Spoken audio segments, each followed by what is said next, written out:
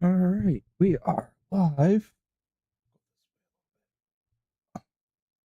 with the No Kings protest today, which is absolutely a waste of people's times, but we are going to follow it, make sure no shenanigans happens, and just see what's going on, comment on it. Did have a great Bible quote for today. I'll keep the screen for a short time. It is Romans 13. Specifically what a Christian is supposed to do. Read it to you all first.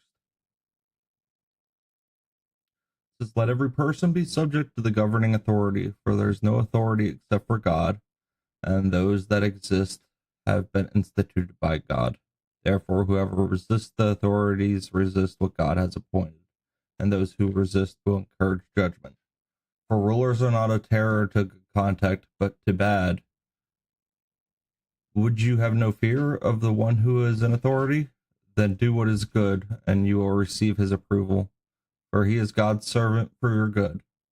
But if you do wrong, be afraid, for he does not bear the sword in vain, for he is the servant of God, an avenger who carries out God's wrath on the wrongdoer. Therefore one must be in subjection, not only to avoid God's wrath, but also for the sake of conscience. For because of this, you also pay taxes, for the authorities are ministers of God attending to this very thing. Pay to all what is owed to them, taxes to whom taxes are owed, revenue to whom revenue is owed, respect to whom respect is owed, honor to whom honor is owed. I think that rings very true. I've always tried to live by that and attest to that, even when there were political parties that were in power that I didn't necessarily fully agree with, but they were still the authority, and I still had to respect the rules that they laid out, the laws that they enforced. Um, yeah, I can disagree on some of the policies, a lot of the policies with Biden, because he really didn't do much, but you can tell when somebody is doing good, when somebody's doing something for evil. And these people are a little confused, especially since they're protesting in the wrong place if they're protesting a king, which should be the UK.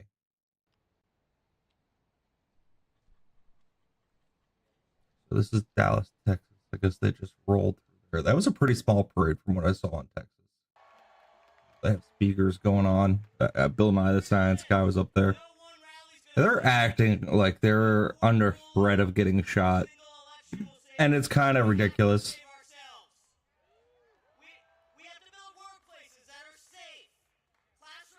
I think we're all just making fun of these people for being so ridiculous.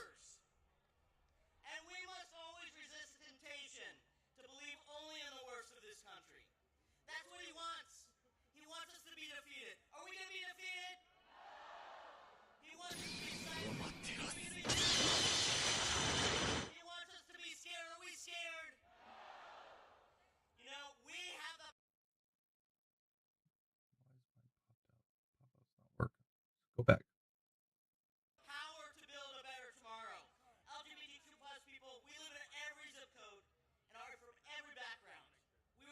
Yep.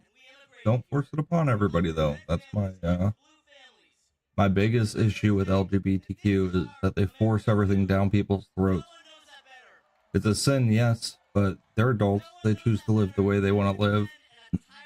So they make their choices and they live with it. I'm not going to affirm their lifestyles, though, and that's what they want. But just like I don't affirm transgenderism. That's not a lifestyle choice. That man.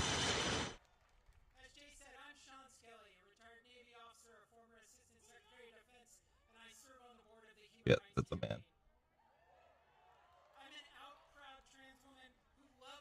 You're not a woman.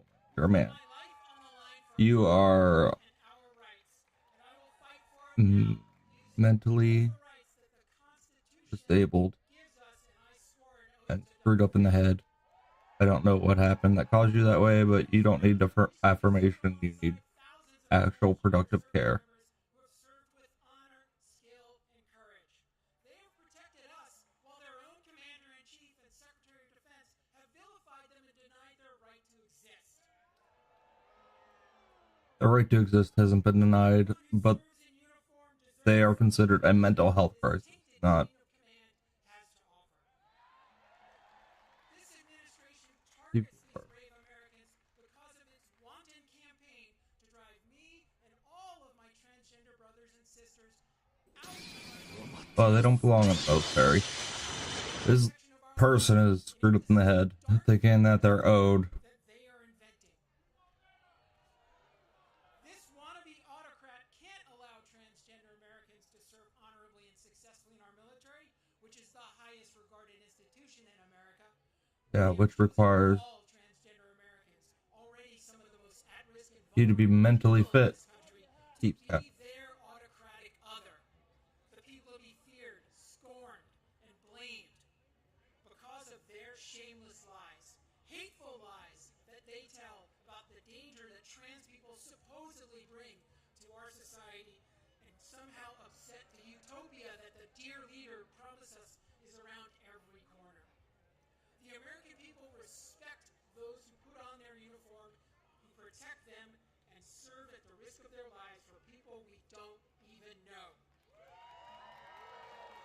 We're here today because generations of Americans have bet their lives and their family's future on the promise of a more perfect union. The oath I took 10 times over 35 years of service in uniform and as a civilian means to every person who ever took it in good faith, and I'm going to quote the former chairman of the Joint Chiefs of Staff, Mark Milley, "We don't take an oath to a king or a queen or to a tyrant or dictator. We don't take an oath to a wannabe dictator. We don't take an oath to an individual. We take an oath to the Constitution. And we take an oath to the idea that is America, and we're willing to die to Look at protect it." Dallas, Fort Worth up, To put it USA simply, Today up. no kings. We demand justice for our transgender service members. We demand justice and civil rights for every transgender American. We demand justice and democracy for every single American. Are forcing it down our No throat. kings. Thank you. Yeah, that's a man. You can tell by the way he walks.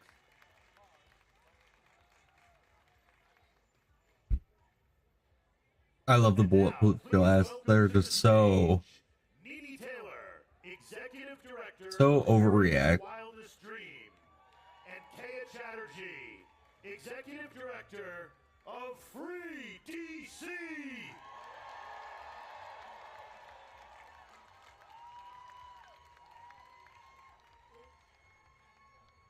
Welcome to DC. I hear y'all say welcome to DC. speak English one. Yeah, that's pretty amazing. Do you think it's an error that Trump won the election? I don't think it's not, because if they have more votes, we wouldn't have Trump as president by now. Yeah. And so what do you think that means and says that he won the popular vote? The popular vote, it means that we don't know what's the popular vote, but it seems injustice to all of us. Really? So it was injustice that he won? Yes. Wow. What's your least How favorite thing he's done so uneducated. far as president? Shutting down, since I'm a person with disability, try to shut down the special ed education and try to make disability like we're not civilized or anything. Have you personally been affected? I haven't looked into that. Have you personally been affected from what Trump's done? Yes, it makes me furious, and I felt that treating people with disabilities, taking away our education and everything, it's like taking away our freedom and our rights. What education do they take So were you away? getting health care or were you getting education that you're now not getting? I got my education through special ed when I was younger, and I Oh, he think took the through, children of disability in the special ed today deserves that same opportunity too. Okay, thank you very much. Can we see that sign right here, ma'am? This says less 1930s Germany, more 1776 United States. Yeah, they wouldn't like She that. thinks we're kind of like Germany right now from World War II. Do you think we're like that? Oh, no way. Because that was between 1940 until 1945. This is the 21st century. Yes, I agree. Thank you very much, sir. Stay You're safe very out here. God bless you. Thank you. How are you doing? Good, how are you? Good. You're reporting? Yes, ma'am. What channel? Nick Shirley. All right, you guys, let's keep walking down here. Let's see what we got going on. That lady said my name. Look at these fake pastors. Look at these fakes. I am part of the willing to oppose. Immigration attorney Raul Natera, who is our next speaker today.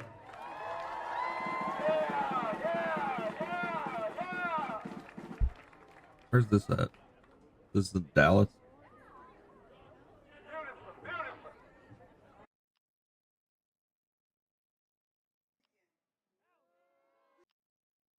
Good afternoon, everyone. How you feeling? Let me hear ya. Well, good afternoon. My name is Raul Natera. I'm an immigration attorney here in North Texas, and I'm a proud Mexican immigrant. Legal immigrant.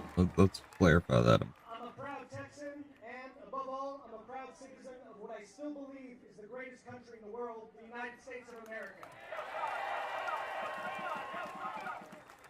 I'm here today to refute some of the lies that President Trump administration is pushing in front of all of your faces, saying that undocumented people are criminals. As Pastor Eric said, Yeah, they are. the majority of people in ICE detention, and this is coming straight from their own statistics. The majority of people in ICE detention have no criminal offenses, and the ones that do have a criminal record are there for minor offenses, traffic infractions, or things like being in the wrong place at the wrong time. In January, there was a law Come across the border passed illegally. by your Congress representatives. That law eliminates due process for undocumented people.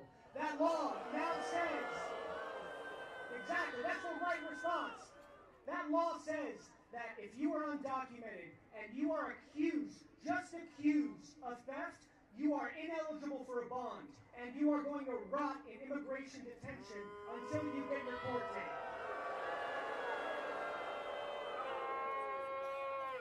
On top of that, they say that immigrants are a leech on our economic system, when that is patently false, ladies and gentlemen. Immigrants end up paying over 30% of their taxes, and the IRS doesn't care if you have a passport or not. What they care is if you're earning money and if you're willing to pay taxes to the government. That's why we have things called IT numbers. It doesn't matter to the government what your status is as long as you continue paying. But the tragic thing for a lot of these peoples is the fact that they are not able to request any government benefits. They don't get the earned income tax credit. They don't get to apply for health care through the Obamacare marketplace. They are in this country paying their way and not receiving any of the benefits from this country for doing so. Now, ladies and gentlemen, I need your help, and the immigrant community is in dire need of your help. If you know anyone without lawful status, be a shoulder for them. Help them out. Offer to serve as a That's financial called harboring an support illegal. people to ICE check-ins, because the only way that we are going to get through the next 3 years is by supporting one What he's telling them is to do illegal activity. Like how they need to put some pressure on these people instead of letting them incite illegal we don't crime. know if that's still available to us, but the power is in your hands. Please reach out to your representatives in Congress. Ask them to have compassion. Ask for immigration reform. And please do not forget the immigration. Oh, they got to change the laws if they want We don't say that. different enforcement. You know that's not true. Well, That's not true. You Kind know of. that's not true. They come here for a better life. They Yeah, come so- here for a so- better situation. All right, let's change it then. So say there's some person in Peru. They have a decent life, but they hear life in America they'll be able to live the American dream, and they'll be able to get and become prosperous and become millionaires. And they come on the hope that they're going to come here and live out the American dream. They aren't fleeing a country, but they did come over to the border illegally, and they decided to take. Illegally? Yeah, they crossed the border and they went through. Should they be deported? Somebody who just came here on the false hope that life would be better here. And then they get here and it's actually not. I don't think it's black and white. It is black and white. That's what makes the immigration topic tough, like the deportations. So it's making it tough because it's. No, President Trump said he was going to deport the worst of the, quote, illegals. Instead, he's deporting every Christian refugee, every immigrant. They're who's not here, Christian whether- refugees. we forget, I don't think anybody says this, but it's a misdemeanor to come into this country illegally. A misdemeanor. Still illegal. And we're treating these people like it's a federal crime and there's no due process. So, One time I got a misdemeanor, I got 3 of them, and I had to pay a lot of money and go to court, and I had to sign a plea in abeyance. right. And so I was treated like a criminal because a misdemeanor is a crime. Misdemeanor is a crime, but you had due process. They get You due weren't process thrown in too. jail. You weren't deported for it. Yeah, So- I had to pay a pretty big fine. I gotta let you go. I All gotta right. find my sister. Thank you very much. Take You care. have a good rest of your day. Enjoy the protest. You guys, fun story. Back, I had just turned 18. I went and did a YouTube video. I went and lit a bike jump on fire in a national park in the water. Like 3 weeks later, I think I had the national parks at my door and I got 3 misdemeanors. And they said I either had to go to court. They said I either had to go to court, pay a fine, or I could sign a plea abeyance, still pay a fine. So I pay like $600, I think. And then for 1 year straight, I couldn't get in any trouble with the law. And if I did get in trouble with the law, then I would be, then those misdemeanors would be back on my record. But it was like a silly misdemeanor. I just did a bike jump on fire, and I didn't really think it was too much. It was just having fun with the boys, and then three misdemeanors later, we got it figured out, paid the fine, did the plea in abeyance, and everything's been good since. Wow.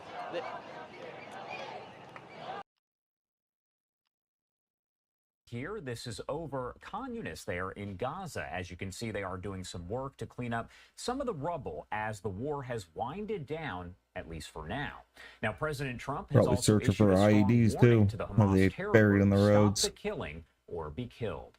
That is, as the Gaza residents have said that many of them, several folks, have been executed there publicly by Hamas in Gaza over the days since that ceasefire took effect. Now, we also know that there are reports that Hamas has refused to disarm. So that's part of the deal here, is that they would throw out their arms. They would be done here. They're not But gonna do that. that does not appear to be the case. I do want to bring in Jonathan Shanzer. He is the They're executive gonna have to director be at the Foundation for Defense of swiftly Democracies. and Thank you so much, effectively as always, for destroyed. taking the time to join us here. My pleasure. All right, so Evil Hamas doesn't has said follow the essentially, rules. according to reports there, they are not going to lay down their weapons and say, we're disarmed, that's it. We're not going to leave Gaza. Your thoughts overall, is that a non-negotiable for Israel? Yes. It is a non-negotiable, but it's also a non-negotiable for Hamas. And I think we knew that going into this. The Israelis want Hamas defeated. Hamas wants to survive. And that is their metric for victory at the end of this 2-year war. They want to be able to show the world that they were able to fight Israel for 2 years and emerge not quite unscathed, because they are truly defeated in a military sense, but their mere survival is their metric for success. And so now this is a test of wills, Josh. They are going to try to defy the president of the United States. They're going to try to defy Israel, which is the strongest military power in the region. The question in my mind right now is whether the Arab world leans on them the way they should. But I think more importantly, whether the Europeans and all these other countries that were calling for a ceasefire, calling for an end of the war, Trump has negotiated the best terms that one could possibly imagine for an end of the war. And now Hamas is refusing to lay down its arms. In fact, If anything, we're seeing them get more aggressive as they kill many of their own in the Gaza Strip. They're still holding 18 slain hostages and refusing to hand them over in an orderly fashion. So this is a standoff, and we're waiting to see how Donald Trump and how Benjamin Netanyahu, the Prime Minister of Israel, how Get the both of boats these off the men coast respond. and start bombing And we them. talked a little bit about the public executions you just mentioned, and I talked about it kind of leading in. But what do we know about that situation overall? Because as we mentioned, days Killing ago, their they human started these shields. public execution of the Gaza civilians there in Gaza. Yeah, so I mean, look, Hamas has been around since 1988. Okay, this is an organization that slowly but surely took over the Gaza Strip, and they did so with brutality. In 1988, it was the first intifada, as they called it, and they were killing what they called collaborators. Now, after that, then we saw the second intifada break out, and that was additional killing of Palestinians who were deemed to be collaborators. Then there was the civil war that broke out between the PLO and Hamas in 2006 and 2007. And guess what? Hamas started killing Palestinians again. Anyone that would oppose Hamas, they opposed them, not just politically, began killing them on the streets. This has been a theme, right? Every time that Hamas and Israel have gone to war, 2008, 2012, 2014, 2021, in each case, after the war, they began killing people on the streets suspected of working with Israel or providing assistance to Israel. They're doing it again now, but really what they're trying to do, I think, more broadly, is not just kill their opponents, but to demonstrate that they're still this brutal terrorist organization that is going to run Gaza at the point of a gun. The question, to my mind right now, is whether there is anyone that is willing to stand up to Hamas as That is a this good process question. plays out in Gaza. This ceasefire, no question, is very fragile at this point. Do you see this as the potential end to the war, or are what we're seeing here, the issues that we're seeing with Hamas and those public executions and them really not returning the bodies of all of the hostages? As you mentioned, 18 of the 28 not returned at this point. Is this really kind of headed toward the end of the war, or is that not the way it's appearing? Look, this is the crossroads where we sit right now. This thing could go well or it could go horribly. And, I think there's a lot of presidential investment here. There's a lot of world attention. What we want to see is Hamas lay down its arms, return those hostages, and allow for the rebuilding of Gaza in an orderly fashion with a new government. That's the best case scenario. Worst case scenario is they don't return the hostages. They continue to get murder demolished. people on the streets. They reassert control of the Gaza Strip. That's what they're doing. They're trying to sort of reassert the control. binary, right? There's one other path that I'm watching that I think we need to keep an eye on, and that is that there could be some kind of a civil conflict, internecine war that breaks out in the Gaza Strip because I think pockets that's of gonna happen. control, right, vary from different parts of Gaza, from one to the next. Khan Yunis, Rafah, Jabalia, Gaza City, different parts of Gaza City are controlled by different factions. Some related to Hamas, some maybe related to the Islamic Jihad, some related to the Popular Front for the Liberation of Palestine, some controlled by clans or families or tribes that are trying to wrest control of their areas from Hamas or other armed groups. There's a lot of chaos. This is what happens as war drags on. It's hard to know who controls what. There is that third option, but I got to tell you, we need to be pushing towards the Trump option, the process that he put in place that should lead to the disarming of Hamas and the rebuilding of Gaza. That is the goal. And again, I think we need to see more diplomatic pressure from other actors, not just Israel, not just the United States, the Arabs, the Europeans, folks out in Central Asia, Africa, East Asia. They ought to be weighing in. They ought to be making this, by the way, should have happened on October 8th of 2023. They all should have said, Hamas, there is no room for you in the Middle East any longer. But certainly after 2 years of war, it's time to have their voices heard.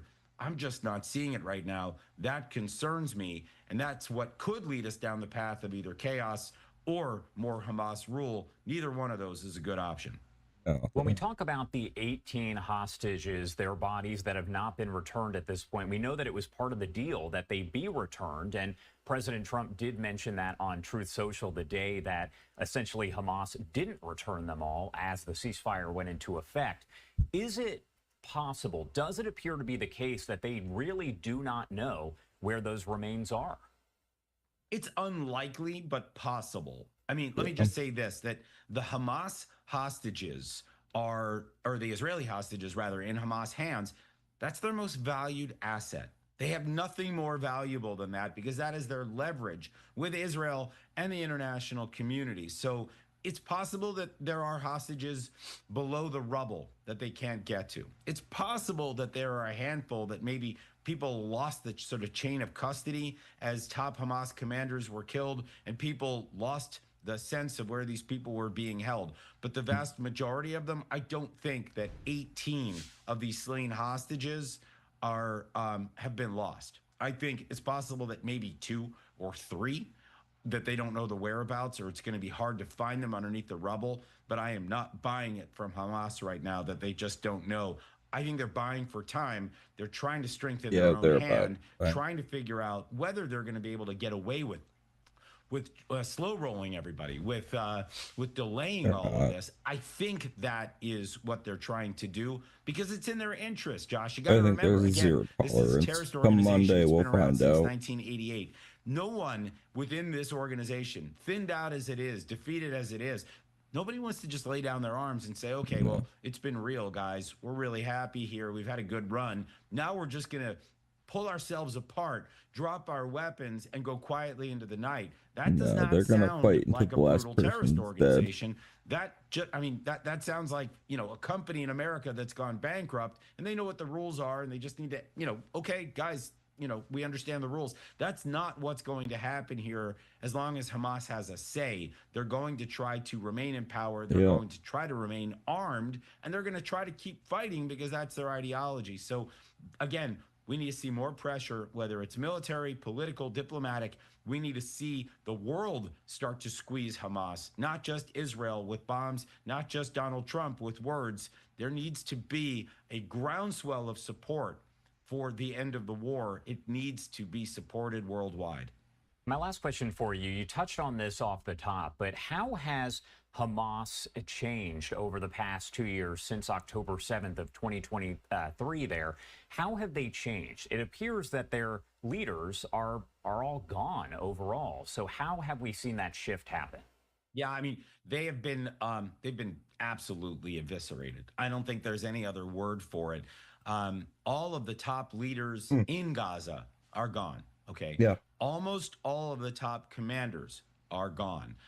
There were something like 35,000 fighters when this war started, many of them highly trained in places like Iran and Turkey.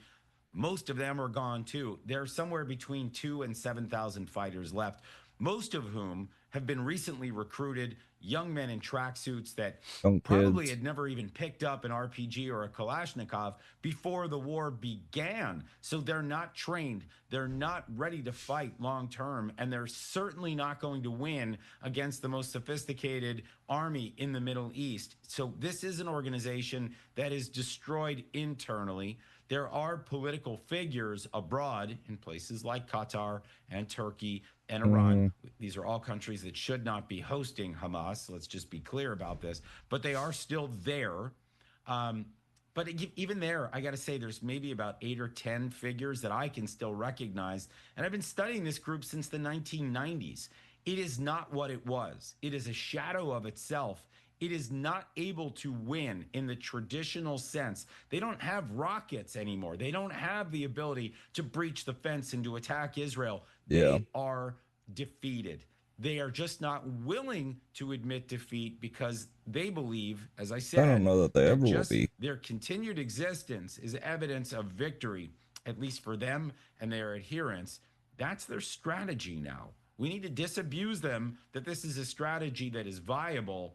And again, all of that tracks back to Israel, the United States, of course, but the Arab world and the rest of the international community that has been calling for a ceasefire. They've been blaming Israel for years. I mean, for 2 years now, they've been blaming Israel for the continuation of the war. Israel has stopped fighting, right?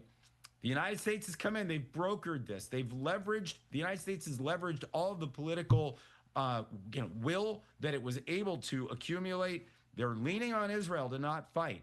Now, who's going to lean on Hamas to get them to wave the white flag? They made a huge mistake. It led to their evisceration. It led to their defeat. They cannot hang on any longer if Gaza is ever to be on a different path. And I think that's the crossroads where we sit right now. All right, Jonathan Schanzer, as always, thank you so much for taking the time to join us here. Anything else that you want to add? Anything we missed here before I let you go? Look, I'll just note that the ceasefire now crowd in the United States, in Europe, around the world, online, pretty quiet right now as Hamas kills women and children in the streets, as they kill innocent Palestinians who are just looking for a different future. I think that this hypocrisy is just glaring right now. Well, I'm not here for social commentary, but I have to say that as long as they are out there silent while this murdering goes on in Gaza, we're not going to see that change. Again, it's that political shift that is needed right now in order for Hamas to understand that its days are numbered, that its run is over, and that we need to have a different future. That's the hope here right now. And I'm waiting for that shift. I'm not holding my breath, but that is what's needed here to get Gaza to a different place and to potentially start to imagine a different future. All right. Jonathan Schanzer at the Foundation for Defense of Democracies. As always, thank you so much for taking the time to join us and discussing all of this further. We appreciate it. My pleasure. And I do want to take you to this post right here coming in from the Israel Defense Forces. They have been updating all throughout the war itself, and they posted this photo right here. They say the IDF representatives informed the family of Eliyahu Margalit that he has been brought back for burial. According to the information and intelligence available to the IDF, Eliyahu Margalit, 75 years old, was murdered by the Hamas terrorist organization on October 7th of 2023. His body taken into Gaza. Eliyahu was abducted from the horse stables in Kibbutz Naraz. His death pronounced on December 1st of 2023. He leaves behind his wife, 3 children, and grandchildren. His daughter was also abducted and returned as part of the hostage release agreement back in November 2023. The IDF expresses deep condolences to the family and continues to make every effort to return all of the deceased hostages to their families for a proper and dignified burial. Hamas is required to fulfill its part of the agreement and make the necessary efforts and return all of the hostages to their families and to a dignified burial. Again, that is a post here coming in from the Israel Defense Forces.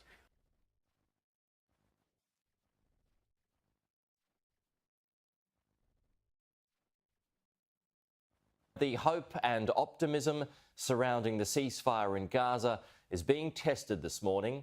In just the past few hours, Israel has announced it will close the Rafah boarding crossing in Gaza due to Hamas's failure to release the bodies of all dead hostages.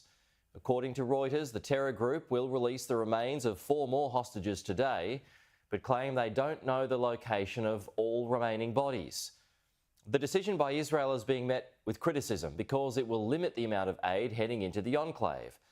But Tel Aviv has notified the UN that only 300 aid trucks will be allowed into Gaza tomorrow. That's half the promised amount.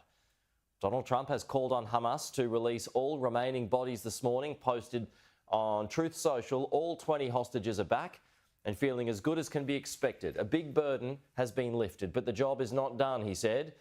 The dead have not been returned. As promised, Phase 2 begins right now, President DJT, he said. Adam Parsons has more now from Jerusalem. Israel has responded pretty strongly by saying that the Rafah crossing will remain closed tomorrow. We don't know whether it means tomorrow or whether that means indefinitely, but that is a very important entry and exit point. They've also said they're going to reduce by half the number of aid trucks coming in, and also say that no fueling gas is going to be allowed in unless it's for humanitarian specific purposes.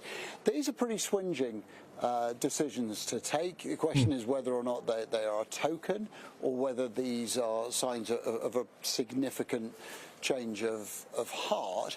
They're saying this is because of Hamas not returning the bodies in both of these cases. So these are both linked to that. Both sides are alleging breaches of the ceasefire agreement. It's almost as if until Donald Trump left town, everyone was feeling pretty good about this deal. Now, cold reality has come to bite, and the fact is that the Israelis and Hamas don't just mistrust each other, they loathe each other. We've also had 45 bodies, Palestinian prisoners' bodies, being returned to Gaza by Israel. No real explanation of who these people are, how they died, where they died. Haven't even come back with names, just numbers. So although this process is starting, it is starting amid an atmosphere of ill will. The Israelis appear to have killed some civilians. Frankly, it is impossible to determine whether or not these people have crossed the line, whether they've been given a warning, or whether they've been shot by accident or even deliberately. I mean, this is absolutely one person's word against another. You'll never find the truth of that. The ceasefire is holding. That is the good news, but it is being very sorely tested. And while Donald Trump has returned to the US now, in the past few minutes he's spoken in Washington about the need for Hamas to disarm, I should say, during a cabinet meeting. If they don't disarm, we will disarm them. They know I'm not playing games. Okay? Now, we did something monumental. We got the hostages back. That was the first thing we had to do. Above all else, get the hostages back. Now, they misrepresented because we were told they had 26, 24 of dead hostages, if we can use those terms. And it seems as though they don't have that because we're talking about a much lesser number. But that's a very tough subject. I want them back. That's what they said. I want them back. Also, they said they were going to disarm. And initially speaking, they needed, they did take out a couple of gangs that were very bad, very, very bad gangs, and they did take them out, and they killed a number of gang members. And that didn't bother me much, to be honest with you. That's okay. We had a couple of very bad gangs. It's no different than other countries. Like Venezuela sent their gangs into us, and we took care of those gangs. We have Washington, D.C., is one of the safest cities in the country. It was one of the worst cities in the country if you go back just a little while ago, right? Now it's safe. You can walk to work. Isn't it nice? But we have told them we want to disarm, and they will disarm. And if they don't disarm, we will disarm them. And it'll happen quickly and perhaps violently. But they will disarm. Do you understand me? Yes. You say because quickly. Everyone says, oh, well, they won't disarm. They will disarm. And I spoke to Hamas, and I said, you're going to disarm, right? Yes, sir, we're going to disarm. That's what they told me. They will disarm, or we will disarm them. Got it? So that was Donald Trump a moment ago, very strong on that this morning, and he's still taking questions during this cabinet meeting at the White House right now, so he's just taking some questions too. So let's go back to Donald Trump. In fact, I was thinking about giving them trade punishment through tariffs because of what they did. And I may do that. I think unbelievably disrespectful. Spain, the only one out of all the countries in NATO, the only one that said that is Spain. And I think that's, I think they should be punished for that. Yes. On the government shutdown, you have the money to pay the troops on October 15th? Okay. How is I actually have a man who is a very wealthy person, you'll know that when I tell you this, who called a donor, a great gentleman, and he said, if there's any money necessary, shortfall, for the paying of the troops, then I will pay it, meaning he will pay it. How about that? I said, look, we're not going to need it. We're going to take care of our troops, but This was a position that's being forced upon us by Democrats. And all they have to do is just sign a piece of paper saying we're going to keep it going the way it is. You know, there's nothing. It's not like it shouldn't even be an argument. They've signed it many times before. I don't want to bore you with the fact that Schumer said 100 times you should never close up government. But Schumer's a weakened politician. I mean, he's going to finish his career as a failed politician. He's a failed politician. He's allowed the radical left to take over the Democrat Party. So if they write books about that, if they write books about him, they're going to have to say that his career ended by allowing the radical left to take over the party. I mean, I won an election in a landslide because people are not into the radical left, and the Democrat Party is. People didn't want to see men playing in women's sports. They didn't want to see transgender for everybody. They didn't want to see all of the different things that they do that's so crazy. Open borders. I mean, the worst thing that he did to us, it's not inflation, because we fixed inflation. Prices are way down. I don't know if you saw that gasoline went to 58 just now. Did you see what's going on with gasoline? We track that. No, $58 a barrel. Yeah, we track that. Nobody can believe it. I'm very proud of that. You know why? Because we're pumping like we've never pumped before. Because if you get the gas price down, everything else comes down. It's very simple. And he went away from my policies, and you had the greatest inflation. The last administration had the greatest inflation in the history of our country. And now, as you know, groceries are down. It's all down. But on the shutdown, are you settling in for is this going to be a long term? Are we looking months? It's up to them. All they have to do is just vote to extend. We don't need it. We're not saying we want money. We don't. What we need is a right to extend. They want a right to extend, but they want $1.5 trillion so they can give it away to illegal immigrants, the people that are invading your cities. And many of these people, for whatever reason, I mean, I understood this. I called it a long time ago. These countries are run by people I know, friends of mine. Like, I know this gentleman. I hope you haven't said, he probably did too. Why not? They send up their worst people. They send up people that are criminals. They send up people from jails. And at best, the best ones they send up are people that don't work very hard and that are on a social form of welfare. And they're sending those people into the United States. I don't blame them. I'm angry at them, but I don't blame them. But I'm really angry at Biden and Kamala and that group of lunatics for allowing it to happen, because it's the hardest thing. Now, you know, we're sending them out. It's incredible the job that Christie and Tom Homan and the whole group is doing. But we shouldn't have to be doing that. We're doing a lot of work on getting people out of here. Tren de Aragua has caused tremendous damage. And our soldiers are great. You know, our soldiers are now based on merit. They're not based on woke, because we won the case in the Supreme Court, which was the bravest case. I have such respect for the Supreme Court because of what they did with merit, because our country was built on merit. Countries are destroyed on woke. You know, I made a statement, and I hated to make it because it sounded bad, but everything turns to you know what when it goes woke. You remember the term. I don't like to use it because you might have some children listening, but it turns bad. And no, we have the hottest country right now anywhere in the world. That's why he's here. That's why every other country wants to meet here too. But we only have so many hours in the day and days in the week. But get the hottest country. Think of it. We were a dead country a year and a half ago. And now we have the hottest country anywhere in the world. It's pretty good. Did a good job. Okay, any other questions?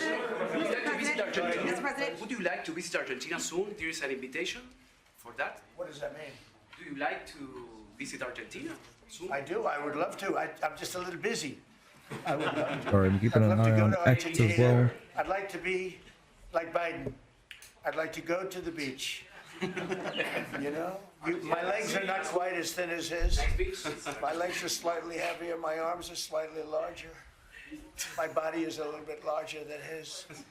I'm not sure it would be appreciated on the beach, but I'm not going to take a chance. You won't see me in a bathing suit. You won't see in a bathing suit sitting on a beach in Argentina, falling down. not being able to lift a 3-ounce chair, meant for old people to lift, and he couldn't lift it, so we had a problem. He spent too much time on the beach. Somebody told him that he looked good in a bathing suit. And you'd see this guy on the beach all the time. I never quite understood it. Steve, go ahead. Could you preview your meeting with Ukraine President Zelensky on Friday? You expect to talk about weapons? Is there going to be a package? Interesting meeting going on. Look, I'm very disappointed because Vladimir and I had a very good relationship. Probably still do. I don't know why he continues with this war. This war has been so bad for him. He's going into 4 years of a war that should have beaten. He should have won that war in 1 week. He's now going to soon be into his 4th year. He's lost 1.5 million soldiers, probably, close. Certainly in terms of wounded and no legs and no arms and all the things that happen in horrible wars. It's a horrible war. That's the biggest thing that's happened since World War II in terms of death. It's bigger than any of them. I settled 8 of them. The biggest is that in terms of death. Incredible. I think India, Pakistan had great potential too. We did a great job of that one, but he's got to really settle this war. And you know, they have long lines waiting for gasoline in Russia right now, right? They have long lines. Who thought that was going to happen? And all of a sudden his economy is going to collapse. And I'd like to see him do well. I mean, I had a very good relationship with Vladimir Putin, but he just doesn't want to end that war. And I think it's making him look very bad. He could end it. He could end it quickly. And I have to tell you, I give credit because who would think that Ukraine could have fought Russia for 4 years to essentially a standstill? Now, there has been some early, you know, before they knew what the hell was happening, because it happened quick. Biden should have never let that happen. That's a war that should have never happened, but it did. But it's not making Russia look good, I will tell you that. We'll be talking about Ukraine, yeah. I mean, I have the president coming in on Friday, and I know what he has to say. He wants weapons. He would like to have tomahawks. Everyone else wants tomahawks. We have a lot of tomahawks. Tomahawk is a, do you need any tomahawks in Argentina? You can cross Moscow with tomahawks.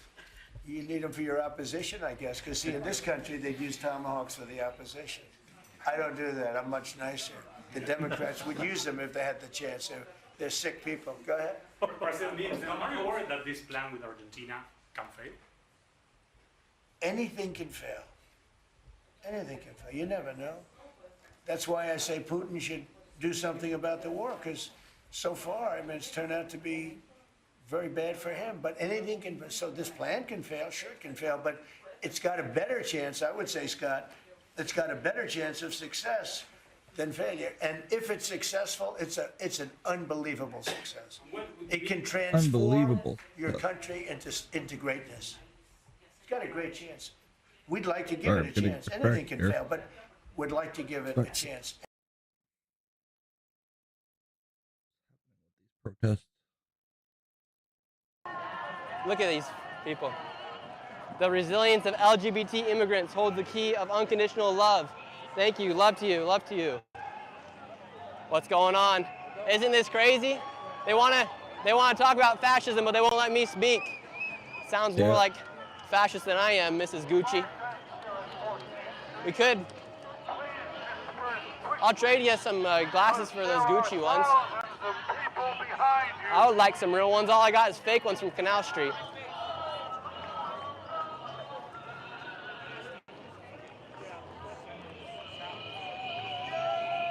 Ma'am, you're kind of acting like a fascist right now.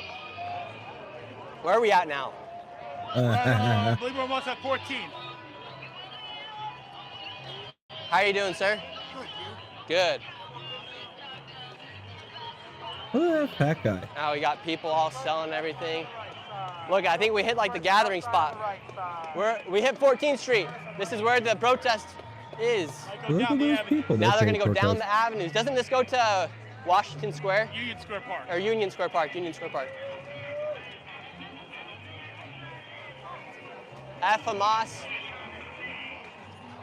Free speech and USA. But I live. Okay. You got people with styrofoam cutouts of Trump. Doesn't look like him. Let's hear what campaign socialist Bernie is saying. Which made massive cuts to Medicaid and the Affordable Care Act.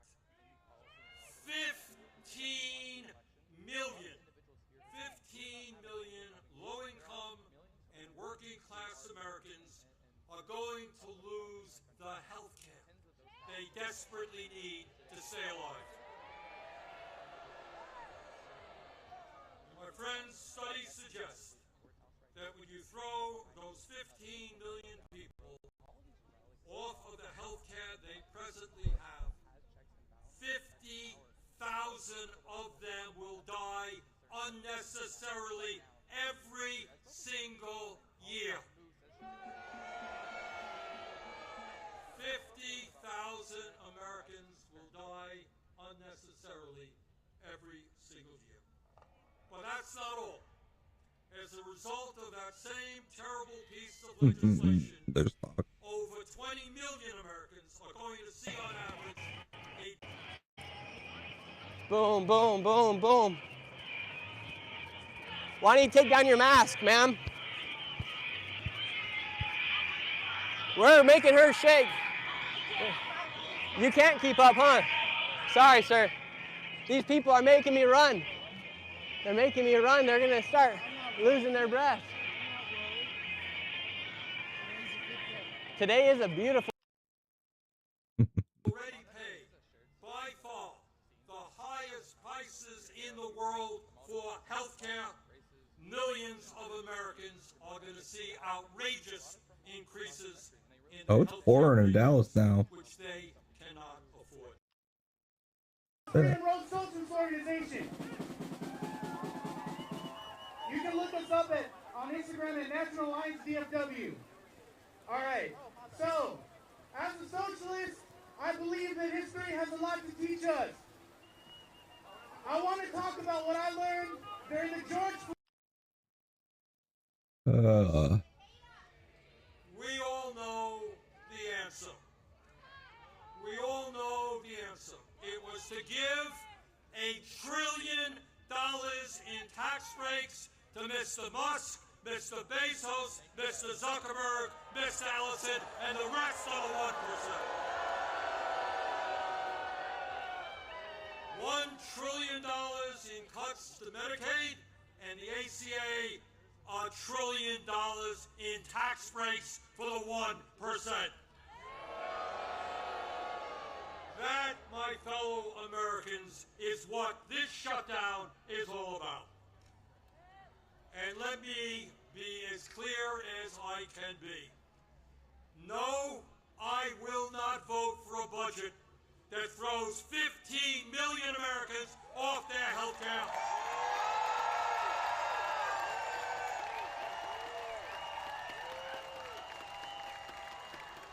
No, I will not vote for a budget that doubles premiums for 20 million Americans. No, I will not vote for a budget that forces nursing homes, rural hospitals, community health centers to lay off staff and close their doors throughout this country. All to give huge tax breaks to the billionaire class.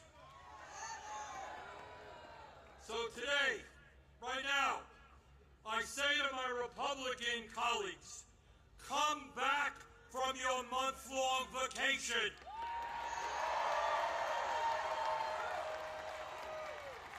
Start negotiating and do not allow the American healthcare system to be destroyed. End this shutdown.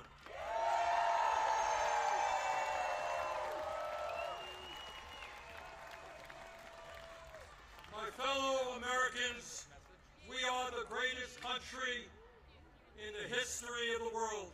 And when we stand together and don't allow demagogues to divide us up, there is nothing that we cannot accomplish.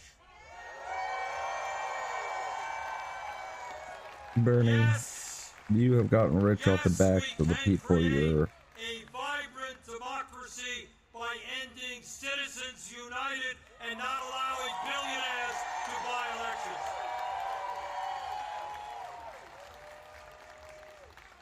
Yes, we can join the rest of the industrialized world and guarantee health care to every man, woman, and child as a human right. Yes, we can build millions of units of low-income and affordable housing and allow our younger generation to enjoy the American dream and own a home of their own. Yes, we can make public colleges and universities tuition-free and have the best child care and public school system in the entire world. Yes, we can expand Social Security so that every senior in our country can retire with dignity. Yes, we can raise the minimum wage to a living wage and guarantee every worker the right to join a union. Yes, we can lead the world in transforming our energy system away from fossil fuels and create millions of good jobs as we save the planet. Yes, we can guarantee that every woman in this country has the right to control her own body.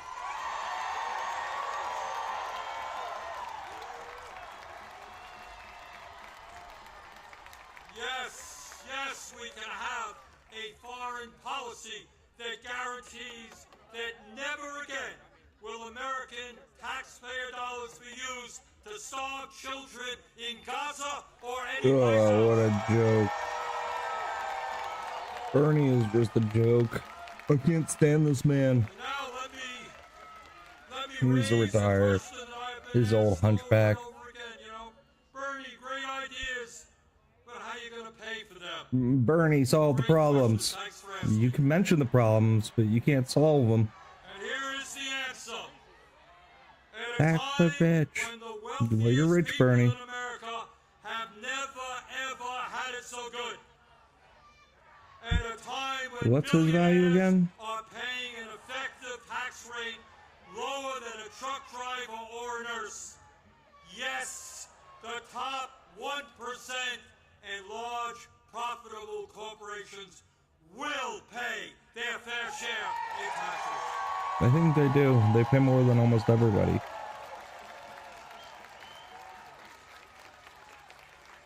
My fellow Americans, the establishment, What's Bernie's? corporate media, and many of my colleagues in Congress want you to believe Net worth? that you are powerless. They want you to believe that you cannot change the status quo. But that is a lie. Throughout the history of our country, when Americans have stood up and fought for justice, they have prevailed.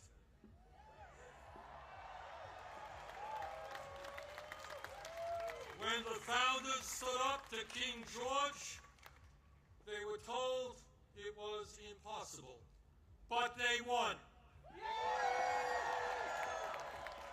When abolitionists fought to end slavery, they were told it was impossible, but they won. When workers organized to form unions and stood up to their bosses, they were told it was impossible, but they won. When women demanded the right to vote, they were told it was impossible, but they won. When black Americans fought to end segregation, they were told it was impossible, but they won. When the LGBT community stood up for their rights, they were told it was impossible, but they won. Brothers and sisters, they did it then, we can and will do it now.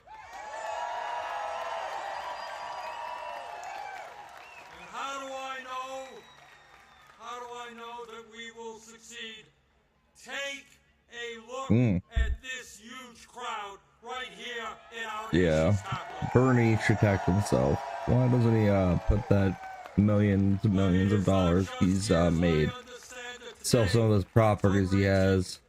2025, there are more people out on the streets in more What a communities joke. all over our country than we have ever seen in American history.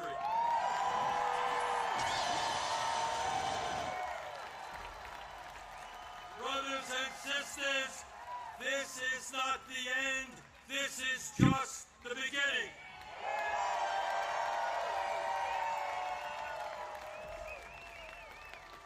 Together, when we stand united, when we don't allow Trump or anybody else to divide us up by the color of our skin or where we were born or our sexual orientation, when we stand together, we will create the kind of nation that you and I know we can become. We can and will create a nation devoted to freedom, justice, and democracy. Thank you all very much. They almost made $1 million in 2015. About $3 million. Yep. Okay, that's what I thought. He's got plenty of money to spare. Bernie's a joke. I could not stand that man.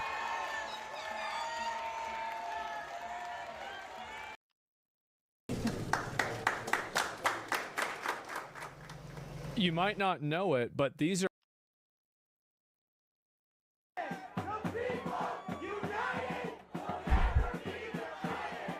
Joke.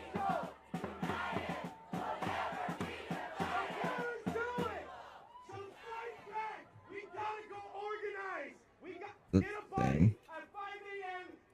Go freaking patrol your communities, and you're gonna see them because they're doing it in secret. Okay? They're not really coming in secret. They're coming in on my cars. Thank you all for being here. Check out the tent with that monumental back there, and we'll fight back against this regime. Coming in McShirley.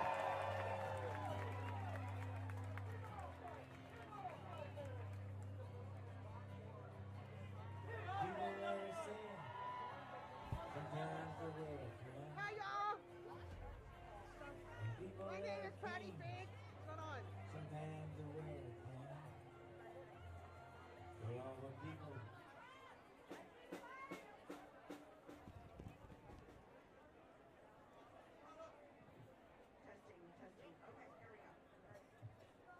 Thank y'all.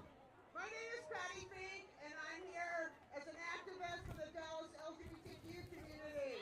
Of course. We are here, assembled here together today in this moment in peace to express. Oh, they're really chasing him down, huh? All right, you guys look. No, yeah, oh, I'm streaming right now, yes. I guess I'm a streamer, journalist, YouTuber, we do it all. She's. What's the reason like these people are following you? Yeah, these people. I'm just like curious. You know, yeah, they think I'm some like right-wing agitator when in reality I just come here and speak with the people, and they start following me around and they start agitating people. And what's something you think that you said that made them think that? Probably because I support Trump, I see. and that's why.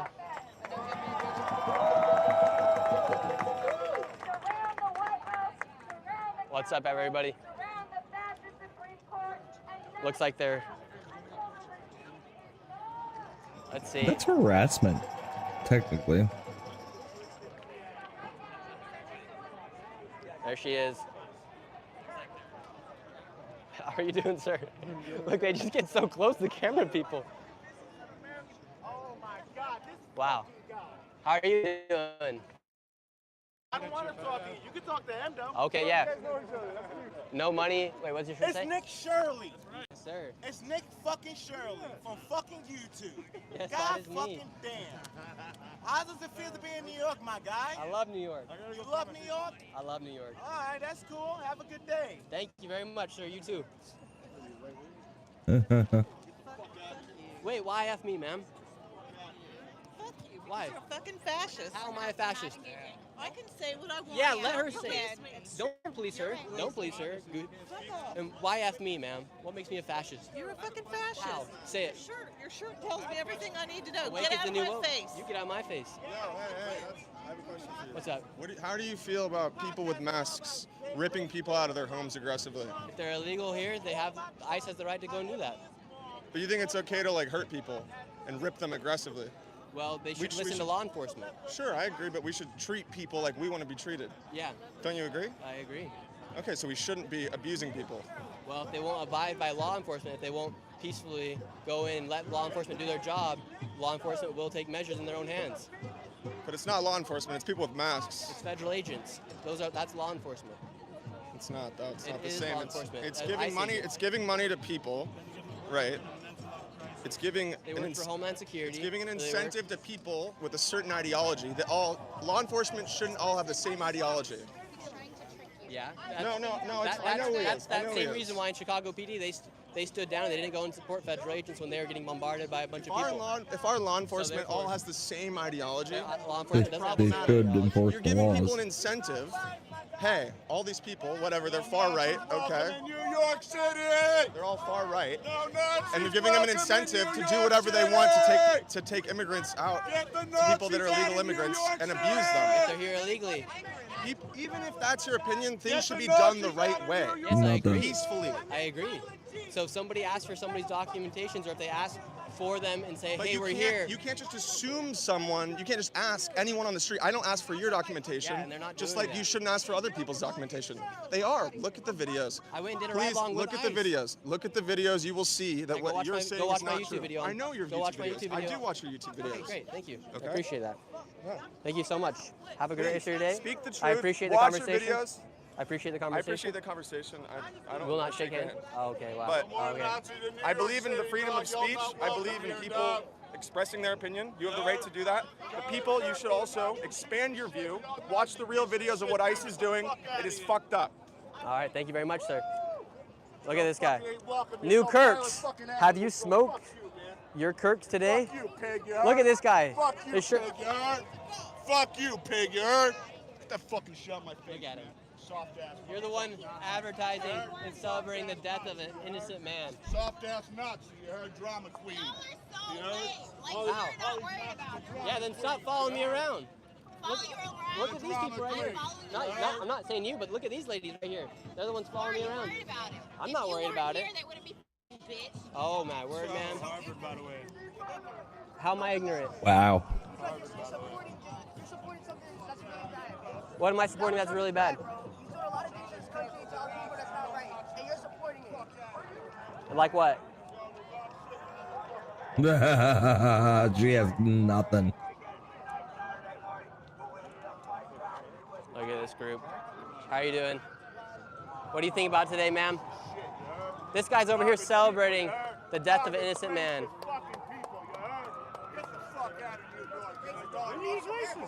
How am I racist? This is my black friend right here. How? Why do I need to go? Because you don't belong here. You don't. This is a public place, ma'am. Tell us what you believe. It doesn't mean what you're doing is right. What am I doing that's wrong right now? You don't even know what's going on. What do you mean? I've been here all day. Do you even know why we out here? I've been out here all day talking to people. Tell the world why you're here. Tell them why you're here. Yeah. Explain why you're here. Holy ass out here somewhere, motherfucker. Jeez. Look at people getting mad. You think I care? Now they're name calling. When they have nothing to say, then they go into insults. Exactly. Great, ma'am. You can go join them over there. I don't care. It's not right. You can go join them over there. Look at this, everybody. It's wild madness that takes place in the streets of New York City. That And is all this wild. happened once they started following me around. I'm going straight to hell. Uh-oh, uh-oh. I thought they're all atheists. I thought they don't believe in a heaven or a hell. Yeah, apparently they do. The only PUSSY MAGA gets, well, consensually. We love America. We just don't like you. This is Yeah. my land first. I'm Native American.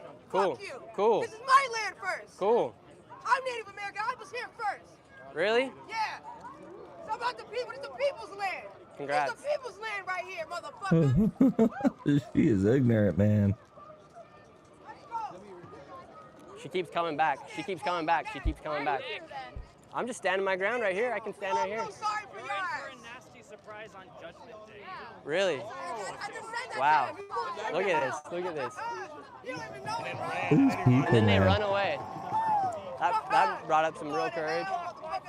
Yeah, that guy had a lot of courage. How am I a white supremacist?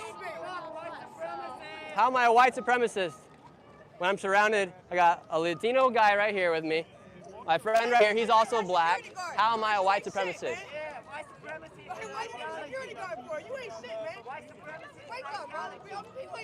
You obviously keep coming back to talk to me. Okay. Watch, she's gonna come back in just a second. She's gonna come right back in just a second.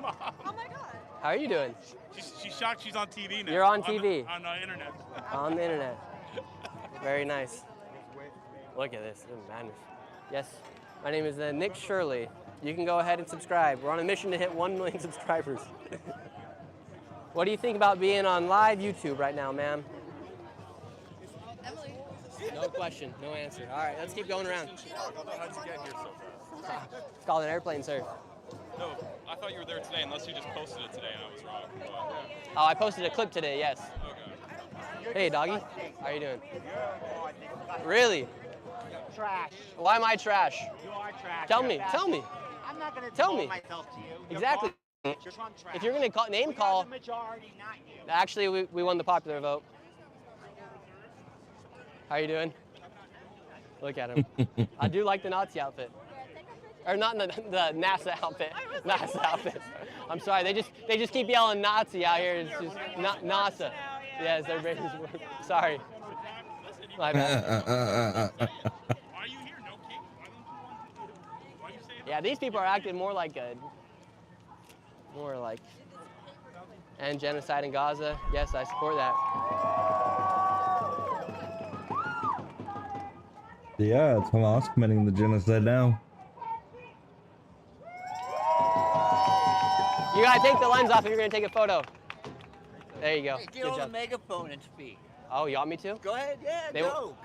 They're gonna kill him. Go. No, you're I'll obviously go a up there. pussy then, I'll go up right? and give No, me go up give me the you have megaphone. something to say, Give me right? the megaphone. I'm What just do you talking to got people out say? here. Hey, I'll take the megaphone. Go. Hey, somebody, wanna some support shit America? fucked this in I do support cell. America. Get him off the street. Seems important. Why get me off the street? He's here just to interview. You tell your feelings. People are out there watching. Yeah, Tell them why you're here. Yeah. What brings you out here today? Honestly, I'm worried about, the reduction in norms, the breakdown of kind of like the political order, right? And also just like That's a good one. The left is just feels breaking like down the we're at a political order. moment where people need to kind of stand up and speak and say something about, weaponizing the Justice Department in ways that feel Go up and talk on the unprecedented. megaphone. If you have something to say, you will have the courage to say it. You have your right to be here, and I think I do too, and that's what makes America great, right? But I think, giving golden shares in American companies personally to Donald Trump, or using the Justice Department to, for instance, for Eric Adams, right? Sorry, that guy got annoying. He couldn't get his thoughts out one way or the other. Too many people are yelling and screaming at Nick. The hippie dude. Yeah, this dude is first Adam.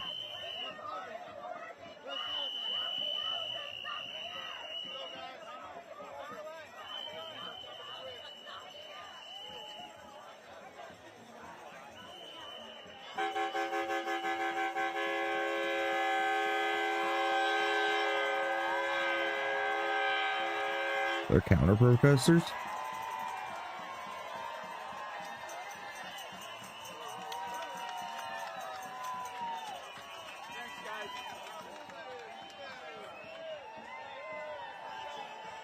New York and Washington.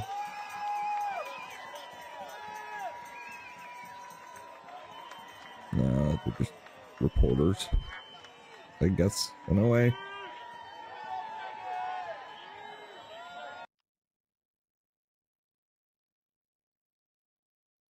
Dallas is having a lot of speakers.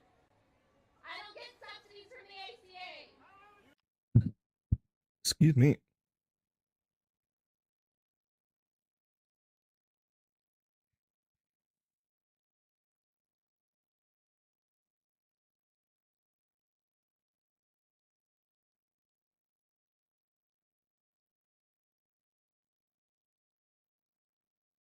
You know, you started your day in Arlington. You're seeing, you know, the Fort Worth now. It's been a long day for you. The organizers of this said that they wanted this to be peaceful. Some used the word joyful and patriotic. And so just kind of reflecting on the day you've had, how would you describe the energy throughout the different events and different folks that you were able to talk to? Sure, getting started this morning, we were in downtown Arlington. I described it as kind of a gauntlet. You had people on both sides of the street carrying signs, and the mood there really was joyful. I think that's a good word for it. People were smiling and chatting with one another, and as cars came by, you could hear them honking in support of that message. It really had the vibe of, I don't know, like a street dance or street party, you know, or a concert or some kind of a sporting event. You know, it wasn't like really hardcore political messaging, at least in Arlington. Now, when we got here in Fort Worth, and as this is my job. Yeah, you making money off of us. This is my job. All right? Make sure you talk good about us because we're not terrorists. We're not terrorists. People are watching. You can say it right now. You can say it right now. I'm saying it right now. You have 10,000 people watching you right now. We're not terrorizing nobody. You have 16,000 people watching you. I protested today. I did not get paid for it. Okay, I know. Straight up. Let's go. I don't think all my protesters questions, get I'm paid trying to for get back to. it. I don't think all protesters get paid for it. This lady is getting paid. No, that's what he wants. No, but That's what he wants. thank you. Anyway, so Come on, let's go. hey, how much room? Talk to me. Oh, you're so basic, bro. Can I- Why are you angry? Why are you angry? You guys get- You were raised by a mother. You talking about your mother? You were raised by a mother. I didn't come over here screaming. I just want to know why are you so Why are angry? you getting so mad right now? We haven't done anything. Because they need a mommy. They need a mommy. Israel is. Brother, man, I've been trying to talk to you like Look at 5 those minutes. eyes. I know. Look at this. What's going on though? We had, but Look at this we've lady. seen what's been happening. Like, we're gonna be like this when we see what's been happening. Anyway, I feel like what's been happening is a cause because a lot of things have been wrong. A lot of things have been said on both sides. Nobody here is. Him. You know, Rebecca, that was the different messaging and the different tone. That was something you've talked about today. It's something you talked about in People June. are And you were wild, speaking to man. You go against anything they believe in, they just try to rip you apart. Carry you down as far as they can take you. Takes a lot of balls for what he's doing, honestly. This is Chicago.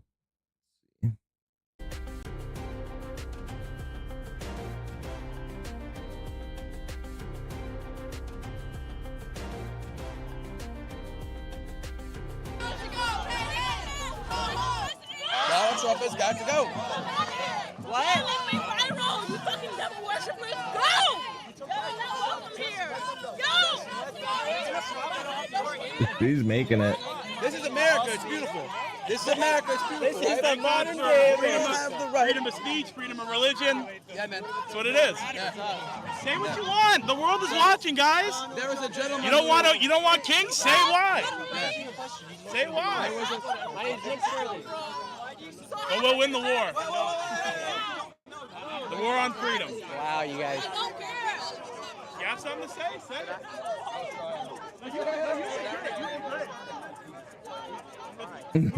Great. Anybody who does press, for the most part, is trying to make money. Look at that guy. He's got a good middle finger. Miss Gucci. Wow. Yeah, but Look, this lady keeps getting upset for no reason. Go to these places from here. Thank you so much, sir. God bless you. Woohoo! Woohoo! How you doing? What? Why am I a loser? You gonna let me talk to her or no?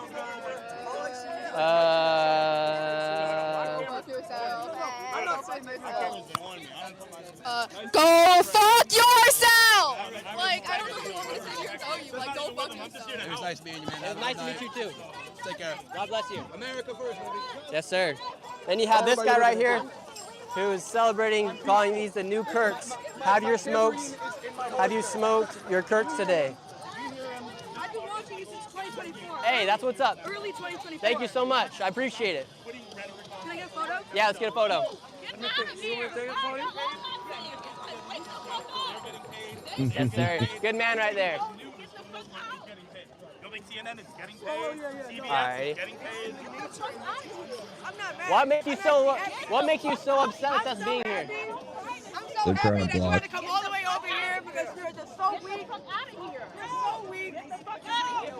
Just ignore them. It's what they want. You're giving them what they want. He want to make us mad. It's okay. I haven't made you mad. Nobody mad. I haven't. It's okay. You're not gonna go nowhere. I haven't said anything to get you mad. Yeesh.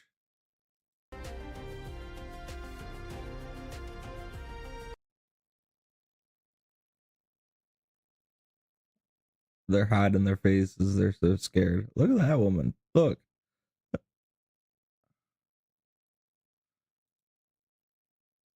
Let's change it up a little bit. There are many things that Metatron. annoy me and that have been annoying me, particularly in this specific moment in time. But definitely one of the things that hits close to home when it comes I to expect me Kraft to hit the cringing fan is probably around anti-Christians 7 o'clock telling us as what people Christians don't are clear the supposed to do streets and or say. continue to Now, of course, due to my specific choice of topic, do there will drugs, be get drunk, the usual people in the comments that are going to cause come here trouble. specifically to say, oh, you're so oppressed, you're such a victim, typical Christian victim complex, and that kind of gaslighting. Thing is, though, gaslighting doesn't work on us anymore. One, because I know the history, and we Christians have been specifically harassed and persecuted since day one. Day one. And for anyone who's going to try and deny take that, my I have a medicine dedicated now video on while, ancient Roman persecution of Christians Metatron talks. with all the historical facts, with the If I'm on sources, or not when I link need in the to. description. Even though this is something that is specifically connected to our religion at this point, we will be persecuted for it. In this specific time period, I find it so revealing that people will continue to try and deny it.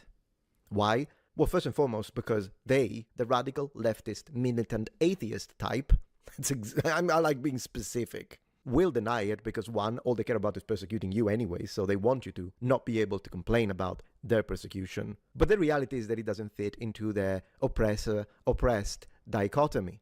Because, I mean, if you're a white Christian, you're not supposed to be unoppressed. And so when you are oppressed, that very undeniable event will make their entire worldview collapse. So there's that. But the reason why I find it incredible today is because it's so easy to see that they are lying. I mean, look at what's happening in Nigeria with the tens of thousands of Christians that are being persecuted and killed every single day. No one is talking about it.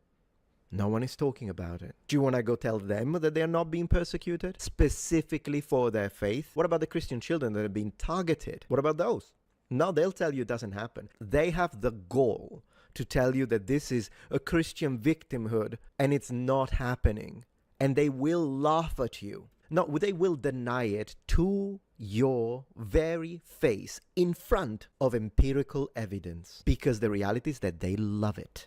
That's what they want. And since we're talking about irrefutable evidence, I have another one. And this one is a little bit of a thought exercise. You know, I'm fond of those. But it is based on actual demonstrable reality.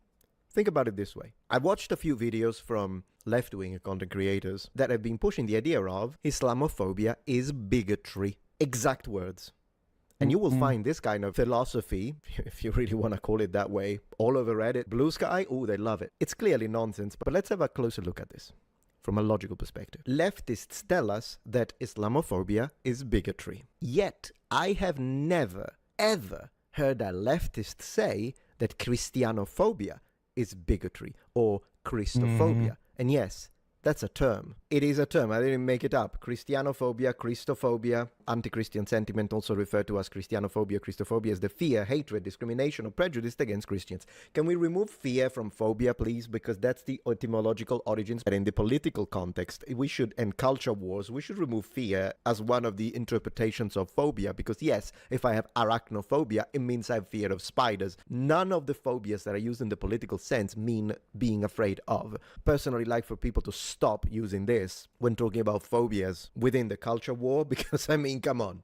Anyways, but as you can see here, Christophobia doesn't exist, and it's a word made up, they say, on Reddit. So as you can see, they tell you it doesn't exist, and it's disgusting. So Islamophobia exists, but Christophobia or Christianophobia, no, it doesn't exist, they tell you.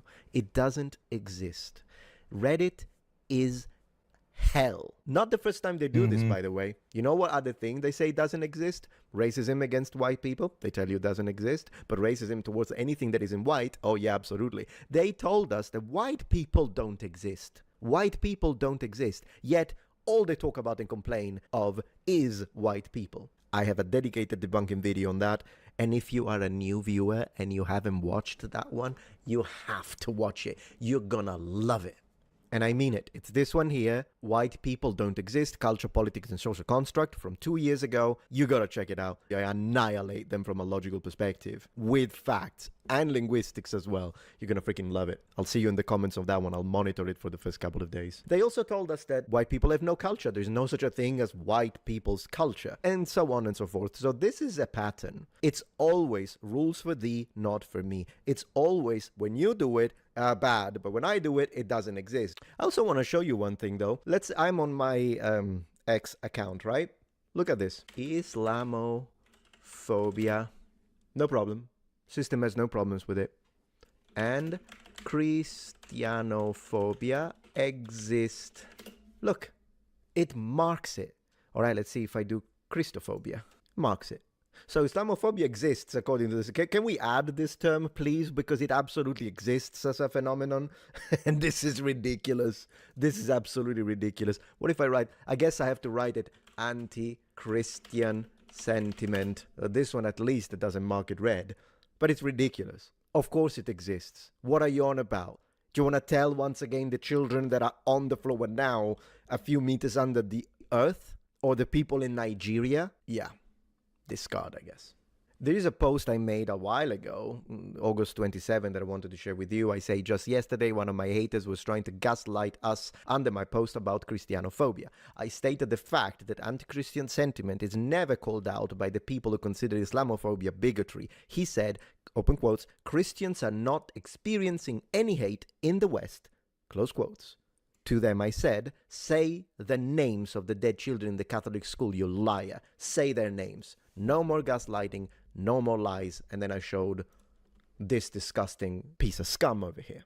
And I'm not the only one, as you see. I'm not the only one. Marmite asks, I hear the term Islamophobia thrown around a lot. We'll see why. But never hear the term Christianophobia. Apparently Christianophobia is a significant global issue. So why is it not being addressed? And that is a fantastic question. That is an absolutely fantastic question. I also want to check out this AI overview, because in Islamophobia they say it's the irrational fear of hostility towards or hatred against Islam and Muslims, often manifesting as discrimination, prejudice, and violence against individuals or groups perceived as Muslims or of a Muslim background. But on the Christianophobia, AI tells us Christianophobia refers to the fear, prejudice, discrimination, or hatred directed against Christians and the Christian religion. It doesn't tell us it's irrational, though. What on earth? What on earth? Really? Unbelievable. I'm going to try. I need to try with AI. I want to see what the language models say. Let's go to Gemini AI. I got to test this. What is Islamophobia? I need to check this. Islamophobia is generally defined as the irrational fear, there you go, hostility towards, hatred towards religion and Muslims. All right? Look, a form of bigotry and racism. Excuse me, AI, but Islam is not a race. You can be a Muslim and be any color, ethnicity, whatever. So that already. Systemic issues, apparently. Systemic issues, really. Targetly Muslimness, that's not a term. The term emphasizes that hostility is directed not just at religious practice or at perceived group identity, often led to real-world discrimination and violence. All right. Now let me see. What is Christianophobia? Let's have a look. Yeah, it doesn't say it's irrational. It's not irrational when it's Christians. I guess it's rational to hate Christians. That's what I have to get. Let's see. It encompasses all forms of intolerance and hostility towards Christians and their beliefs. Christianophobia manifests in various ways across different regions of the world, often depending on whether Christians are a majority or a minority group.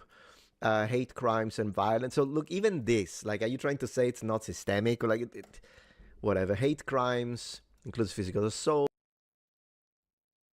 Trump's a bitch. Yeah, why is that? I don't know. We don't like him.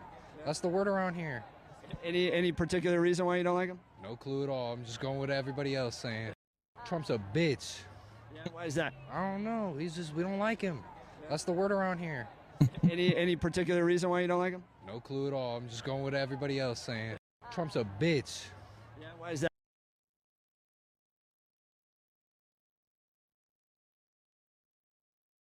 Mm-hmm.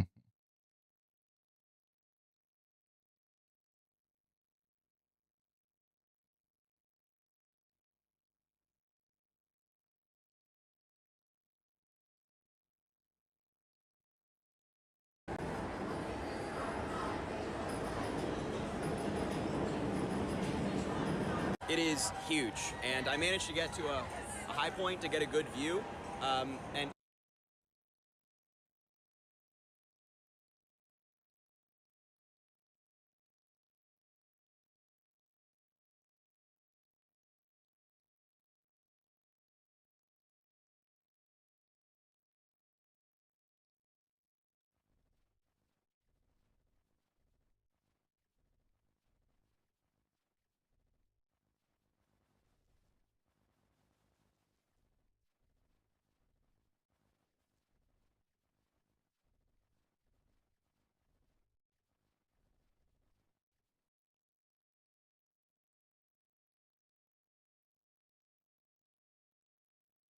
Okay, thank you for saying that. Vandalism, desecration, but it's not bigotry. It's not bigotry. Look, it's not big. It's only bigotry if it's. This is disgusting. Gemini AI is a left-wing swamp. In minority contexts, let's see, Africa, a Christian community often face extreme persecution, thank you, including organized violence, forced conversions, legal discrimination, state suppression, frequently perpetrated by extremist groups. You can tell, you can say who the extremists are, but anyways, in Western context, while physical violence and government-sanctioned persecution are less common than in other regions, hostility can be observed in the form of widespread vandalism of church, discrimination against individuals holding traditional Christian views in professional settings, and the aggressive marginalization of Christian voices in the public discourse. So you're denying the Christians being shot dead? Unbelievable. But what did you expect? I mean, look, we already knew this. I have a whole video. I know I'm mentioning a lot of my videos, but I have a whole video where I systematically attack and scrutinize Gemini AI answers, and it clearly has an agenda. We know that. We know that. It was worse before, but it's still bad right now. But this is unbelievable. Now, why is this happening? It's quite clear.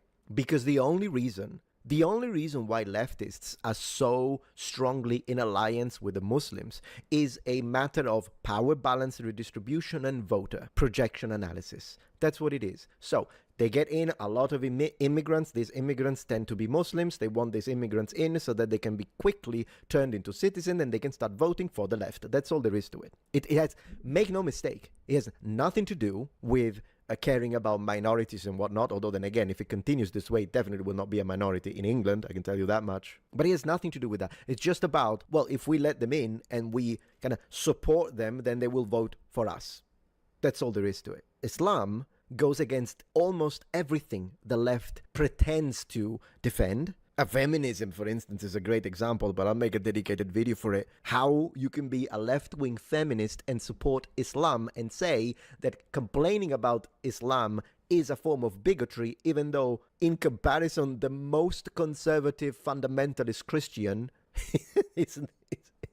looks like a woman's ally in comparison to what people do in Islamic countries to women. It is such an obvious, logical inconsistency, but they don't care. And that's the only reason. It's just a matter of voting and spiting the right, because at the end of the day, this is what you get in a bipartisan system. This is what you get in a bipartisan system. If people on the right like red, then people on the left needs to hate red. If people on the right like Hadouken, then people on the left need to support Shoryuken. If people on the right are all for you, then the left needs to support Ken. And this is a problem because eventually you will get to situations that are going to be logically inconsistent within the thought patterns. That's what's going to happen. Because if the right wing has a problem with Islam, which often it does, then the left wing has to support Islam. Problem is, Islam is not supportive of gay people, is not supporting of all LGBT, is not supporting of feminists and women in general, never mind votes for it. Like, but it doesn't matter to them, because the only reason they are doing it is because the other side is against it. So you need to get those votes that hate that kind of positioning on the other side. This is all there is to it. All there is to it. And probably some monetary gains in certain sectors, but in general, that's my analysis. Which is why Christianophobia is not a form of bigotry. Islamophobia, absolutely it is. Clowns. Mm-hmm. If you appreciate my content so far and wish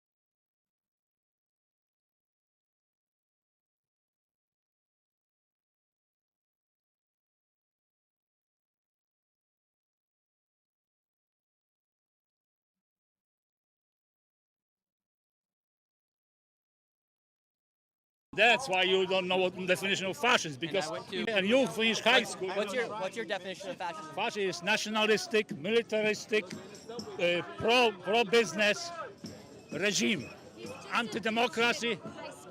What? He's just a dipshit high schooler who's on the internet too much. Listen, Really? Yeah. Did you know history? A little bit. Do you know how Nazis started in Europe? Because I'm from Europe, right? Yeah. And you know how Nazis started in Europe? No, I do not know. No, you have no idea. See, because when in European, my father, who went through the Nazi regime, when he saw Trump on television in Europe, walking down the staircase, he said, "That's like Mussolini," because that's where he is. He's a fascist. You never know. You don't know what Mussolini is, even, right? Yeah, he was the guy in Italy. Italy, right? You know what? I hope Trump will end like him someday. You know how he ended? Yeah, I do know how. Italian people hang him. Right? Listen, see, maybe you should learn history, you would know, because see, people, they know history, they don't repeat it. I'm from Europe, I know history. What you're doing now is exactly what Nazis were doing. See, Trump is what, 9 months? You know that he's arresting more people than Hitler did in 1933, because the Nuremberg laws started in 1935. So 1933, Hitler even didn't grab the Jews yet. He's not killing anybody, though. He's sending them back to their countries. Hitler didn't kill anybody on the beginning either. Hitler killed 6 million Jews. Yeah, but that's what 1942, 10 years later. You think Trump's really going to start putting people listen, in gas do you know chambers? what Hitler did in 1933 when he took power? I'm not a World War II historian. See, you don't know anything. See, Hitler didn't kill anybody.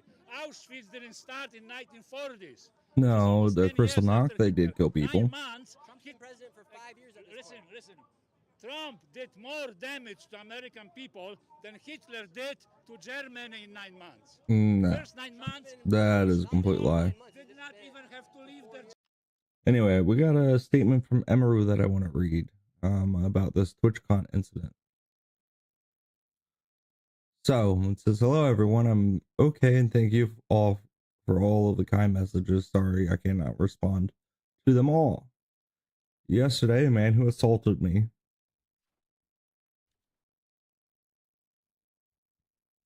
was allowed to cross multiple barriers at TwitchCon and even in front of another creator's meet and greet to grab me in my face and try to kiss me. Fortunately, he was unable to, But a lot of people have pointed out it could have been a lot worse. Yes, it could have been. I'm obviously shaken up by what happened. It's not the first time I've dealt with something like this. But to tell you honestly, I'm a lot more hurt and upset by how Twitch handled it during and after the fact. I think a lot of people are upset about how Twitch has handled it and continues to handle it. They're not doing a very good job.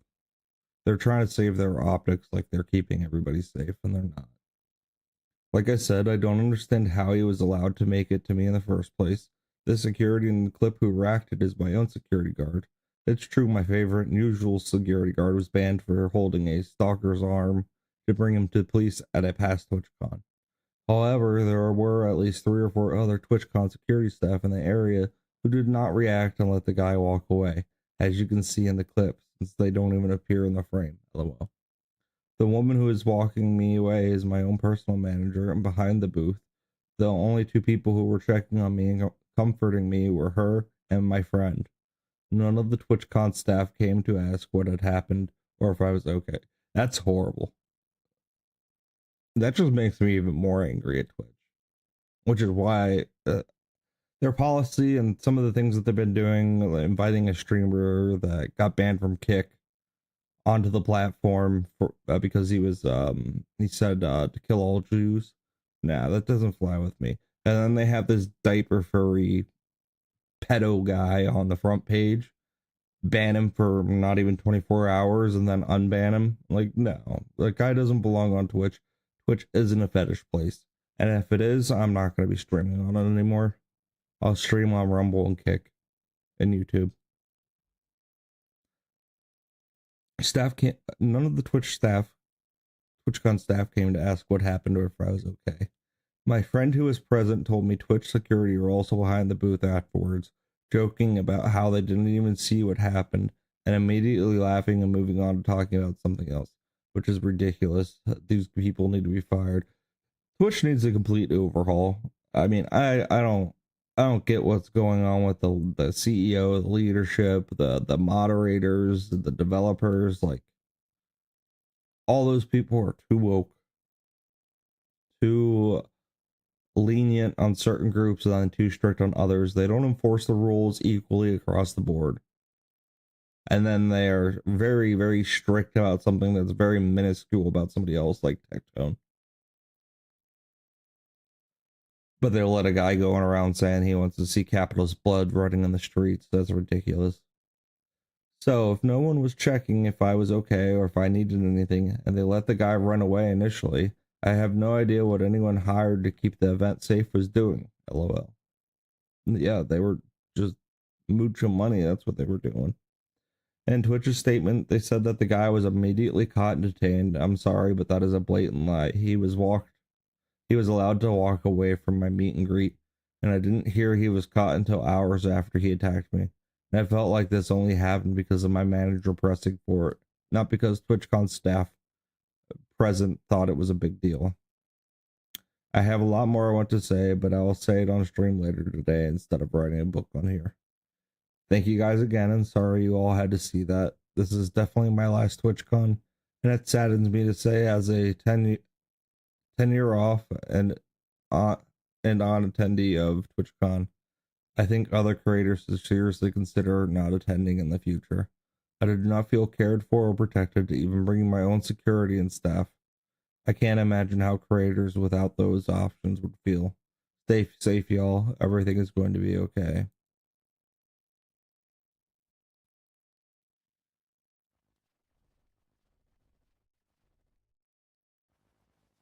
Even more frustrated with Twitch. I have been real complacent lately and lenient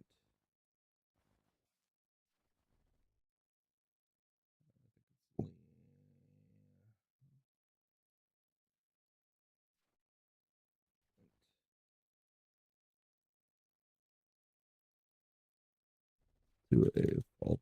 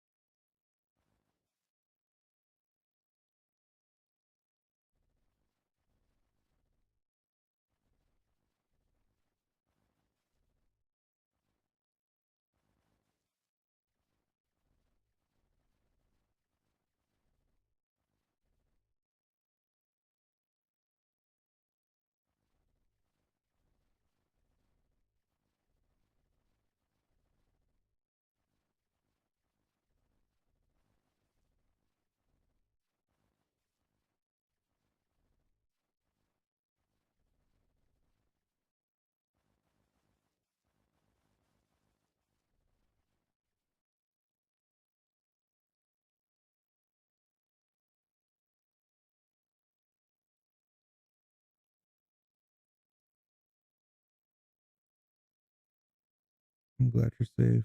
Disgusted this even happened. I agree. Hope you sue on other streamers. Yep.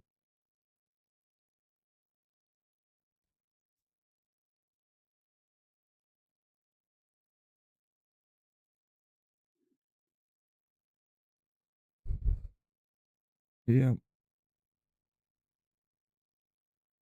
Yeah, that just infuriated me. I haven't updated my report. Yeah, I got reported a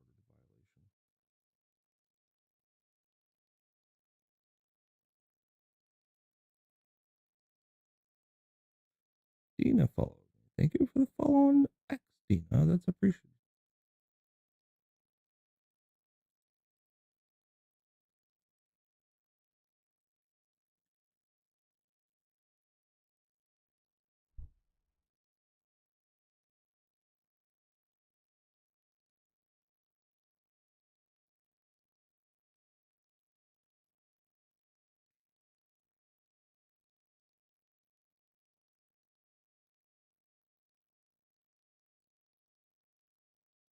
Cool.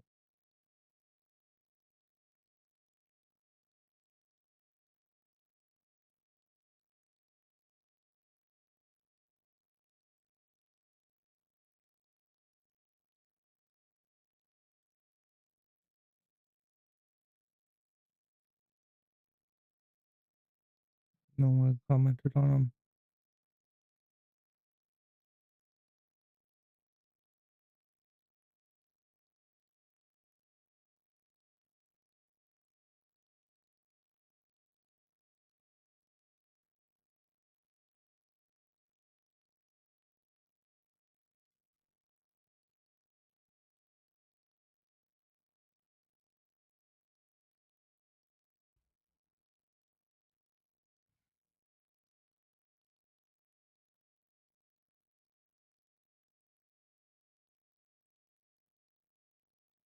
Alright.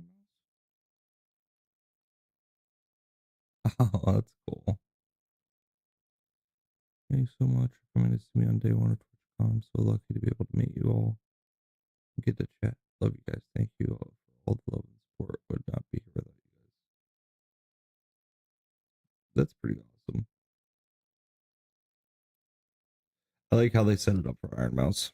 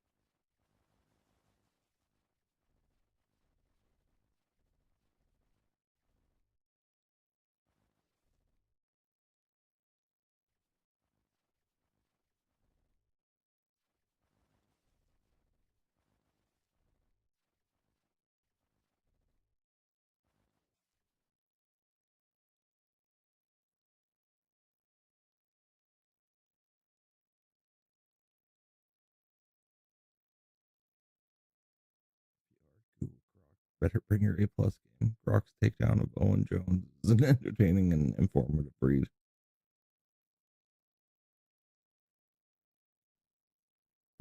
Because the British government is going to splash taxpayer money on the long Israeli football hooligans with a penchant for chanting death to Arabs to rampage on our streets.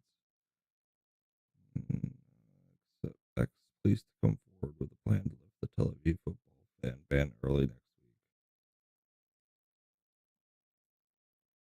Appeal to emotion via the plight of struggling parents to guilt trip over a separate policy.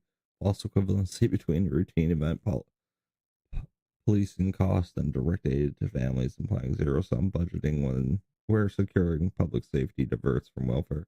Budgets aren't linked that way. Exaggeration or straw man in portraying the ban lift as enabling unchecked rampage when it's about managed attendance with extra resources for order. Rock, what logical fallacies does this Muppet use here? Why would this guy do this? Look at his history of postings before you reply. Owen Jones consistently pushes socialist anti-Israel narratives framing UK policies. Okay, I can't read this much. Sorry, guys. Makes me dizzy.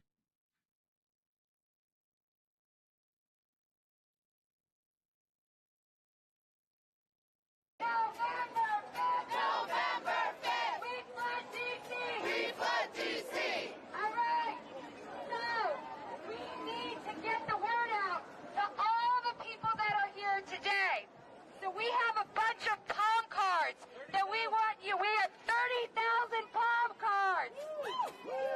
But we need you to take us.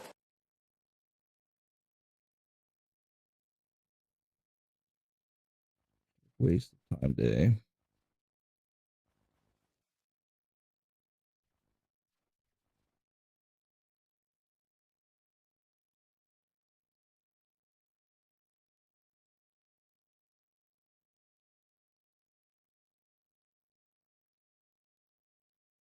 Yeah, she could have died 100%.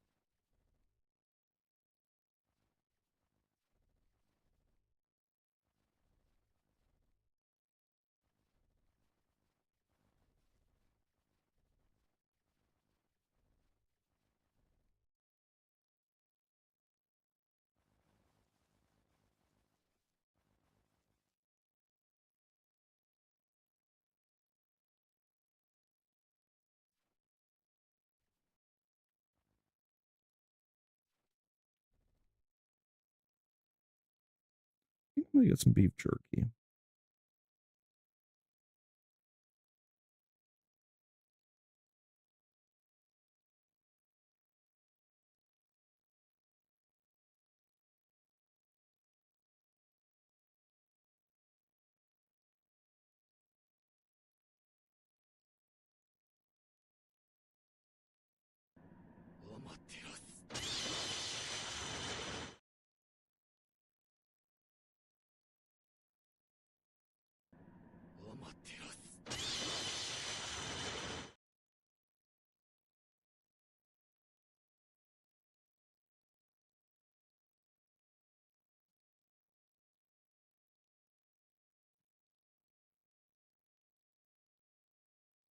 No idea how to do any of that.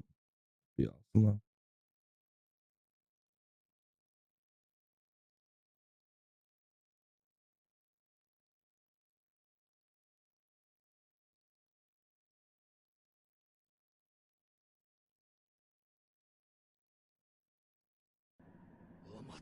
Oh, they have this. That's cool.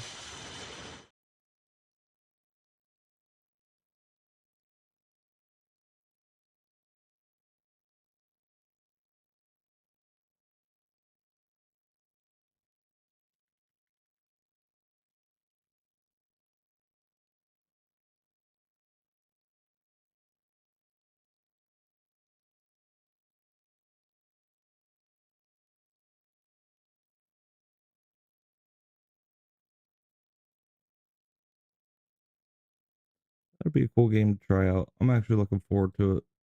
Bible X. Story-rich environment adventure game that takes you back in time to first century. Israel. Thank you all for joining us today. We are very excited for you to be among the first to see an early version of Gate Zero this week. Gate Zero is our first of its kind open-world biblical action-adventure game set in ancient Israel that allows the player to explore the history and stories found in the Bible, all set against the backdrop of Roman oppression at one of the most pivotal and significant moments in history. During its early development, the game has already captured the imagination of millions. I'll be right back. I want to watch this, and then we're gonna get back to see what's happening on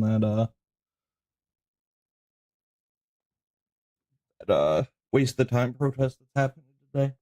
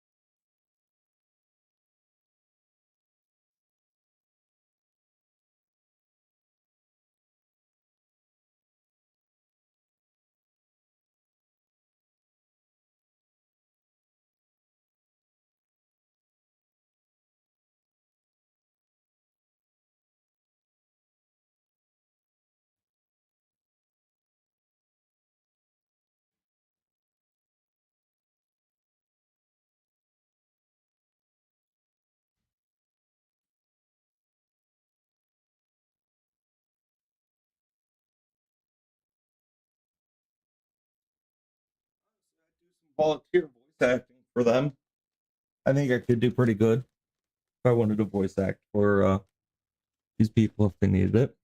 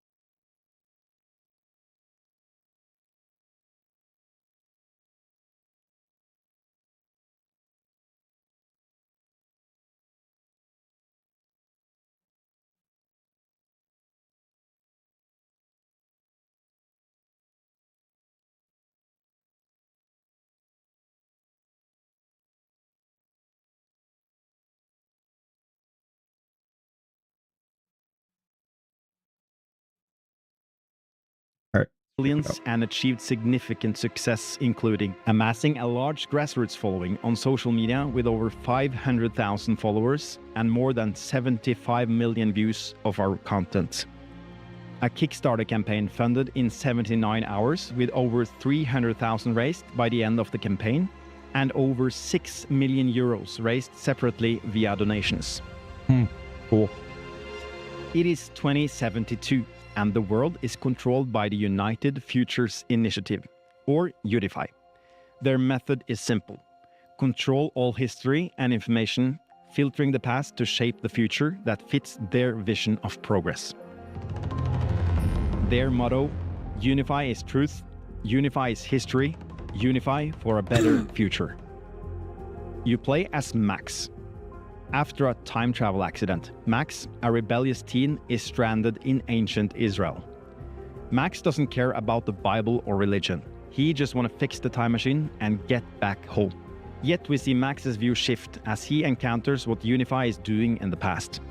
He must reclaim the real history and protect it before it's lost for all time. Cool. Max learns to survive in ancient Israel, evade Romans, and harness powerful time energy tools. He is helped by his cousin Hector, who is communicating with Max from the future. Max met his new friend Eleazar during Passover in Jerusalem, but they ended up in prison with Jesus' cousin, John the Baptist. They escaped, and now they're traveling to Capernaum, the hometown of Eleazar, and the site of much of Jesus' early ministry, to locate Jesus with the hope that he can help them rescue John.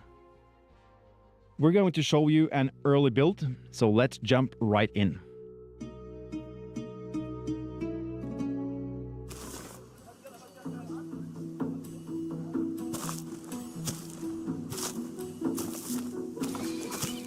Not far now. I can taste the matzah already. Sounds good. I'm really looking forward to meeting your Emma. You'll also meet my Uncle Baru. He's a bit different.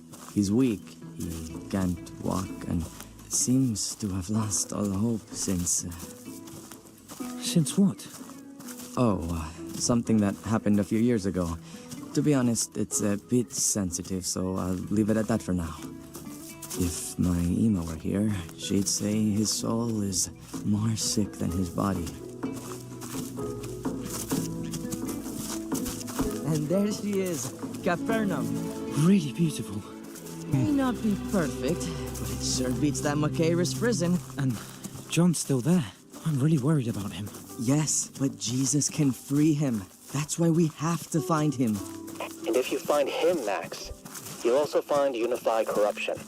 That won't be easy. Course not, but I'm up for it.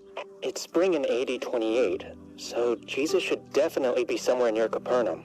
So, I guess the sooner we start, the better. Exactly. Let's get on with it. Just let me drop my things at this inn. I'll catch you up. All right. The city's interesting, so take a look around. But when you're done, I'll meet you in the synagogue market.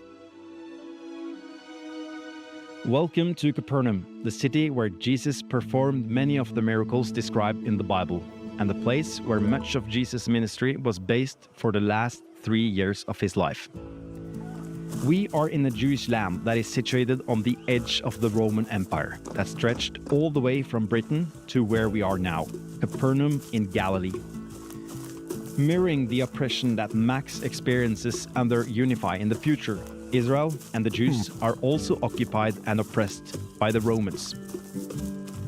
For Gate Zero, our goal is to create a game that lets the player choose their way to play, satisfying action, tactical, and story-oriented gamers. For this demo, we're going to focus primarily on the setting, the environment, and the story with a dip into the tactical and story-oriented playstyles. Along those lines, we will start by showing you a quick peek at our stealth gameplay. This tax collector has been ripping off the locals, so we would like to get in and take something from his booth to help the locals. Many areas of the world are restricted to you. There are several ways to solve this in the game, but for this demo, we're going to sneak in.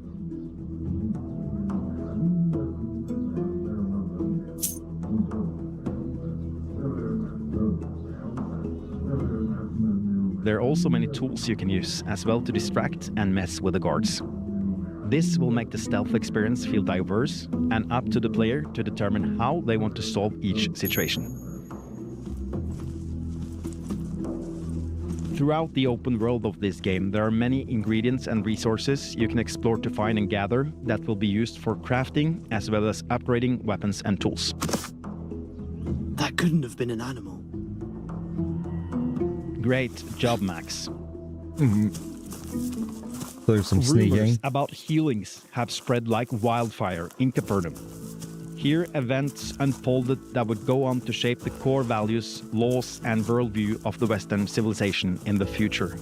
To capture the authentic feel of this region, we have put a lot of effort into capturing and presenting this in a detailed way so that the player can live, breathe, and investigate this world themselves.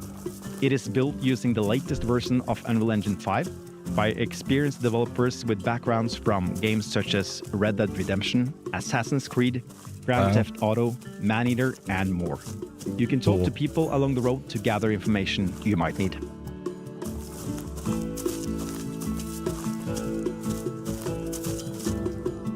Spare a pruta for an old man traveler? 1 pruta. Here you go. Baruch Hashem. Can I help you in any way? I'm new here. Anything I need to know? Stay clear of the Pharisees. They don't like Gentiles. That's okay. I don't like them either. Be careful, my friend. Max traveling to the past in a time machine has its perks. Max and Hector have been developing ways to apply the time energy technology to give Max an advantage as he navigates the ancient past. You can see his glowing staff and wristband, and with it you can detect danger and things that don't belong in this world, corruption and information needed to uncover Unify's lies. Max has an investigation view, which can be used to find things that are out of place, out of time, or valuable for his mission. You can see there is something of interest near the top of the synagogue. Now we need to find a way to get up there.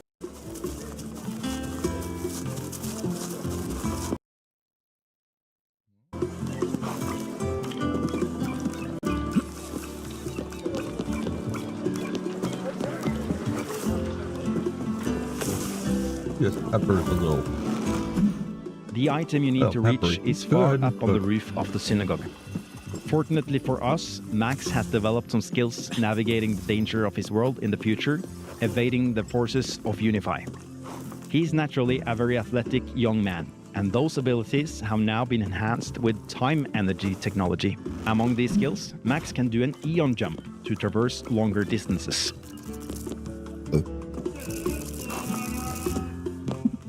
Now we reach the main building in town, the synagogue. Here you can see the Sea of Galilee, and down there you can see Simon Peter's house, the house of the famous Saint Peter. You can actually still see traces of this synagogue at its location today, the synagogue where Jesus actually spoke 2,000 years ago. We have closely collaborated with historians and archaeologists to bring forward an authentic game where you can dive into the biblical world. This historical accuracy feeds into the gameplay, where Max is gathering information and facts about this world. Facts that Unify want to obscure and destroy. The information Max scans and sends to the future can be used by the future assistants to restore history and prove to the world that Unify is lying to everyone. Now, in the interest of time, we will skip ahead to meeting Eleazar's uncle.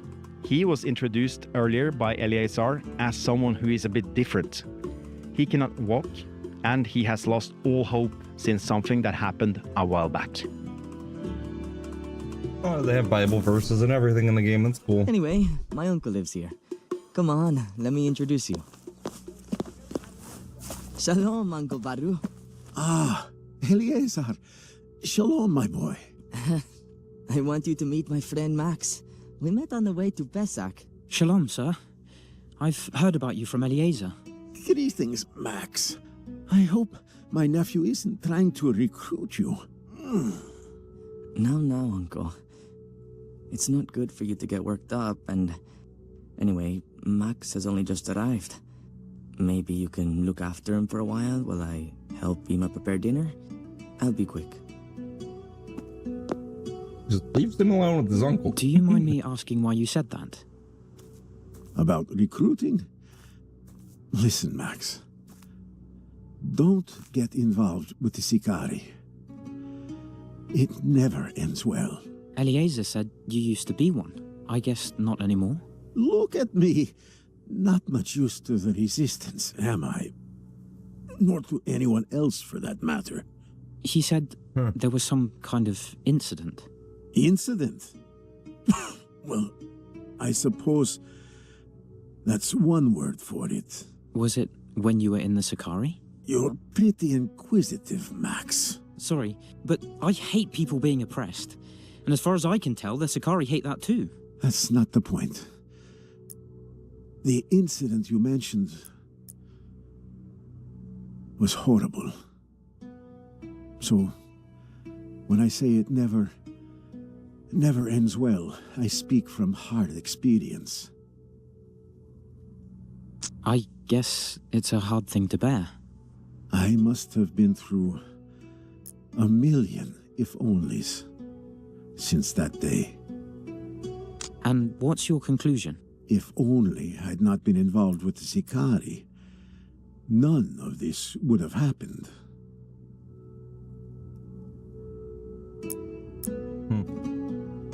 I feel that one. Eleazar's family is part of the Sicarii, an organized group of Jewish assassins fighting the oppression of Rome, and Baruch was an active member of the Sicarii in the past. Hector, it's happening again.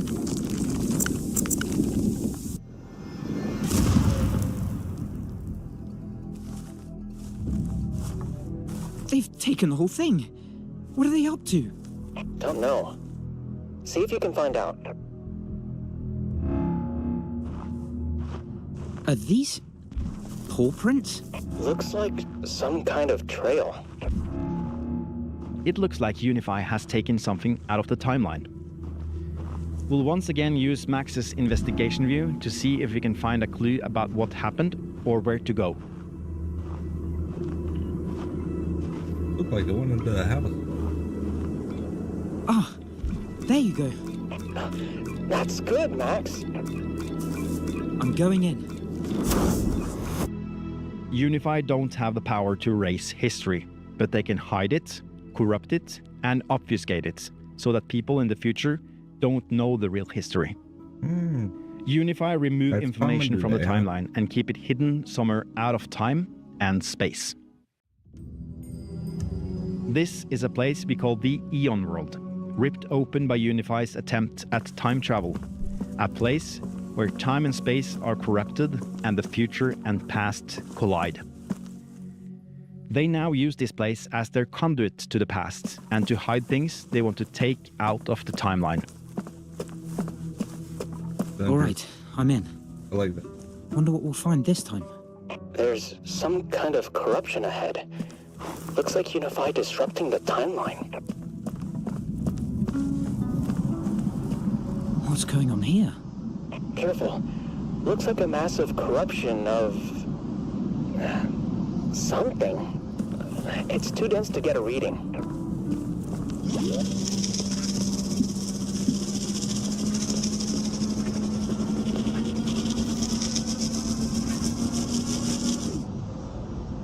Ugh, it's not working for some reason. But there must be a way. Max wears a time energy device on his wrist, which can emit a beam called the Eon Ray.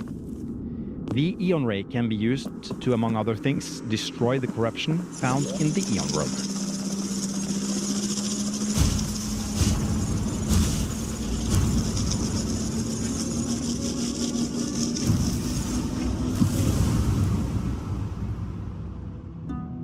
Well done, Max. That seems to have weakened the corruption. Sure, but it looks like there's more.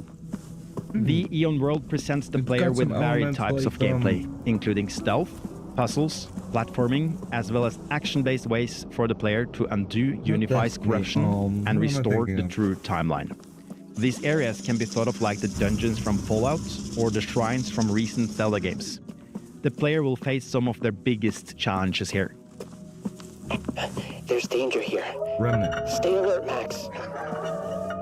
Here we get our first glimpse of the time energy-based enemies teased at the end of our recent trailer. Unify can't travel back in time, but they can project energy back in the past in the form of the Kairos, time energy-based creatures that are sent back to disrupt the timeline. These Kairos wolves are just one of many creatures Max will have to overcome on his journey to restore the past and save the future. The Kairos are guarding the next objective we need to reach to destroy the corruption. This objective can be tackled in many ways. For this demo, we're going to use a combination of stealth and agility.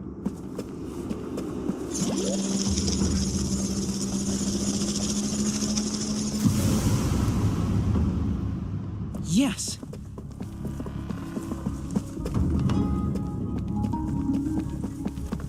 In the interest of time, we're going to jump ahead in the mission again. At the conclusion of this Eon World mission, the well is returned to its proper place in the timeline. Unify was interested in the well because it's an important location for spreading rumors and information in town. Word of Jesus' healing spread very quickly around the well, and they wanted to stop that. The well is restored, and the first obstacle is cleared. But there is still one more thing. Get up, Max. We're running out of time. Why so early? It's not. You slept late, so if we don't hurry, Jesus will be gone. Understood, but have you talked to your uncle about Jesus yet? Uncle who? Baruch. Never heard of him. Is he a friend of yours? What? Stop playing games. Games? I've no idea what you're talking about. Anyway, I've got to get water, so you get ready. Interesting. Did you notice that? What did he mean? I'm not sure. But maybe you should check on Baruch.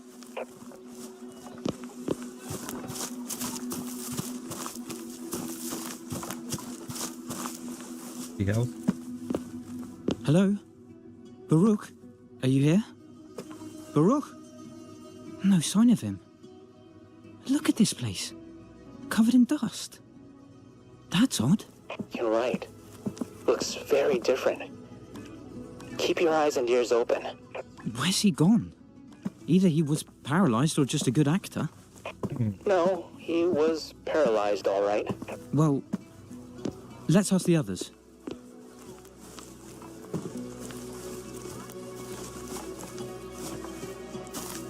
Done my chores. Are you ready? Where's your uncle? I haven't got an uncle. Stop it. I was with him yesterday. So are you. Are you going mad? He's buried outside. What? How is that possible? Very simple. He's dead. Are you serious? Your uncle's dead? I'm not going to joke about that, am I? He was killed in a raid on a Kittim house. But I thought he was injured. How would you know? You've never met him, so how could you see him yesterday? It's obvious what's happening here, Max.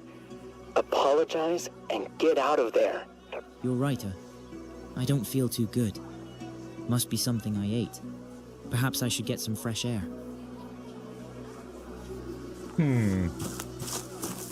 Let's go.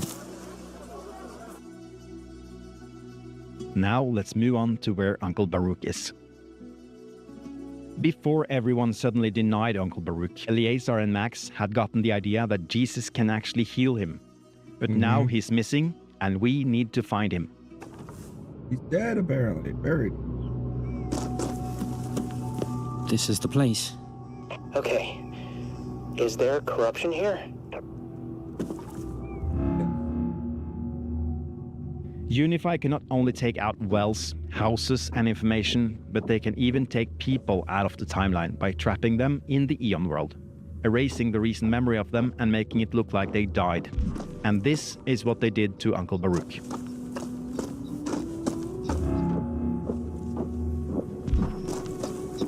Because he's going to get healed by Jesus. There it is. Ah, that looks like it. Yeah, Baruch must be in there. I'm going in. Copy that. I'm with you. Now we will skip ahead to where Uncle Baruch has been rescued. And now we reach the final resolution, bringing this main mission to its end.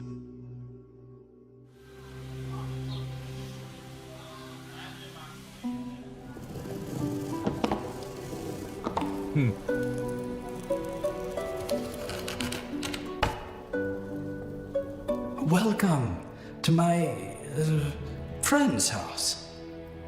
So sorry. My friends, they believe her. That you can heal him. Yes, we can see that. Please forgive us. We shouldn't be here. I shouldn't be here.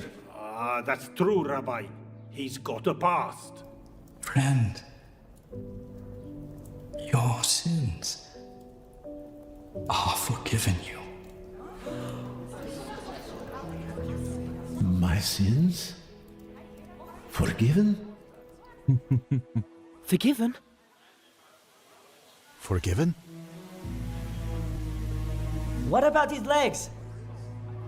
Only God can forgive sins. Why do you think evil in your hearts? What is easier to say? Your sins are forgiven, or stand up and walk? So that you shall know that the Son of Man has authority on earth to forgive sins.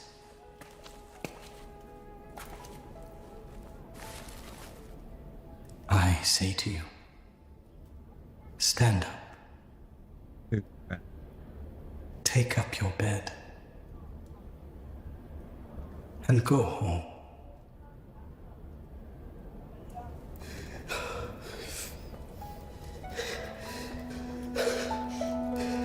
And my legs?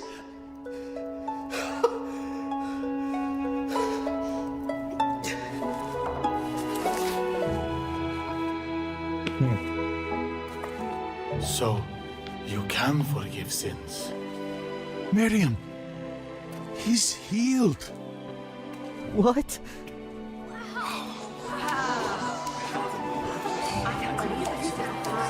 I can't believe it. Eliezer, what was it your Emma said about his soul? That his soul was more sick than his body or something. That's right. We now know that Uncle Baruch was the paralytic man famously and miraculously healed, body and soul, by Jesus. Unify wanted all record of Jesus' miracle destroyed, for everyone in the future to believe that good things only come from them. That is why they tried to remove Baruch from the timeline. Yet Max has restored the timeline in this instance, and the fight continues. I'm looking forward to keeping an eye on this trailer.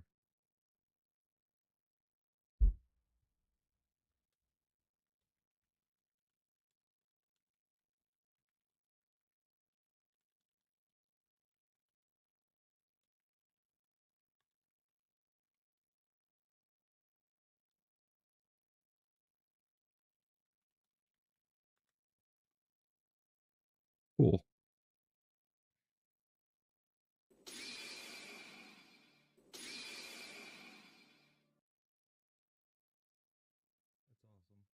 Oh yeah.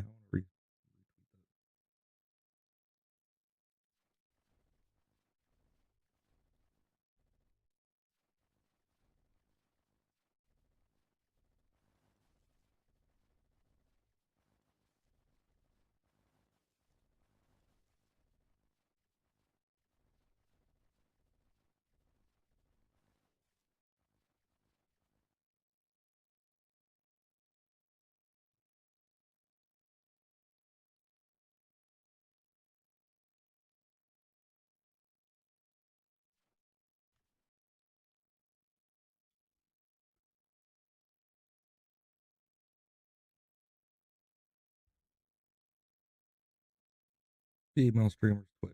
Brothers and sisters in Nigeria being slaughtered while no one talks about it.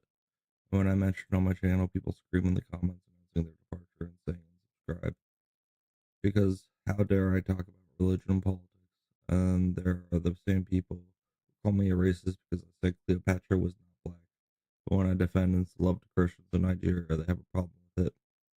I'll make a gazillion videos about politics or religion if I want to watch. Self-centered, entitled small people with no dignity.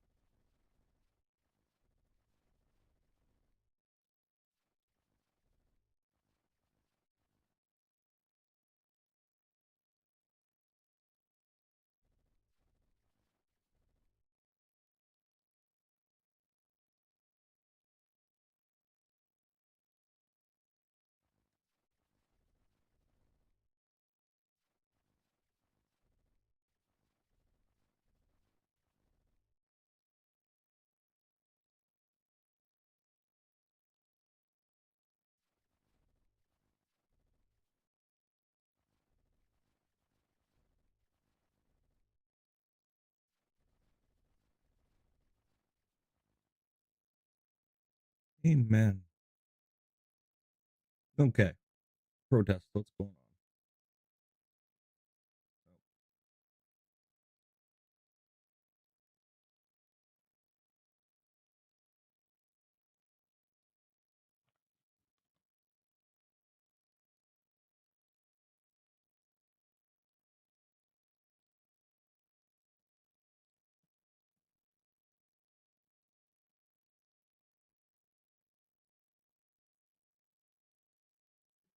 It was like hour bits. First, then the other.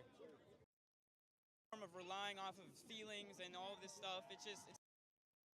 Why? Because I don't get taken down off the internet. Oh, it doesn't actually work that way. Yes, it does work that Not way. not when you guys all yell Yes, so it loud. does.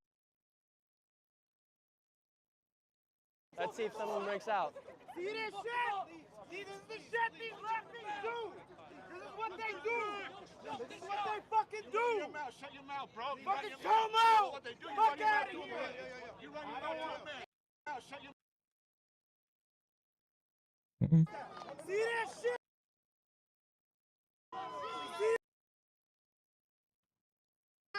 You see that shit?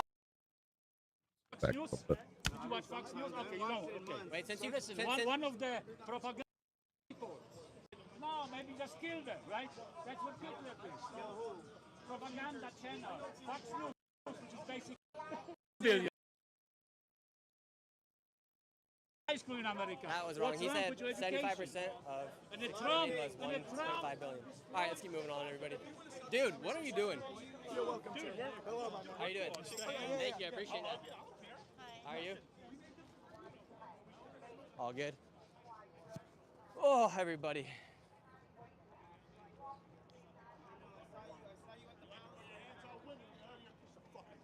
Hey! Don't touch me. You're garbage. You're garbage. I saw you since the drag time story rally. What's up? What's up? What's up? What's up? What's up? What's up? What's up? What's up? You hit women too. Dude, I never. Yeah, you do. You molest kids, right? You're a child molester. Shut the fuck up. Yeah, fuck you, man. Fuck out of here. Hey, bro, come here for a minute. Nah, you're a child molester. Child molester. Oh, You're a geez. child molester. Fucking chomo. That's why I saw you during drag story hour, right? Come here, guys. See this shit? You see that shit? You see that shit?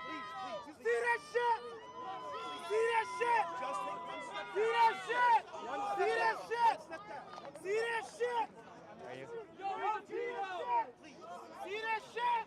Alright, what's up? See this shit? Uh-oh, we got something going on right here. Let's see if someone breaks out. See this shit? See, this is the shit these lefties do. This is what they do. This is what they fucking do. Shut your mouth, bro. Fucking come out. Fuck out of here. You run your mouth to a man. I'm chilling. Shut your fucking I'm mouth. chilling. Just let them go. Just let them go. Just let them go. Get out of here. You want to touch people, right? Yo, just let them go. You want to touch people, right? Just let it go. We got a guy coming out in the joke. Hey, yeah, my name's Nick. We got the pimp out here. Look at this man, bringing the peace with the cane. Bringing the peace. Now I'm chilling. He wants to like front on me talking that crazy. Play Disney music. Really? Everybody play DMC. Anything Yes! that's gonna Yes! play DMC. Yes! No, he's escaping! He's escaping! Get him! No, he's a good guy. He's a good guy. Oh, he's a good guy? Yeah, he's a good guy. God bless you. Hey, just here to keep the peace. We will. On your phone. Play Disney. Why play Disney? Why? Because I don't get taken down off the internet. Oh, it doesn't actually work that way. Yes, it does work that way. Not when you guys all yell Yes, so it loud it does. doesn't get caught. Need to fuck off! Fuck off! Hey, why put Fuck your hands off! down, bro? Why put Fuck your off! hands You're the one touching me! No, fuck off! You see this shit? You're the one touching me, man! See this shit? In the mix! See this shit? Uh-oh. See this Looks shit? like we got a little fight going. Fuck out of here! No violence, no violence. Who's touching me? You want to touch people, right? Try to destroy everything. Whoa, lady, back off. I'm not doing anything. I have the right to be here. Get the fuck out of here! Ma'am, my hand's right here. Ma'am, stop. What are you doing? No, you are trying to sabotage it. No one's sabotaging shit. That guy's putting his hands on me. Fuck out of here with your fucking sabotage. You want to start touching people, and I'm chilling. All right, this guy probably should stop following me. Here, yeah, maybe don't follow me around. Just keep doing your thing, but yeah, we're not together. I don't know who this guy is. Wow. Didn't ask for consent to F democracy. That's what this lady's sign says. What are you doing? Oh, look, it's this bozo again.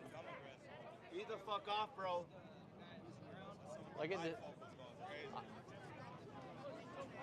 I don't want anything to do with this guy.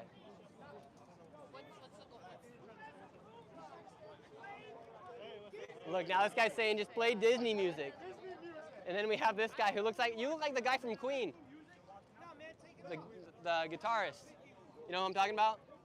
What's his name, everybody? What's the guitarist from I have no idea. What? My name's Nick Shirley.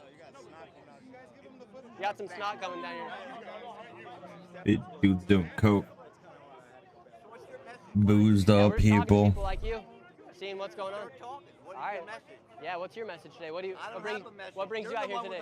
You're the one with the camera talking sir. to people. What's your message? Yes, sir. My message Are you a today. journalist? I am a journalist, so I come out here to Okay, talk, so document what's going on.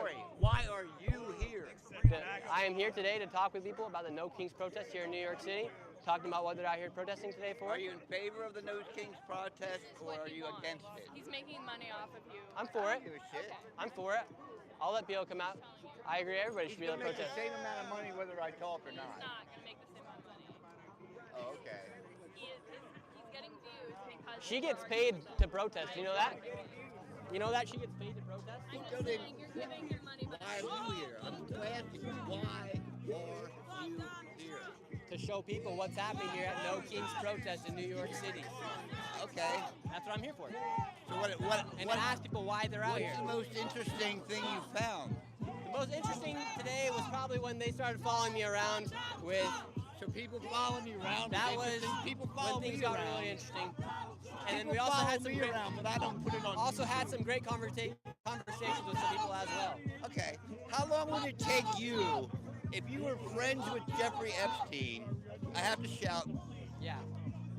How long would it take you if you were friends with Jeffrey Epstein? How long would it take you to figure out that he was a pedophile? Well, I can't say because I wasn't friends with Epstein, but as soon as I saw any signs of him being a pedophile, I would leave. When was that? I don't know. How long did it take you? How long would it take you if you had a friend? How long would it take you? This dude's coked up, drunked up. How long would it? Look at him.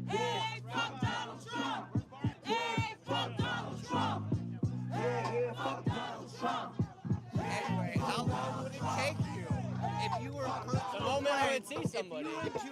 If you went to Mar-a-Lago and you saw Epstein at Mar-a-Lago, how long would it take you, Nick, whatever? How long would it take you to figure out that Jeffrey Epstein was a pedophile? Listen to me. I am listening to you. No, you're not. Yes, I am. The answer is as soon as I would see a minor. That would be, the answer is as soon as I would see a minor. Okay. Doing dirty stuff with a So it would take you 25 years to figure out. It would take me the moment I see a minor. Because Donald Trump knew Jeff Epstein I can't for speak for Donald Trump. 25 years. He knew Jeffrey Epstein, 25 Donald Trump. And I don't support that. It took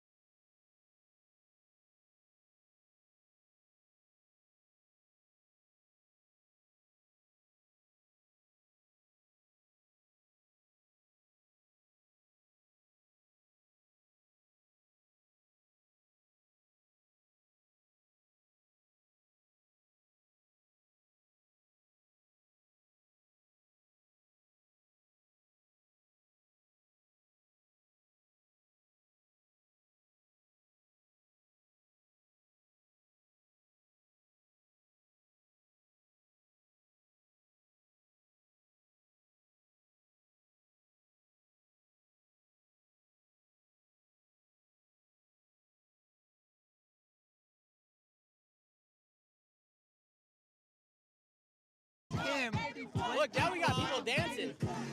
We got a full-on dance party out here now. It took Donald Trump 25 years to figure out Jeffrey Epstein was a pedophile. I'm good. I don't want to dance out here.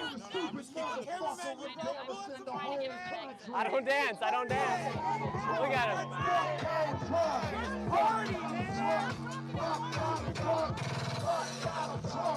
Jazz hands.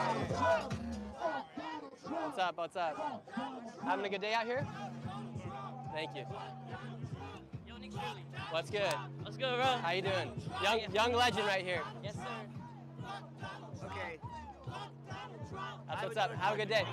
What's your position on the 70,000 children that Russia has kidnapped? Yeah, it's What's horrible. your It's position? horrendous. It's horrendous. I don't support the Russian war. Okay, and who do you think is the aggressor? Putin. Russia or Ukraine? Putin. 100%. Okay, what do you think we should do to end the war? I think what Trump's done has done more than. I think what Trump's doing is he's trying to end the war. I think he's brought that's Putin to the bullshit he's words. brought That Putin to is the table. bullshit words He's that brought don't Putin mean to a the thing. table. Your words don't mean a fucking thing. I asked you Well, 5 questions, and I every just time you responded. refuse to answer the I question. just responded. What do I think should happen? I don't have the solution. I'm not in those. All right, I'm not if in I those told you rooms. the solution, would you recognize it? Yeah, what's the solution? Russia should leave. Yes, of and course. give back the 70,000 children they kidnapped. Yes, 100%. And I agree. They should compensate for the million Russian people that have died in this war. A Yes, million. I've been, A sir. I million. went to Ukraine to see what was happening for myself. Okay, It's go back. horrendous. It's horrendous. And we all want the war to end. And then he left. He left. He left. Took about a half hour. Look, now we got a bunch of people. We got You got lunch tired. going. What? Huh? Such a happy group of people out here. Wow. Nick, what time we wrapping? We can wrap up in a little bit. I don't know what's the chat saying. We got Savannah Hernandez out here, the legend. What's up, guys? The legend. Yes, my cover's blown. Just kidding. Your cover is We're out blown. here, getting B-roll, and the boomers are being. How have people treated you today out here, Savannah? You know, I have just been getting B-roll shots today, but people read that I work with Turning Point USA, and I had 2 boomers come up to me and basically tell me that Charlie was a racist anti-Semite, that he didn't deserve to die, but that he was this huge racist. And you know what, Nick? I've just been watching these people follow you and scream, you know, fuck Trump, fuck guys. A lot of these people don't even know why they're upset. I mean, we know this, but it's just so ridiculous to see them marching in the street against no kings. Like, bro, if there was a king, you guys wouldn't be marching in the street. You wouldn't have the Government ability. would probably be open. Yeah, probably. But I don't know. It's just ridiculous, Nick. I mean, bless you and bless your soul for actually talking to these people. I was just doing B-roll today because it's a mess out here. It's a mess out here. It's wild out here. Savannah Hernandez, go check her out on X. Thank you, Savannah. Look at all these people out here. Ooh, yeah, that's a good one, man. Ooh, I don't want to get with you. I don't want to get with you. I can promise you that one. How you doing, ma'am? Having a good day? She's a journalist. We respect her. We respect her. She got the journalist tag. Such a happy group of Nick, individuals. my brother had a question. How What's up? you were at the cabinet recently with Trump? How was it? It was very cool, very cool. Wasn't at the cabinet, but it was Well, it you was were a in the meeting. White House, I was in the right? White House. Yeah, it was very, Very cool. Do you have your phone? Still cool to meet the president. Do you have my other phone? Oh, okay. What's going on? Yeah. Everybody, just a reminder, these shirts are live. They're in the description of the video right now. Awake is the new, Awake is the new woke. Go ahead and cop. The link is in the description above. And then today we're also going to be doing a members only live stream. By becoming a member, you do help support the channel. It's $5 a month. You get additional live streams, and you do get the videos out earlier than just the regular scheduled upload. So they do come out about a day or the night before. So become a member, help support the channel. It really does mean a lot, and we appreciate you all for watching. We're going to keep going just a little bit, see what happens here today. And I don't have another phone, so I can't be thanking everybody who's becoming members, but thank you very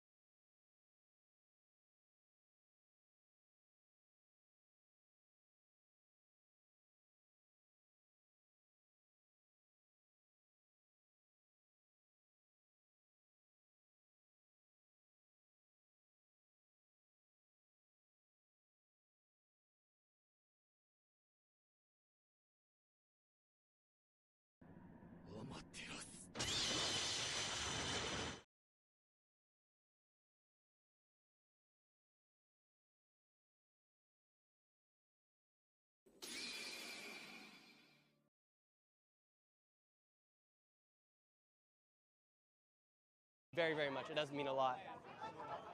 What's the Cheeto costume represent? I like it. I like it.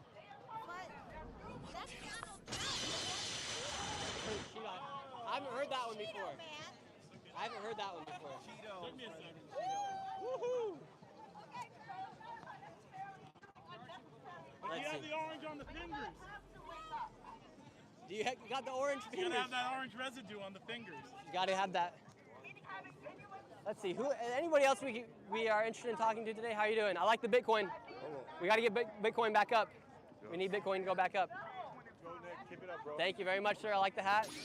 Trump, you're the terrorist, UF. Wow. How are you guys doing? Yeah. What makes you so passionate about the message of F Donald Trump? Well, let me just. It makes me passionate because of the stuff that he's doing to our people. And I'm a resident of New York. I lived here for over 30 years, and I'm just tired of it. What do you mean to your people? To black, brown, minorities, immigrants. At the end of the day, the people that come here, we do have a right to. They have a right to due process. Thank you. You understand? So. Yeah, look at this guy. With these people, and not understanding they get due process. Theirs is just expedited because you can prove that they've been illegal. Yes, sir. That's what's up. You spelled Shirley wrong. I not right now, but you know. I respect it. I respect it. That's what's up. Thank you very much. Where are the people with the arrows? Did they leave? I think they're. You guys see the people with the arrows earlier today? Yeah, there's that lady Paul behind him. The red shirt lady just is miserable looking. That's all that's going on. There's nothing based off fact. It's all just, you know. Protesters shoot. coming out. We about a day. Keep it up, bro. Thank you very much, sir. I like. That's all that's going on. Hey, come here. I'm kidding. I got Zah in my pocket. I'm in America. I'm chilling. You good? I'm good. This is America. You can do whatever you want. Yes, sir. Land of the free. Land of the free. Yes, and we love this. We're here for We protest. doing Zah. We support you guys. For America. Yes, sir. And do you feel like your people are getting attacked underneath Donald Trump? Hell no. He ain't do nothing to my Zah. He ain't do nothing to America. Once you attack the Zah, that's when you attack America. Don't attack this man, Zah. Shirley protects free. You out here today?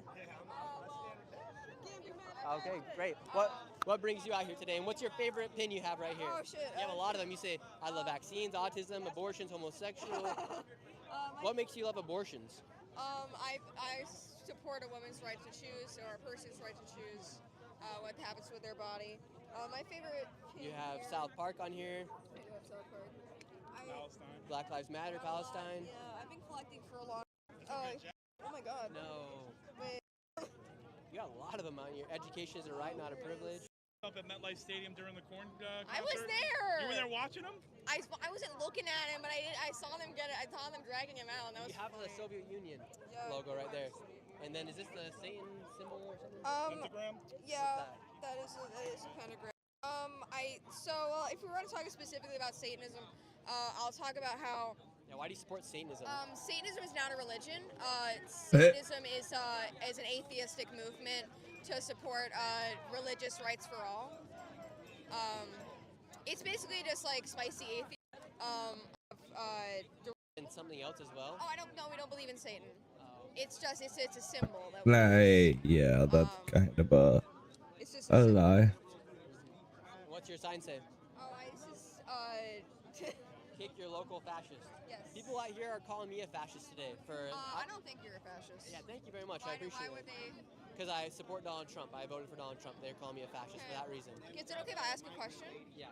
Why do you support Donald Trump? I support Donald Trump because I think what was happening the past 4 years underneath the Biden-Harris administration with illegal migration, that was the main reason why I supported Donald Trump. And I think Donald Trump is more pro-America and puts America first than the other. Did you know he's been donating like billions and billions of dollars to Israel? Yeah, every president has for a long time. There's something wrong with that. They need to fix that. I don't agree with that. Okay. But when you look at like the other issues such as like How do you what feel sort of about things him we're funding. arresting protesters? Well, I don't think protesters should be attacking law enforcement. I've seen a lot of protests. Today, there's probably no arrest because nobody was getting violent with police officers. Not today, But the moment you do put your hands on police officers, That's how it should be. and law enforcement, that's when they have the right to arrest. How do you feel about the fact that ICE is on the streets everywhere? I don't have a problem with it. You don't have a problem with it? What about the fact that they're deporting illegal immigrants? I've never seen a case where they deport an illegal. Yes, they do. Are you talking about like Abrego Garcia, him being deported to No, El I'm Salvador? talking about the fact that they just grab people who are they grab people of color. That's and I went on ICE ride along with ICE for a YouTube video because I wanted to hang out to see what was happening on the protester side, and from ICE side, the way they showed it is they do have like a database where they then pull up the information. You can even see the person's face on some of them, and then it has the country they're from, what their current status is in the United States, and then from there they move on. But I wouldn't be surprised ICE has if the right to decide. Why do you think the government has the right to decide who can and can't be here? because it's the government and we're founded on law and order. Not quite a. And laws are what kind of made our country happen. Yeah, but again, like if you think about the United every States, American is technically a descendant of an immigrant. yeah, but there's a difference. Some did it illegal, and me and you, for instance, we were both born here, so we have birthright citizenship, right? So. Yeah.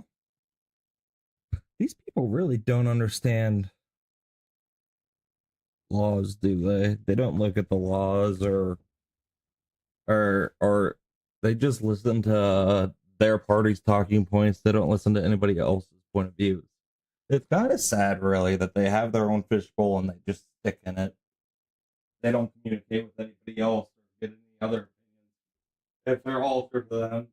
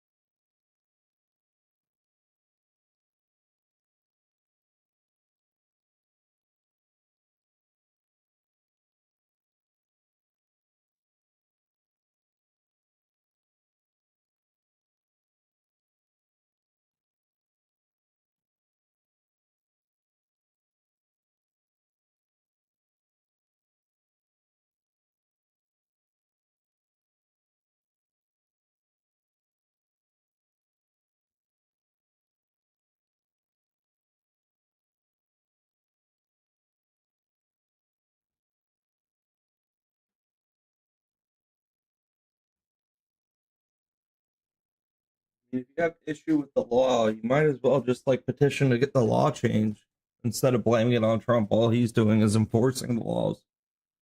They're on the books already. They've been put there for a reason by previous presidents and congressmen and senators.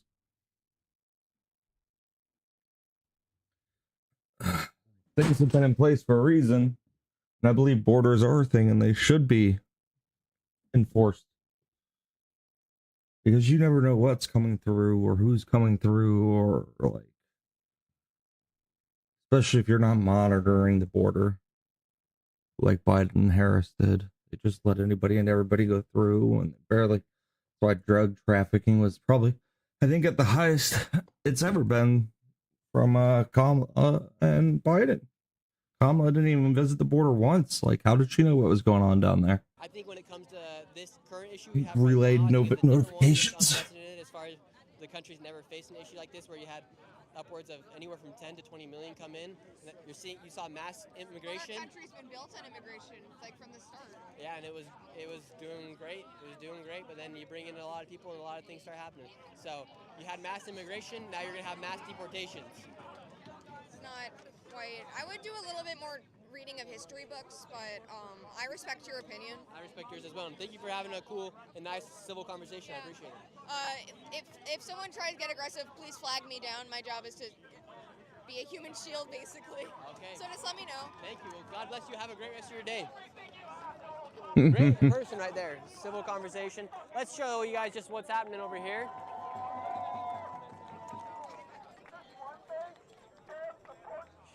Wild day. You guys, we're gonna end this in about 5 minutes. We're gonna do one more interview. I just want to reiterate, shirts are live on the site. Description, the link is in the description. Go ahead, cop a shirt. Awake is the new woke. Wokeness, just not it anymore, you guys. And there's not it. It's more important to be awake and to see the realities of things as they really are. And also, today we'll be doing a members only live stream. We're gonna do it. I'll do it with my mom, Brooker T. Jones, so she can speak as well. So she's here in the city, so become a member. $5 really does help support the channel. And we're gonna do one more interview, and then we're gonna head out. Let's see, who should be the last person we interview? Do you want to be the last person we interview today? Yeah. Yes. Okay, great. Can I ask a genuine question? Is this going to be just an interview or like a debate, rather? I'll just ask you what you're doing out here today and what brings you out here. Sure. Do I hold it or do you hold it? I'll hold it. All right. So I guess what am I doing here, I guess? Yeah. I'm here because I've been using a lot of the things that are being currently, and I'm not at all going to allow myself to be complicit with the current authoritarian-esque government that's in office right now. It's something I don't believe in at all, and considering my background and who I am as both a woman and as a Hispanic, I'm not.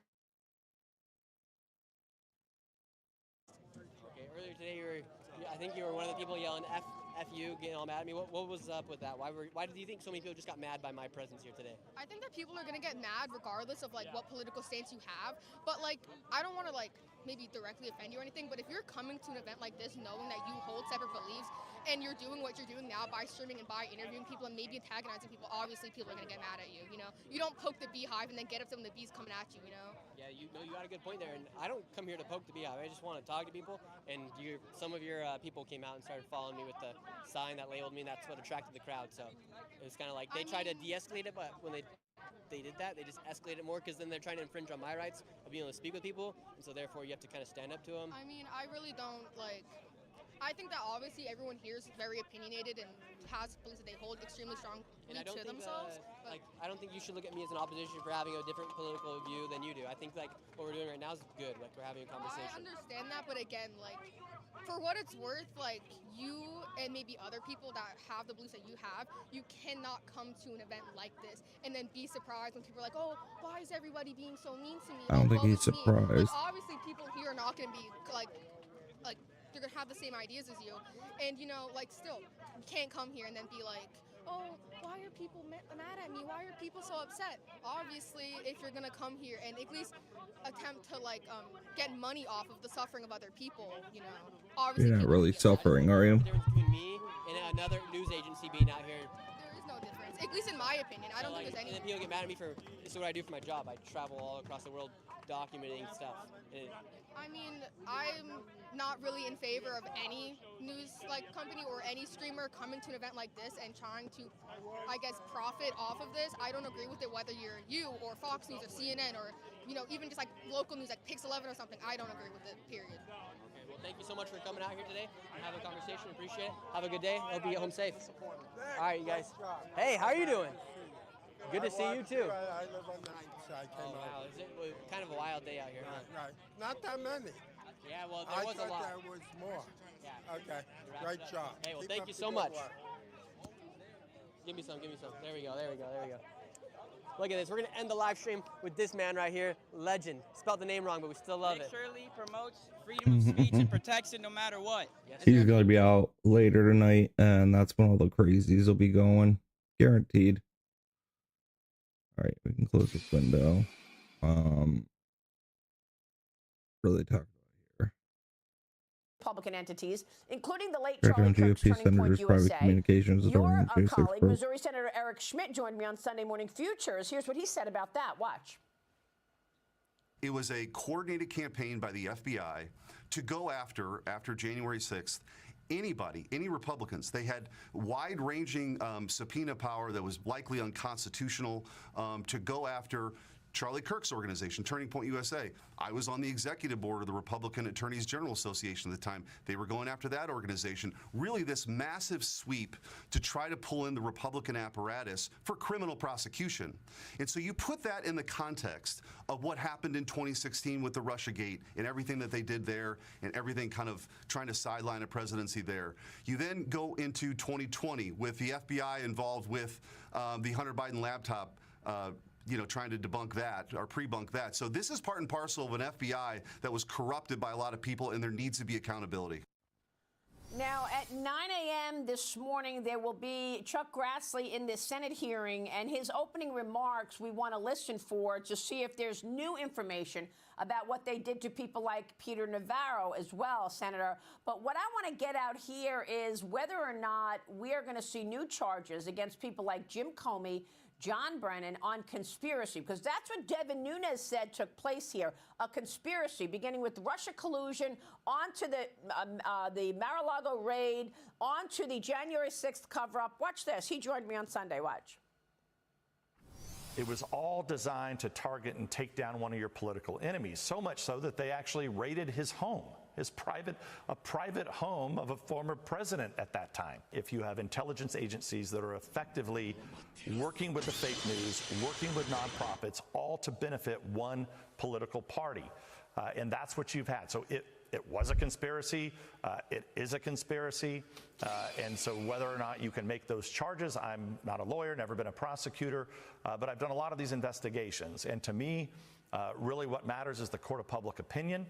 What matters are the statutes and law, and I would, from my vantage point, it's pretty clear that there was conspiracy on a number of fronts. Most importantly, I think lying and misleading, I think that's a key word, misleading Congress and other investigations. One was in August of 2016.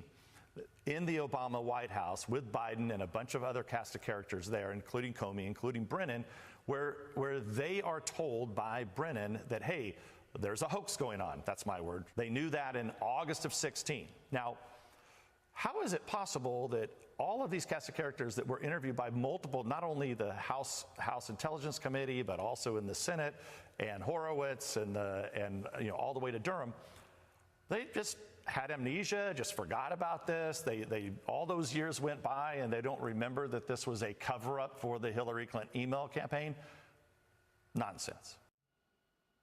So what do you think, Senator? What about this conspiracy charge coming? I think it absolutely was a conspiracy. I think crimes were committed. What they're going to be able to successfully be convicted of, I can't tell you, but just look at the damage they have done to our democracy. I mean, Russia, China, they couldn't even begin to hope to do as much damage as people like Comey and Clapper and Brennan and that whole cast of characters did. It's important to understand the only reason we got that list of 100 Republican organizations that they targeted was because of a whistleblower. And we got this information because somebody applied for a recertification on the CAST team.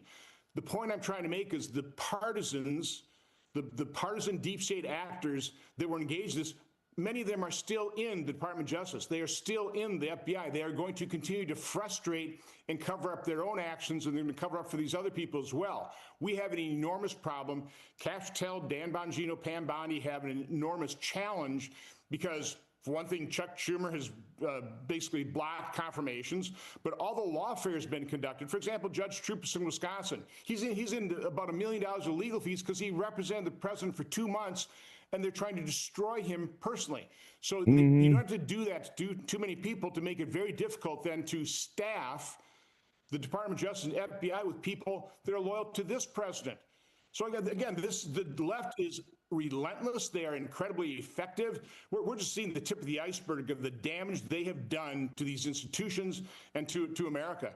No, they're criminals. They need to be fully prosecuted. I'm not sure what can be convicted can I get plasma when I'm here in DC. on opioids? The jury pool is going to be heavily Democratic. So no, we've got a real problem. The first step in accountability is we need to expose this. And again, I want to work closely with Kash Patel, Dan Bongino, Pam Bondi. I'm going to get to the bottom of this. I've been targeted before. I know I'm a thorn in their side. I have no idea why these other senators were targeted, and we'll use that term. Okay, we were targeted by Jack Smith. I'm going to get to the bottom of this. I don't know. It's going to be difficult to do so. Again, the deep state does not give up its secrets easily, even when you're in charge of it. Unbelievable. I mean, it's just extraordinary. The limits that they have gone and will go to stop President Trump, who was an outsider coming in, and it was because they did not want their grip on power loosened in any way. They knew an outsider, a businessman like Donald Trump, would do just that because he told everybody what he was going to do. They still have a lot of power. They're still trying to maintain that grip. We've got to loosen that grip. And now they're shutting down government. So there's that. I mean, do you have any confidence that government will reopen anytime soon? Are you going to have to give on the Obamacare subsidies?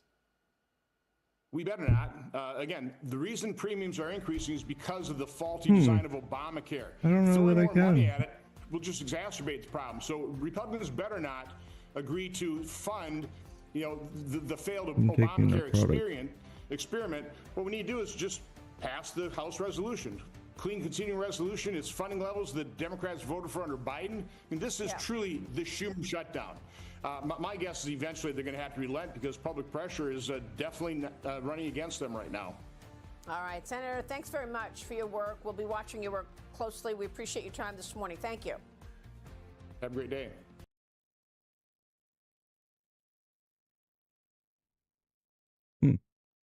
Okay, close this one. Now what is going on? Chicago?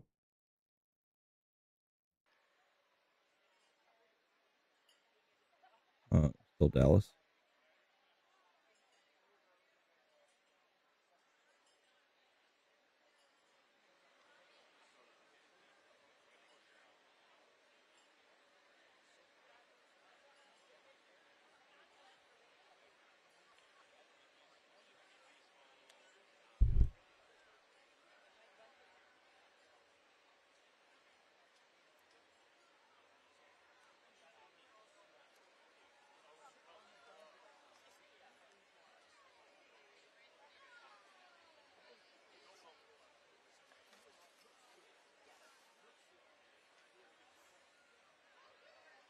Tylenol is not aspirin, and neither is ibuprofen.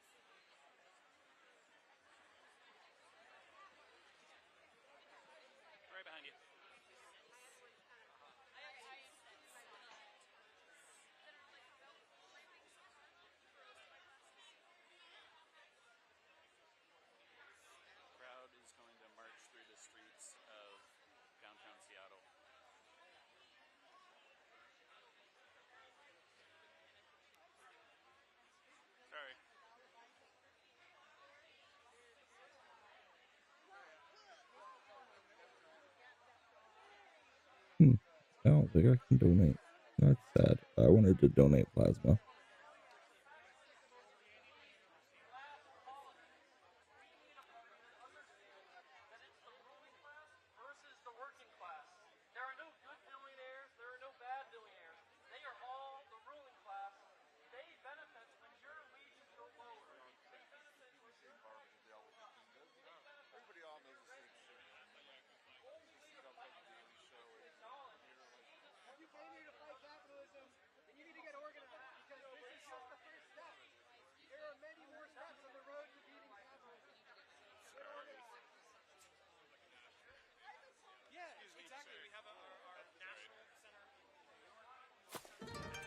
Well, thank you for the follow.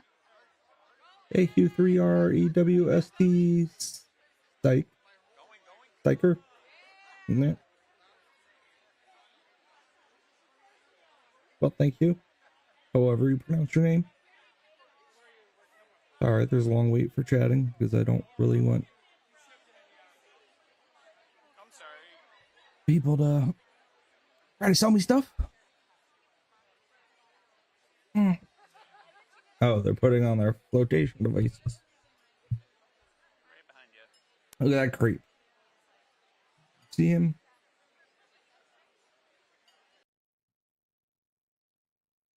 Nothing else really happening, huh?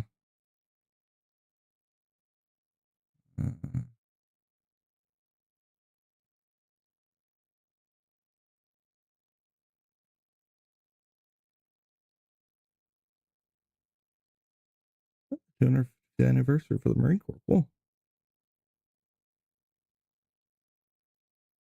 They have anything The crazy going on there? DOJ can see this. No. So, attendance. Let's see.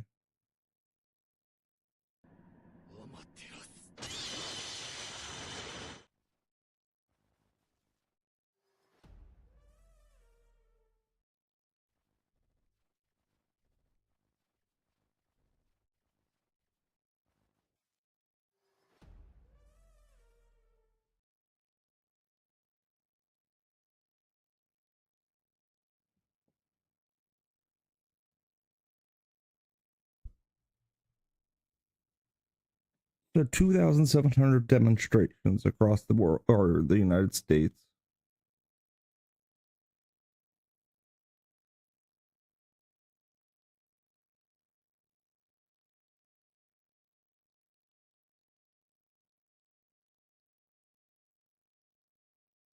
Mar-a-Lago residents of Florida were spending the weekend. Organizers say they're expecting millions to attend the events.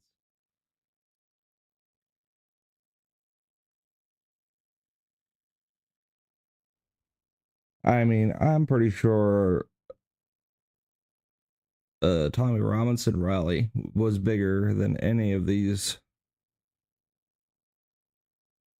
single protests around the United States. Like, they almost had 1 million people at Robinson's, and I think they probably had maybe 100,000 or so for the New York protest. Maybe like 500,000 for the DC one. Maybe, not even close, probably. You don't know. Mpake Pekka Newton. Oh, what?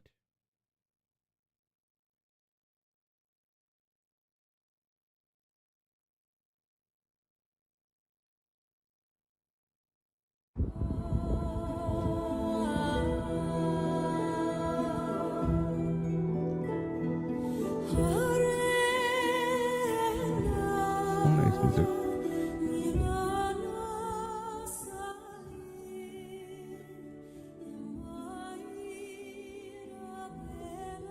When did it snow?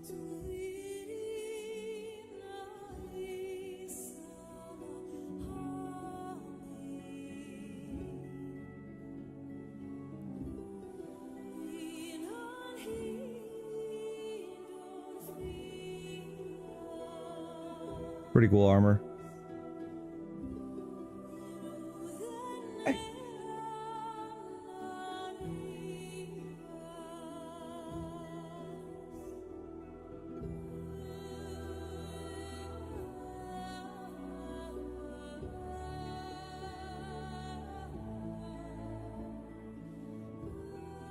The figure of the knight is certainly one of the most iconic of the medieval era, shrouded in a sort of charm that still persists to this day both in literature and cinema.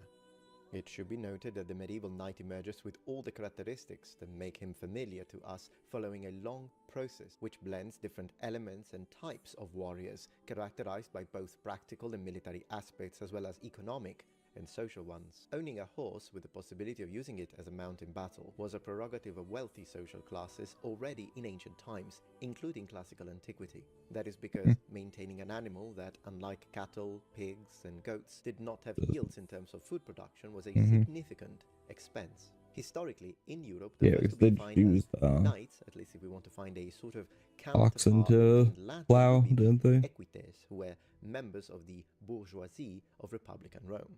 These were citizens who Bourgeoisie. did not belong to the noble class, but who had enough money to spend on maintaining a horse with which to go into battle, an element that became distinctive and characterizing. Despite essentially being the rich, or rather the enriched, the term that defines in fact them as a social class is precisely equites, which in English would be translated as horsemen. Horse. From a purely Yeah. functional perspective, it should be noted that cavalry did not play a predominant role in ancient armies. Just like light infantry, cavalry served as support for heavy infantry, which was at this time the true queen of the battlefield. Skillful use of cavalry certainly enabled victories in battles, as demonstrated by strategists such as Alexander the Great and Hannibal, but only when it was employed, like other specialized units such as archers, slingers, skirmishers, in support of rank-and-file infantry.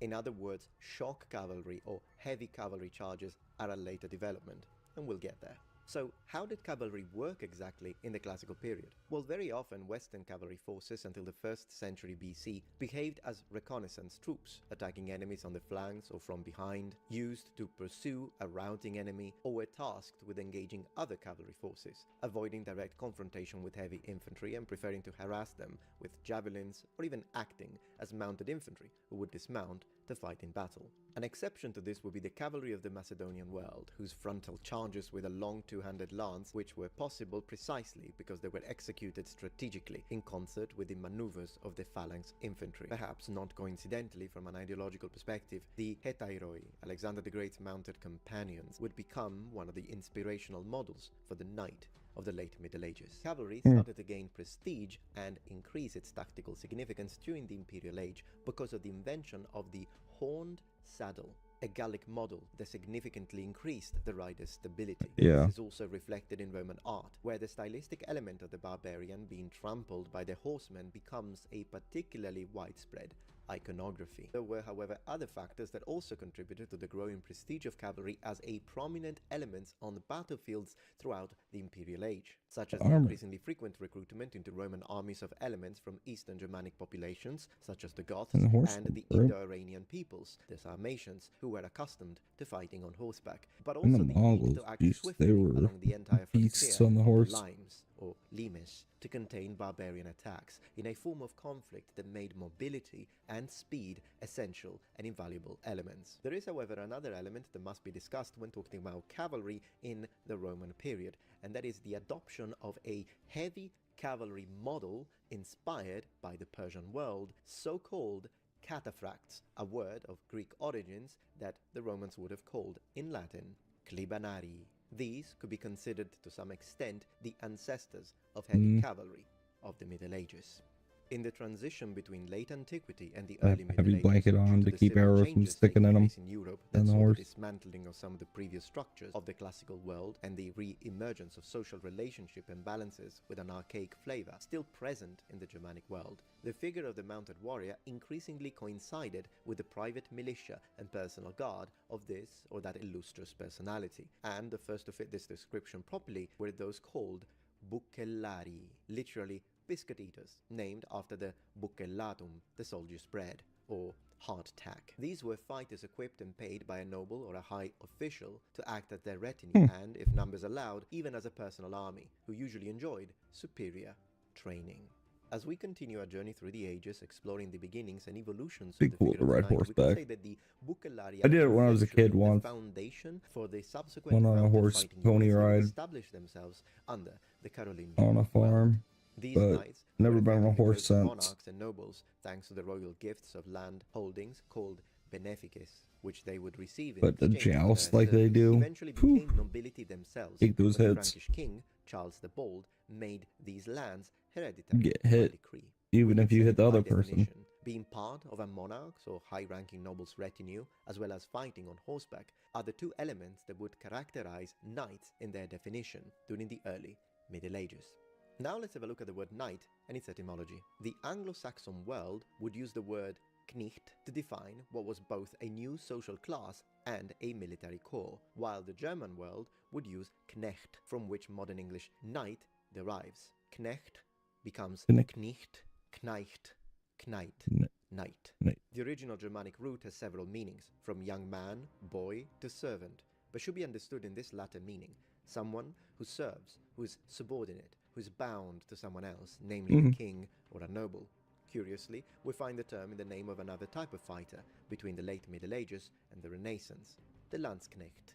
Land, Knecht, one who serves the land. The French-speaking world would instead use the word chevalier, from cheval, horse, and in Germany, Knecht would gradually be abandoned during the late Middle Ages for the form Ritter, person who rides, a rider. The increasingly widespread use of mounted regiments as no longer a support element but as a keystone of armies, and the establishment of a nobility born from the equestrian military sphere led to a selection of animals, which probably already begun in late Roman times, that produced substantial changes in horse sizes. While ancient horses were essentially little larger than ponies, standing between 1 meter 10 and 1 meter 30, targeted crossbreeding with breeds from the east led to the birth of increasingly large and imposing beasts, making the knight much more formidable, both from a practical and psychological point of view. And from a functional perspective, the introduction of the stirrup, probably arriving in Europe with a Mongol origin between the 6th and the 7th century AD, which was adopted by the Franks around the 8th century, must have further contributed to the establishment of the knight as a model warrior, a shock impact factor, although contemporary military historians largely agree that its contribution has been exaggerated by historical literature of the 1960s. It is in fact possible that while the stirrup undoubtedly made horseback riding easier, its use, at least during the early Middle Ages, must not have been as revolutionary as the invention of the horned saddle that we discussed earlier when it comes to the ancient times. At least according to the sources, its primary function seems to have been not so much to maintain stability, but to mount the horse easily, as evidenced by its Latin name, transcribed in Greek characters in the strategikon scala, which means ladder. Yes, the ancients called it a ladder. Now, if we want to look for a specific battle that kind of marks the moment in which cavalry becomes more important in Europe as a main component within military strategy, of course we could think and go all the way back to the Battle of Adrianople, but I think the most fitting example would be indeed the famous Battle of Hastings of 1066. That is because if we look at the Bayeux tapestry, however it's pronounced, when we look at the Saxons and the Normans, sometimes they're almost virtually indistinguishable, and the one thing that sets aside the victorious Normans over the Saxons is the fact that a huge chunk of their troops is in fact mounted. They focus on cavalry. But as we continue our Cavalry journey was a deeper within huge medieval period, turning that's point when in wars. specific type of technique called Just like tanks were. lance-crochet, or the idea of putting Not your lance initially. underneath your They had to be armpit, and a upgraded, stronger just focus like on impact cavalry will make use a good 250 the years cavalry, later really. of the invention of the stirrup, maximizing its potential. And as we continue into the late Middle Ages with the advent of plate armor, the lance in rest will further strengthen and solidify this fighting technique, maximizing the impact force on the target. As we discuss all of this, one thing that we have to discuss is how effective cavalry charges are against infantry. What's important to say is that cavalry doesn't always trump infantry, and it is in fact a matter of training. With that being said, it is absolutely true that at least until the late 13th century, infantry formations that would be disciplined enough to remain compact in the face of a heavy cavalry charge rarely existed, due to several factors that also involved the psychological sphere.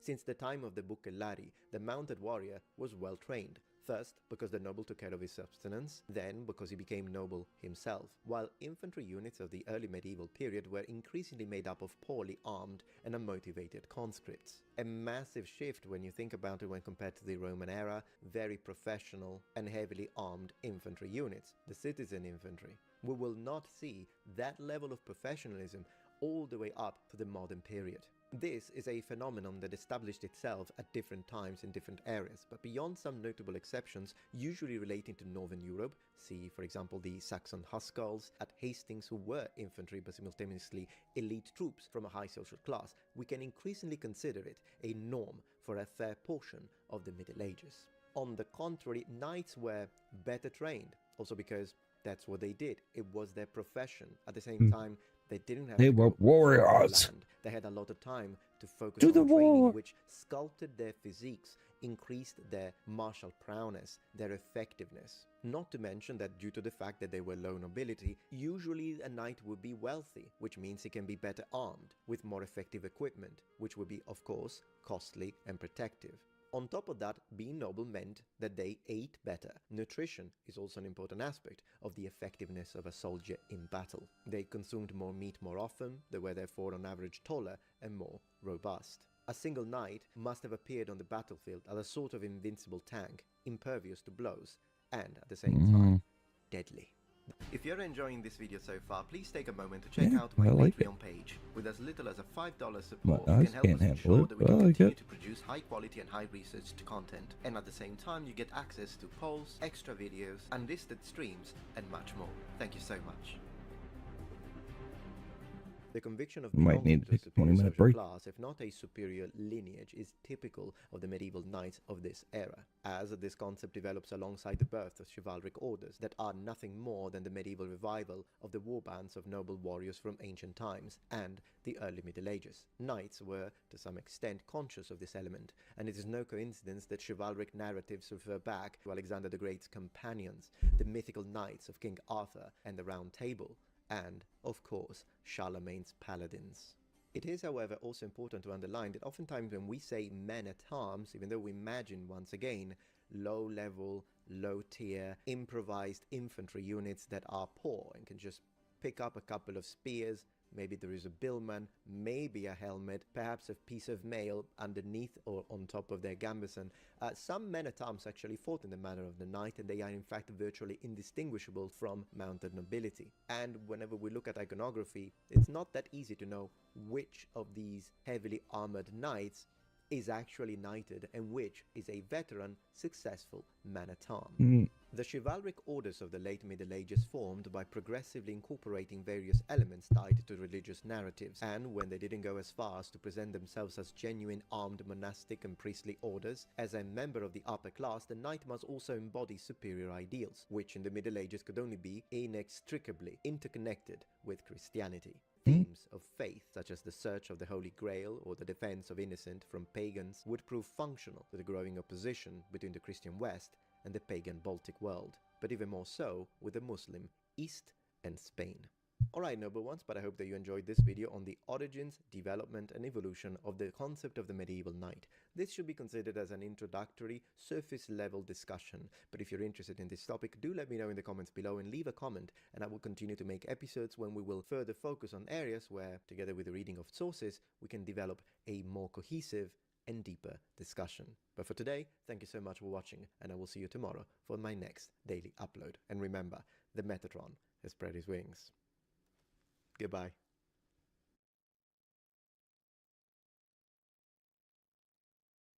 Proudly presenting the Pendant of the Noble One. Look at this beauty. Original custom design created by me in collaboration with Viking Jewelry, and it's my way to celebrate all of you, because as you know, I've been calling you Noble Ones for the last 12 years. Well, this is indeed the pendant of you, the Noble Ones, who are the Custos Veritatis, written here in Latin, and it means keeper of truth. I like that. Because that's the only thing that matters, the truth, whether it offends them or not. So, available in both silver and bronze. I think my favorite is the bronze one, but they're both great.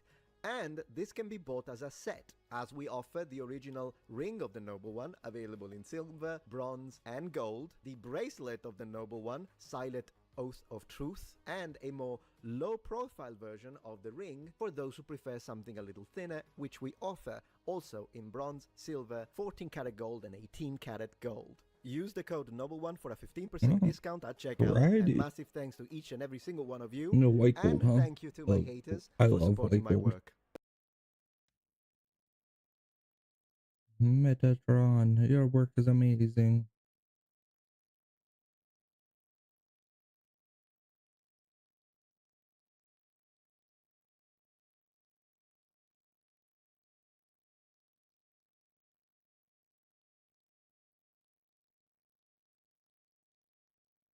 There's a lot I want to talk about here after seeing what happened at TwitchCon last night with Emiru being assaulted by a rogue lunatic fan who just walked completely unimpeded past the line at her meet and greet and unconsensually hugged her and looked like tried to kiss her, which is textbook assault. And it's very scary that it was able to happen so easily here. He was shoved off by a security guard, but then he just walked away.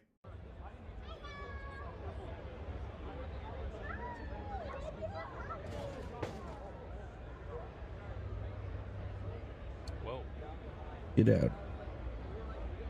That's crazy. Holy shit, what the fuck was that?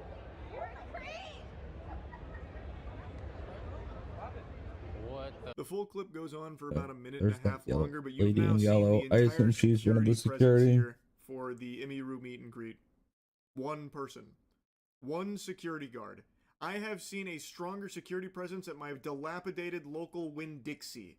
This is fucking crazy. If you need to tell her that because she hired And him. also worth mentioning, it's not Emiru's preferred bodyguard from what I understand. I had a security guard 2 years ago where there was a guy following me around TwitchCon, and he like asked him to stop multiple times. My guard asked him, and the guy wouldn't stop, so he grabbed the guy, but he didn't like hurt him.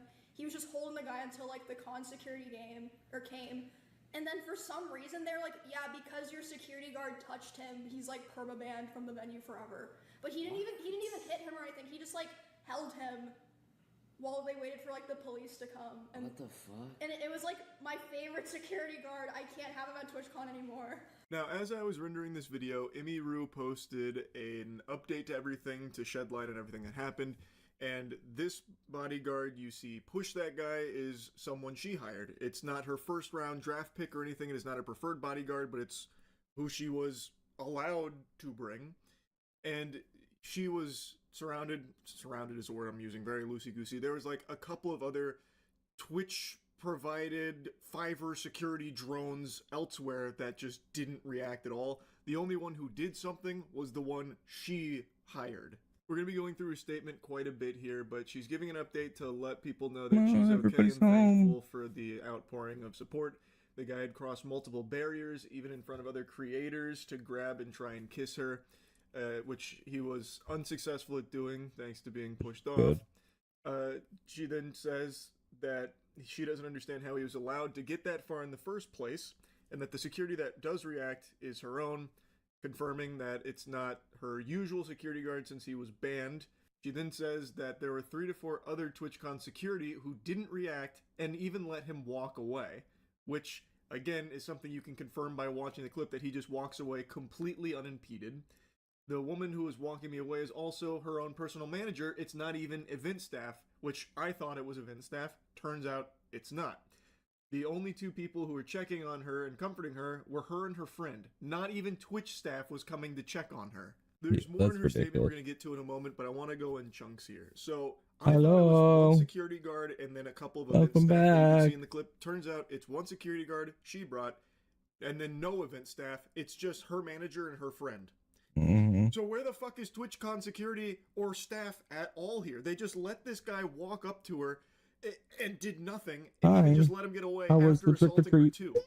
Again, I still cannot even believe they banned the security guard that she wanted to bring and had brought in the past that did successfully prevent a potential threat from harming her. It's so fucked up, and I truly can't understand the thought process behind their decision to ban him in the first place. Bubbles. He did his job properly. He held the potential threat until authorities arrived. What else are you supposed to do? That's like the number one thing. You're supposed to stop the threat. And that sounds like exactly what he did here. I think maybe Twitch was concerned that he used excessive force. Fine, I'll take the paddle ball. He grabbed him. What do they think? You put him into a headlock and then hit him with an atomic power bomb into a fucking tombstone? It's a paddle ball. Let me show you. I'll show you how to use it. Here, what do they take your think bunga bucket. happened there? Now, I've read mixed things on who's responsible for that bodyguard Put it on the being floor. banned, whether it was Twitch or We the have to venue inspect it, TwitchCon remember. is held at. But regardless of who's responsible for the ban, the fact that he is forbidden from being there because of being good at his job is just unacceptable. This guy walks past this entire line, literally just fucking fee-fi-fo-fums through the whole line here at the meet and greet, and assaults Emiru. Nobody stopped him when he was cutting through the line, and it wasn't until he had already assaulted Emiru that he got pushed off. And then he didn't even get stopped or anything by additional security because there was only that one guy Eva that was May. there as like a bodyguard. Eva. Like, I don't know. I would just kind of Stay expect here. after a fucking assault just Good girl. unfolded here, there would be a big response from the TwitchCon security personnel. Like coming over here throwing like a spike strip down or like at least throwing a banana peel down so he slips and falls on it so they can apprehend him. But I didn't see any of that happen. Nothing at all. Just fucking crickets. Just tumbleweed rolling through here.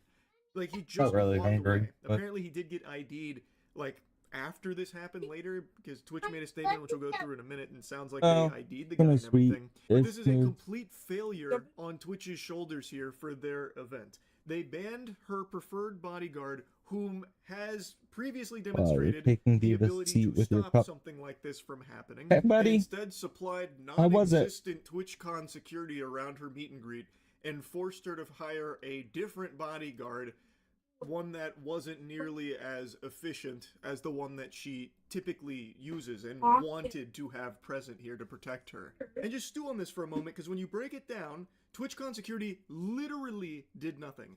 Not only did they not stop the guy before he assaulted Emiru, again, it could have even been a murder or something. The if he had, like, public a freak, weapon or it'll something. get He was used not to it. stopped despite plenty of, ample opportunity for them to intervene.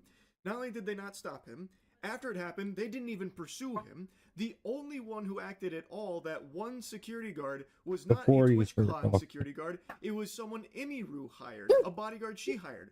That was This the only one person for that you? acted at all. That one's And for the only me? people that Yes, checked on this Emiru one's for you. were her team. thank This you. one's for mine. So can I you but mine? I'll So that open it means for you. at TwitchCon, It's the a security toy. didn't do Yeah. anything at all, nor did the Look, event it's staff for you. do anything to even check on her Ooh. after this happened. Holy shit. It is Well, this one looks that is okay. A inexcusable. little broken, but that's I've talked okay. about events and stuff in the past. I've never been to TwitchCon. I have no plans look, of ever going it's to that TwitchCon or from anything even Smooth. remotely similar to it. And I've always There's a little bit expressed, of candy in the A, I bottom don't of the think I'd bag. have Do you want fun, this? and B, I'm always worried about events like that, It's- like legitimate it's a It's a safety bracelet. concerns. You want to put on? Ever since the Christina Grimmie tragedy, Oh, where you she eat it was off your wrist. murdered at a meet and What? greet, I just have a huge yeah, the Chris- hesitation this with one. this kind of thing because Yeah. you never really it. know who's there and what security looks like. I know prior to TwitchCon, apparently there was a big emphasis on Twitch's side of beefing up their security. Right?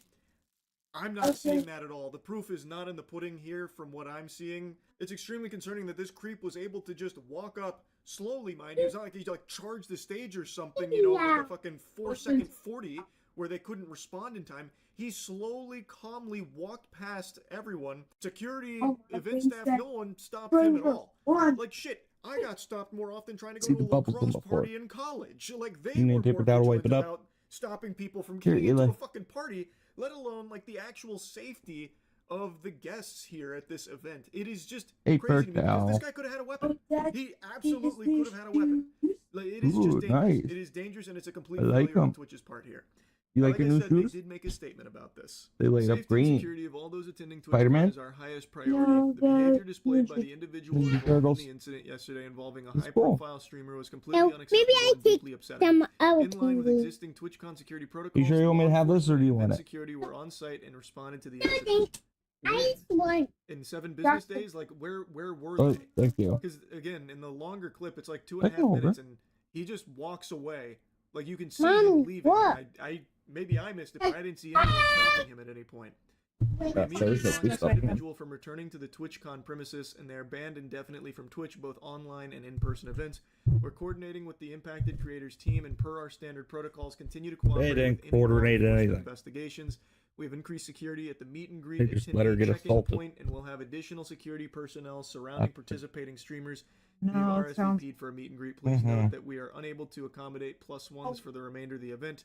Twitch has zero Huh? tolerance Woman. for harassment or acts that inhibit the safety and security of our community. Hey, who's the Like I one? said, based on their statement here, He's the it one. sounds as though they ID'd He's a man. the guy responsible for this assault Hi, here, baby. mentioning that he's been Hi, banned love. on Twitch Hi. and from the I events. love you. It sounds like there's I also love going to be you. additional follow-ups, I believe. I love That's you. how it read to me. I love Now, you. as a result of the assault I that love you. Emiru experienced at their event, Hi. they are going to be having a stronger security presence Hey, moving for their baby. meet and greets that are scheduled. The question begs to be asked, why wasn't that an emphasis beforehand? Say hi, You're kitty. saying Oh. that safety was like your top priority, Guess Yet his it's very nose. clear, Guess very his evident in nose. this clip Oh, that ow. there's He not had a a lot little of security straw. there. So what are you doing about like I love safety? you. Like, what I don't understand. You If safety is such a high have priority, where's security? Why I don't know We why got it's so shot. lackluster then Ow. if it's such a Uh, high priority. It happens. And again, this is like I a love you. huge streamer. Emmy Rue is I like love one you. of the biggest streamers. I love you. What I does love you. I security love look you. like for streamers that aren't her size? I genuinely have no idea. It's a legitimate question I'm asking because, No. again, Emmy Rue is like one of the I mean- biggest streamers, and I love TwitchCon her. didn't have like any adequate security presence at her meet and greet. What does it look like for a smaller streamer doing a meet and greet? Did they provide anything at all to them? And Horrible. also, what they do provide is basically anyway, nothing. The security didn't act at Oh, all. okay. Here. So now let's go back to Emiru's statement because she says something very interesting here. What about happened? Twitch's statement. In Twitch's statement, they said that the guy Oh was no, what immediately happened to caught it? and detained. Sorry, There's a but piece that's a over there. blatant lie. He was allowed to walk away from my meet and greet, and I didn't hear he was caught until hours after he attacked me, and it felt like this only happened because of my Another manager one of those pressing for it, Smarties? not because TwitchCon They staff go under and my president blanket? thought it was a big deal. She mentions there's more she wants to talk about on it, but I'll Look save around, it for look stream. around, She somewhere. then goes on to thank people for the support and Gone confirms that this will be her forever. last TwitchCon, which I think is Gone completely forever. Wait understandable. to see. I think other creators should seriously consider not Ooh. attending in the future. I did not feel cared for or protected, even bringing my own security and One of staff. those I Smarties. can't imagine how creators without those I options can't. would feel. So according to Emiru's Okay. statement here, she believes that the guy wasn't like immediately caught and ID'd Well, I'm by holding this TwitchCon staff right or now. anything like that. Papa. You wanna In get a fact, chair it and wasn't sit next to until me? her manager pressed them for Here, go action pull your that high they did chair up. anything Look at it up. all. That's unhinged. They didn't want to, jump into action after a fucking assault just took place. I just don't get it. That's I don't know where your high completely chair is. unhinged. It almost Or you feels can like pull a maybe they chair were up. more angry about Emiru's bodyguard there shoving the guy. Like maybe they're thinking about banning him from Twitch events in the future or something. Like it doesn't seem like their priority is safety. If they were going to just let this guy walk away until Emiru's manager had to force their hand to do something, this is just Yeah. not a safe environment. And this isn't a No, new it's not criticism of safe. TwitchCon. This has been consistently something that people have spoken out about for years with TwitchCon. You want me to open Like, it? I'm sure a lot of you have heard the Ooh, is horror it? stories that have been reported numerous times in the past at previous TwitchCons about like drink Ooh, spiking, a Jolly or, Rancher. like the lack of security presence, stuff like Ooh, that. It Jolly has been Rancher. something that people have mentioned Hello. numerous times, and What are every you time doing, Twitch baby? tries to assure the community that they're really taking security seriously this time around. This time, it's fucking locked down. You want me to There's open gonna the be Jolly no Rancher up, issues. And Eli? like clockwork, there's always Yeah. seemingly some kind of big That's right, security buddy. Why you gonna concern attack or me? something Well- that arises at TwitchCon. Like, it's just, I don't understand how they're not doing anything to like remedy it. Even in this, which is again supposed to be like their big year of security, Paul. like because they made a huge, in my stance on how bag. strong they're going to be with security this year, and how Ta-da. seriously they're taking it, how Yeah. seriously they're going to take it, and then You day one of opened this. TwitchCon, Emiru gets assaulted, and then in this clip, Tonight. it really seems like there's not a lot of security there, and if there is, like off camera, a bunch of security, they're not very efficacious. They're not very good at stopping a legitimate threat. Like I said, this guy's intentions could have been to murder Emiru here. He could have had a weapon, and he wasn't even stopped. He got all the way to her and I opened your assaulted candy. her before he was finally shoved off. Like, there This is is a so real wet. problem. And Mhm. according to Emiru, it's actually It's all even candy. worse than that on the TwitchCon security side, where they didn't even want to go after Come the guy go. until they were Yeah. forced to by Emiru's team pressing them for it. I So love, not only did the assault happen under their watch, I love Smarties. where How about they you, had babies? ample You love chances to Smarties? stop that guy, but none of the handful of security that was around intervened in any way, and then didn't do anything to pursue the criminal. That's a crime. Like, that's a crime, and they were just That's gonna let it. him get away with that. It's complete lunacy. Emiru mentions that event staff didn't check on her or anything. What you saw was her team checking on her and making sure everything's okay. So what is TwitchCon like? Where are the event staff and security then? So they don't even check on someone who was just assaulted? They don't even go and see what just happened? Like, are you okay? Do you need anything? Nothing at all? Like, that's crazy. It does not feel like safety job, is a buddy. huge priority at TwitchCon. What happened to Emiru is terrible, and it shouldn't have happened at all. It shouldn't I happen found to your Smartie. her or anybody There was the other attending one. TwitchCon. Oh. Another thing I want to briefly mention I here. don't want it right now. No, you got one open. We'll leave that one. in order to Yeah, let's keep put her that chair show. around. Get you set. So I had to cancel my meet and greet because of the stuff. Whoa. In order to, it's Look at I this can't day. cancel my meet and greet Oopsie and daisy. not cancel her show because Oh. of the fact that the reason I cancel my meet and greet is I don't want to be in the same place for 2 hours Hey, sissy. because of people being Baby. weird. That was Okay. And then I'm under Please. contract with them, so I can't Papa, cancel one and not cancel the Dada, other. you and the Interesting. what? I can eat it. I'm sorry. I kept my meet and greet because I wanted to keep What? my show. I'm surely it'll be I'm fine. sorry. You okay? I'm sure everyone will be nice. Whoa. You want to watch It the was a TV? contractual obligation that if Emiru wanted to keep that show, she would have to do this meet and greet, Hey. which is something it doesn't seem like she wanted to do, but was trying to approach it with Hey. optimism about people, you know, Hey, being I love nice and you. not being weird. Unfortunately, That's it. that's just not how things panned out, and it's crazy. She didn't even want to do this I love meet you. and greet. It's something that it seems Twitch was requiring her to do in order to keep the other thing that she actually did want, unrelated to the What? meet and greet. Oh, that might So she happen. decides to oblige and do this meet and greet, and Twitch doesn't even do the bare minimum of giving her adequate What security you to see? protect You her. brother? Holy shit. So anyway, I just wanted to talk about this a little bit. That's about it. So, yep. You see brother? Hi, Gabe. Hi, Eli. Oh, kisses. Ah. Don Lemon is under fire after telling people to buy Good guns job. Nice and to arm gentle. themselves Say- against ICE. She's like, And, Eli, people on the Eli, right are outraged by Eli. it, but Go, EI. I'm not really, to be completely honest. This is Say hi, predictable, Eli. obvious, and we're going to see more of it. Say hi, I can say this Eli. over and over again. We are You scared her. existentially divided, the left and the right. I call You're it, creepy. actually, I'm sorry, I should pause. Stephen Marsh calls it You're okay.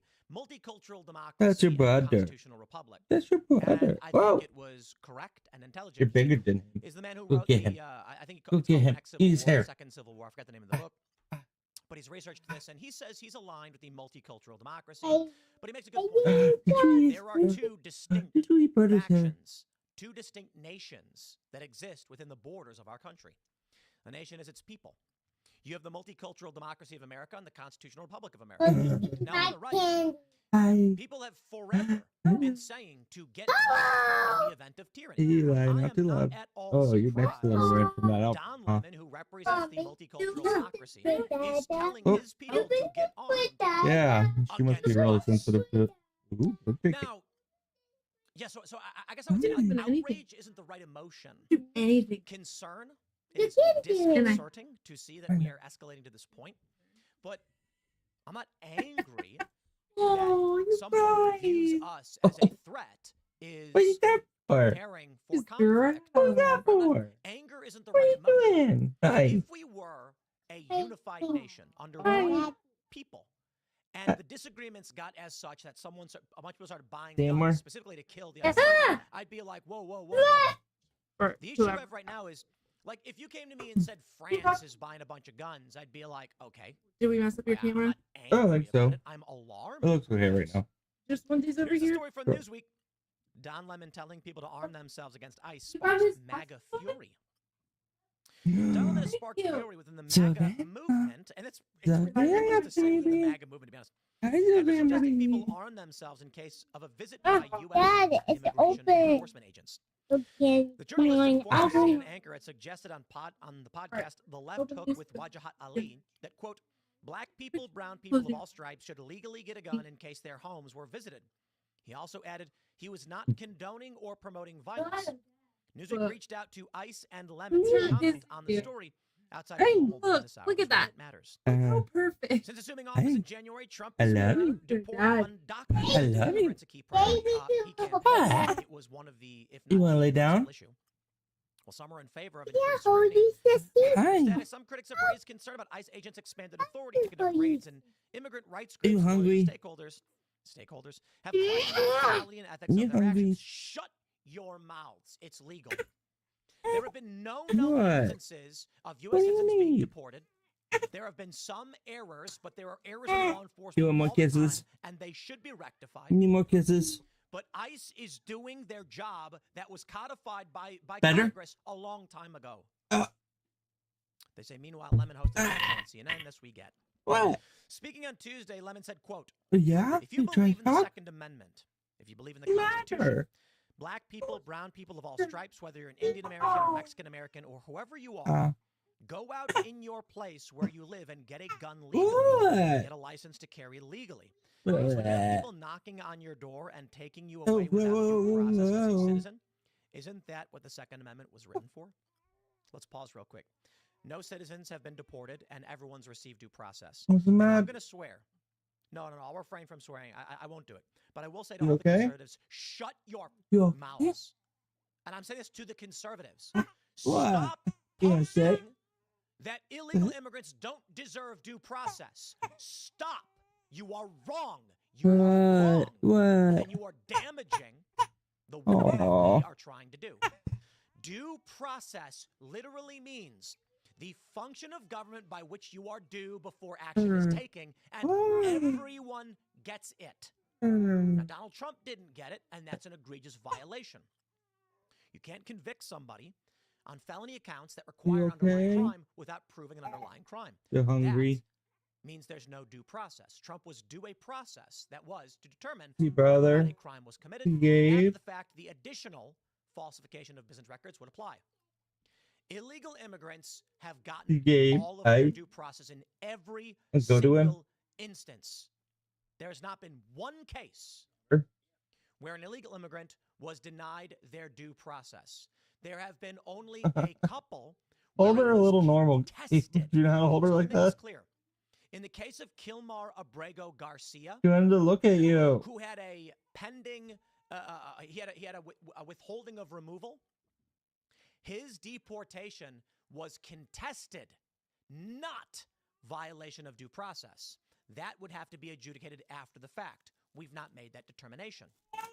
The argument was that Kilmar was here illegally, did have an order of removal, but a withholding because he couldn't go back to his home I'll country. take her back. He could have been deported to literally anywhere else. So one could argue there was potentially administrative error in sending him back to El Salvador. However, the administration contends the declaration under the Alien Enemies Act supersedes this. So it is a contested. So by all means, She's hungry. we have no confirmed violations of due process.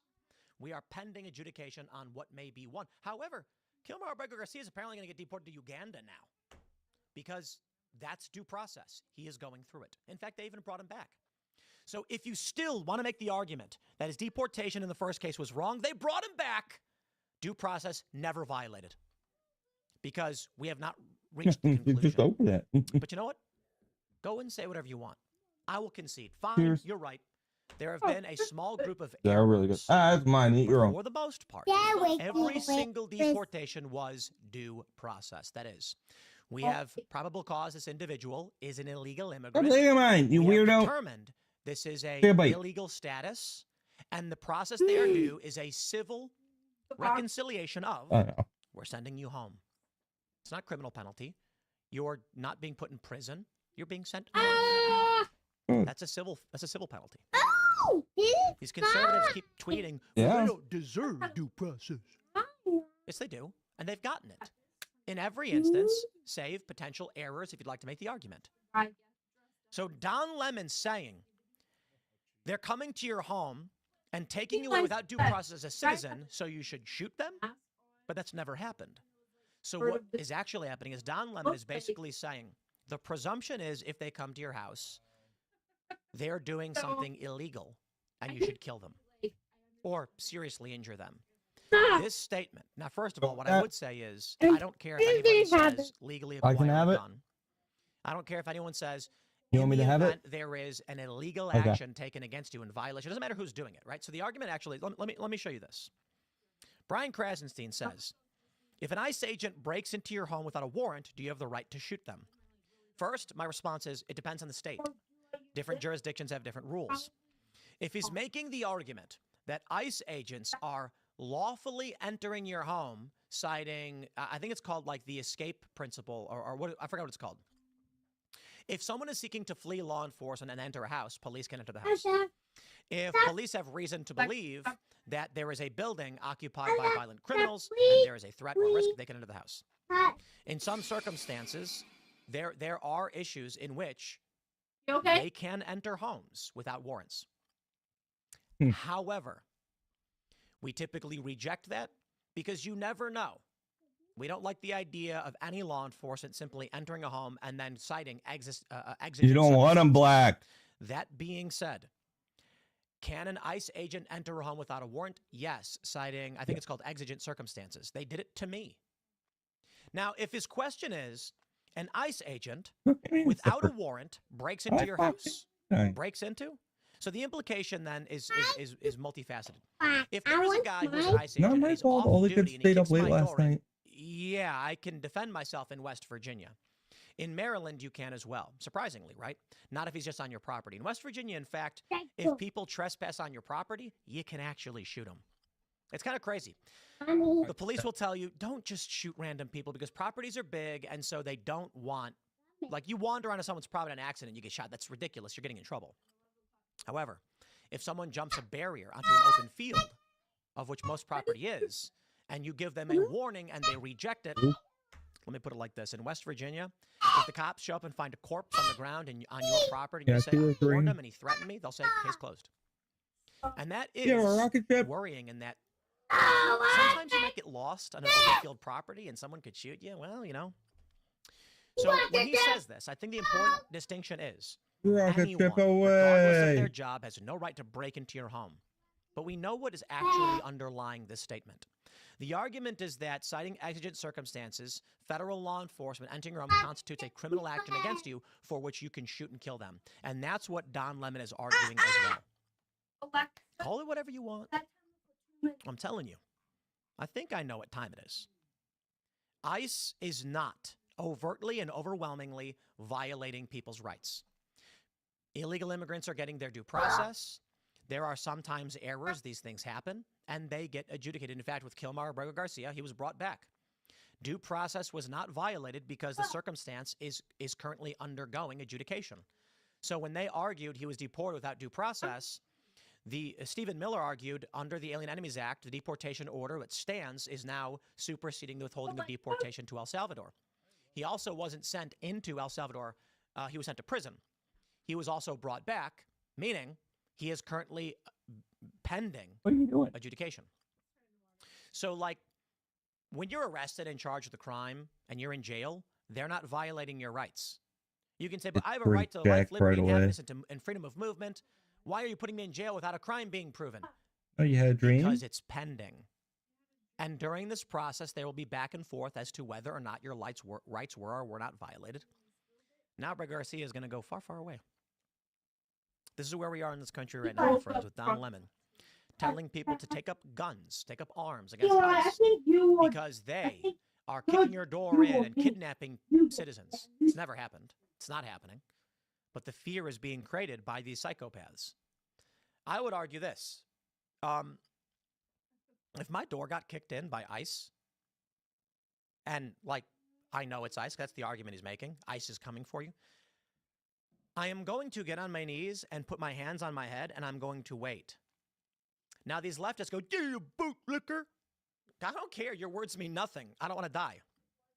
Now, if the door gets kicked in and there's plainclothes individuals, therein lies a very serious challenge that exists to this date and has for a long time.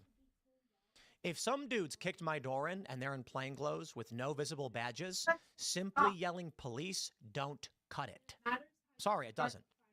Announcing that we're officers, what do you think gangbangers and criminals are going to do? Gangbangers, open up. No, they're going to yell police because they want to kill you. So, in the instance, people kick your door in and storm into your house, just like we saw with, let me pull up the, it was Breonna Taylor. The boyfriend, his name was, I think it was Kevin something. Let me pull this up. What was Breonna Taylor's boyfriend? He got arrested at first because he shot a cop. Kenneth Walker. Here you go. He was cleared of all wrongdoing. Why? Clean it up. He shot officers believing they were intruders. They returned fire, killing Taylor. He was charged, cleared, and he settled a lawsuit for $2 million. So yes, when plainclothes officers come into your house, in fact, depending on the jurisdiction, you likely will be charged, but assuming you survive, you're not going to be accused of wrongdoing. This is not what's happening. ICE are wearing clear uniforms. They say police. They have identifying information on their uniforms. In the event someone comes to your house and they're a police officer, even if they're violating your rights, you do not win by fighting with the cops. Now, don't get me wrong. Look, in the instance that you're dealing with a totalitarian dictatorship, and they're like, we're going to do whatever we want and black bag you, sure, fine. You're dealing with criminal actions against you. We're not seeing that. Exigent circumstances, they come into your house, and this could be someone's fleeing, they have reason to believe a violent crime is being committed, or there is a crime being committed, in which case, you're not going to win by fighting with these guys. You get on your knees, put your hands on your head, and you wait for things to calm down, lest it get hot. I'm not a fan. I do not like where we are as a country. I do not want federal law enforcement sweeping through buildings or doing any of these things.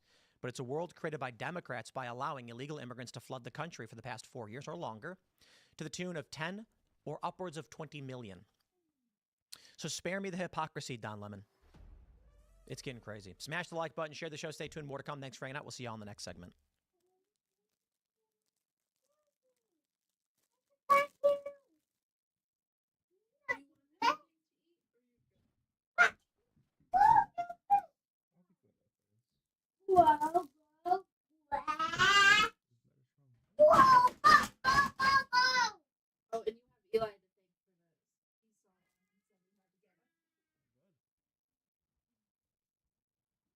It's like a moon pie, but not. Birthday cake, moon pie. Hi, Sissy.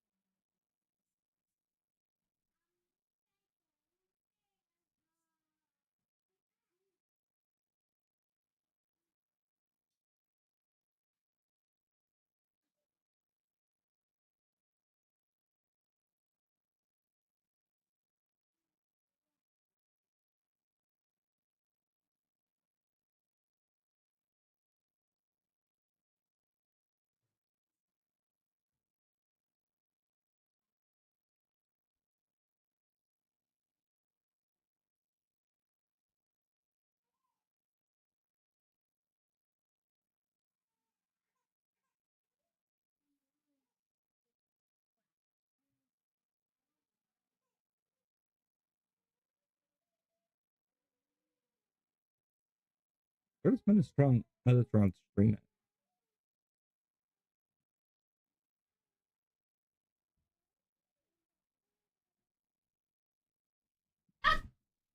Go to the table. Yep. Take your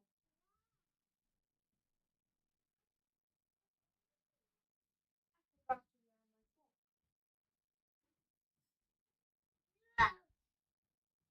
dog to the table. Sissy. Nope. You okay? Jeez. Struggling to get up there, kiddo. Struggling. Tattoo. What? Oh, your gummy bears? Go ahead, take them. That's your candy. Yeah. Go eat your hot dog and stuff.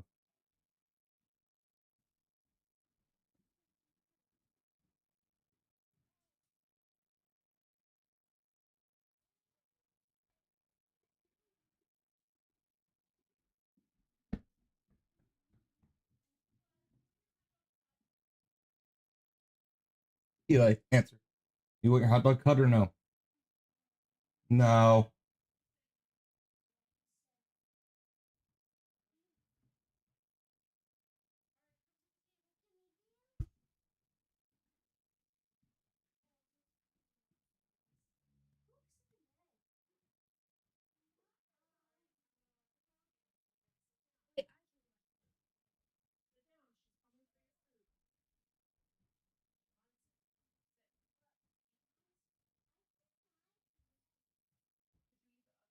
Is who.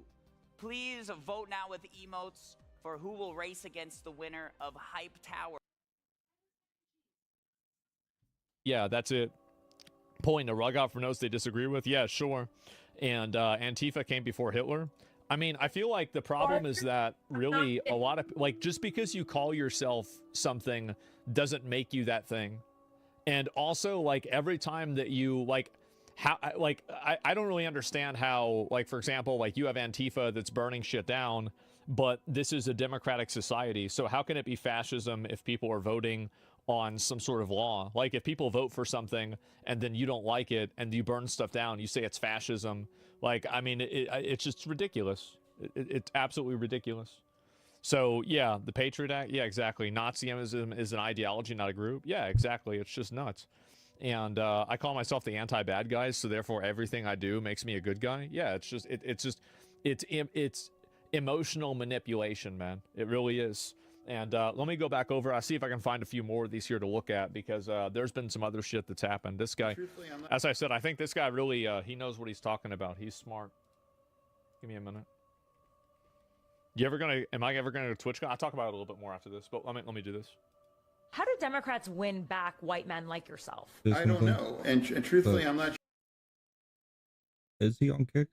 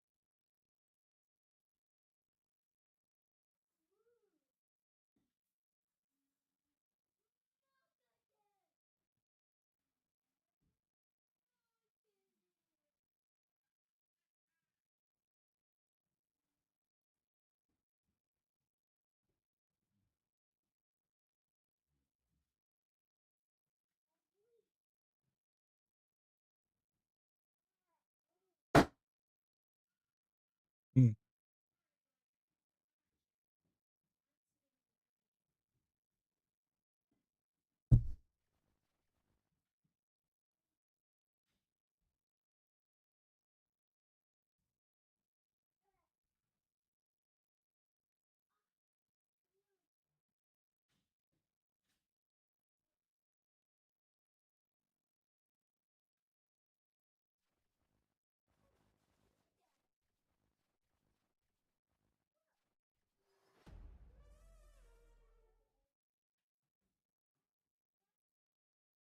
I remember that password or not.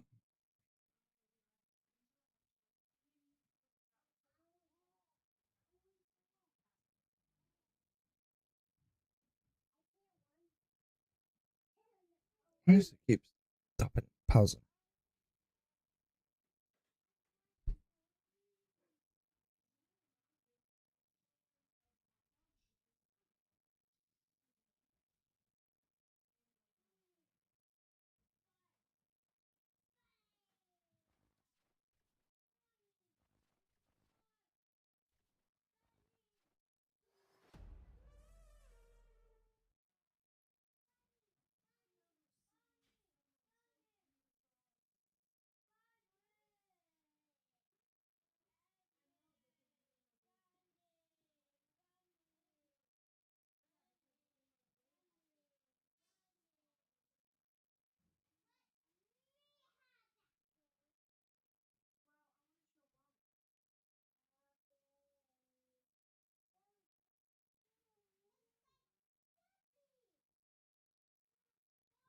Google.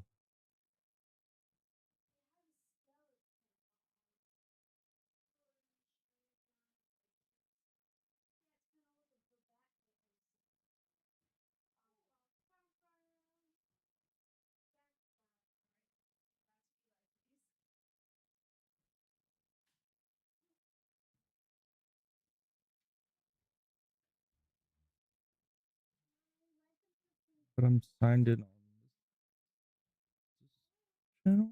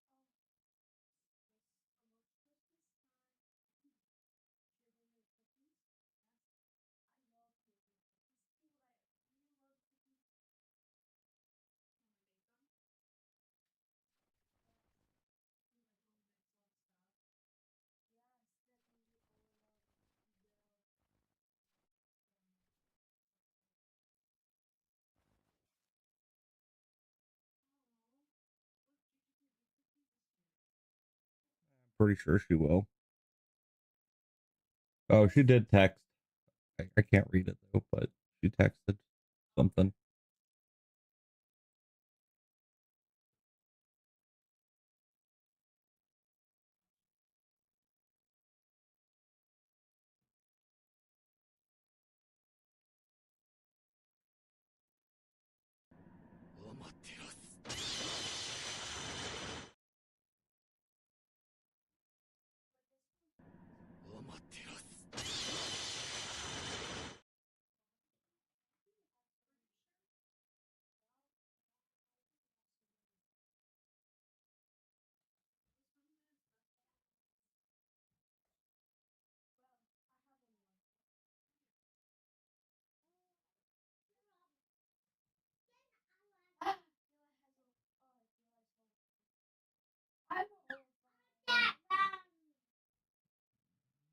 Get my hair cut.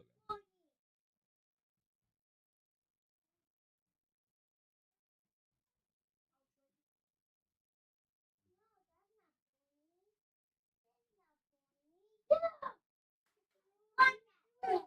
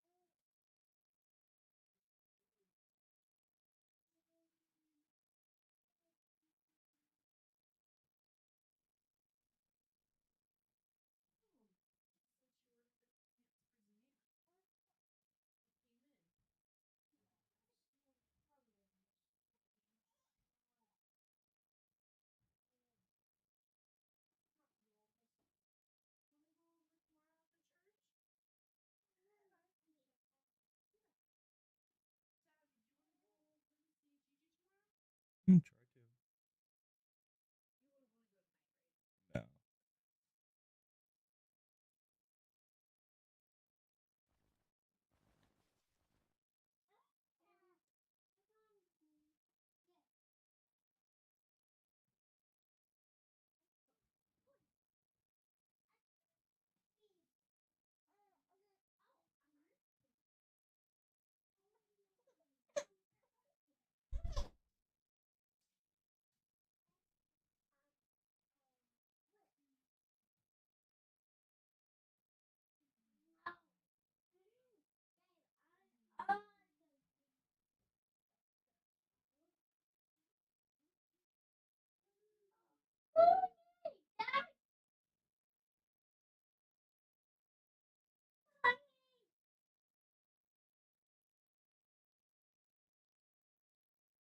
That is kicked down.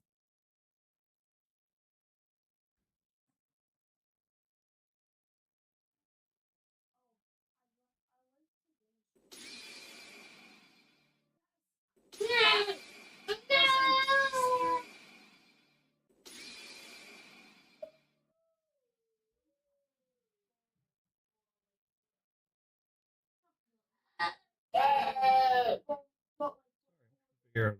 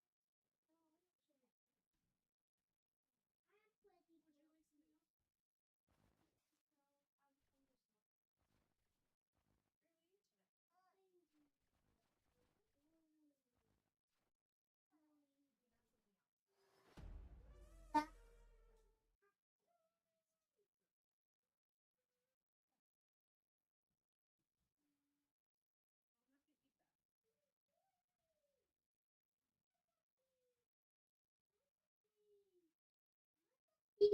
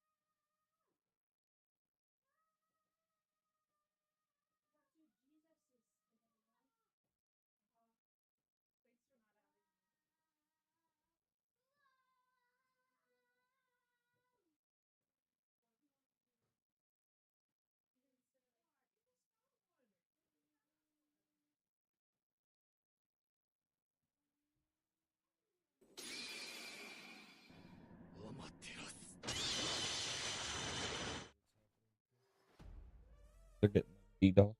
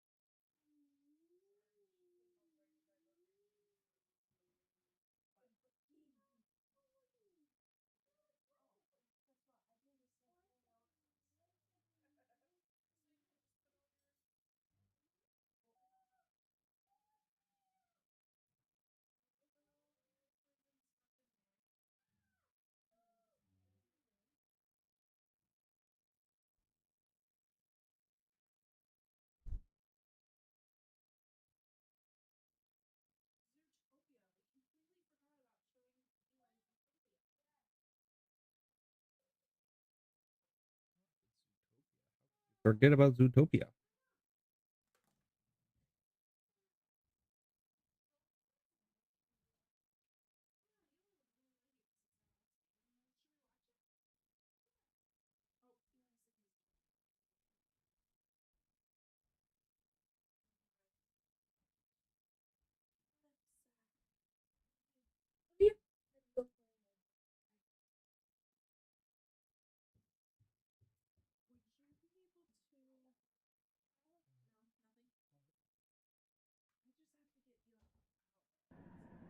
I can hold her.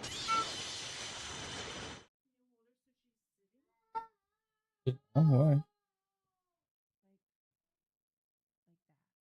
Hmm?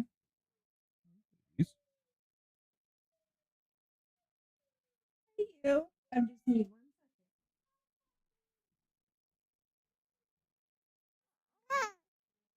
Oh,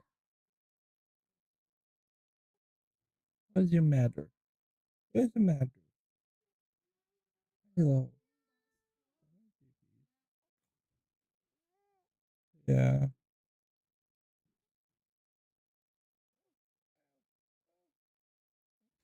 And what do you mean that? Hey. Yeah.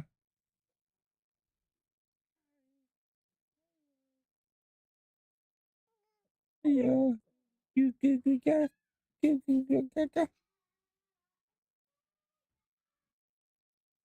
Love you. Love you. Oh. Oh.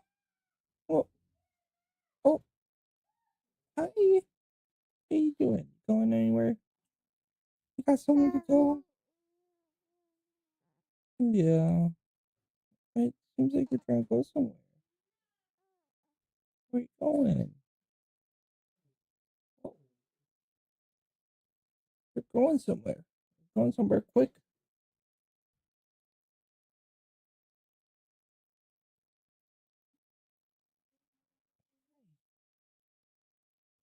Going trying weeping.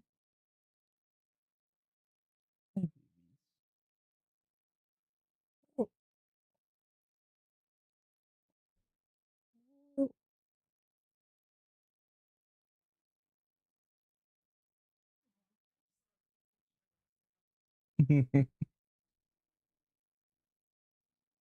Going. You trying to sit up? Roadhouse, Mm-hmm. and I wore a dress. Mm-hmm. You remember? Mm-hmm. Yeah. Oh, I missed that. Yeah, it was. It was fun.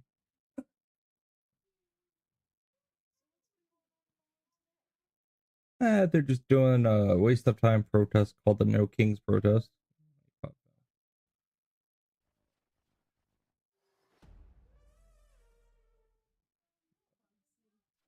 But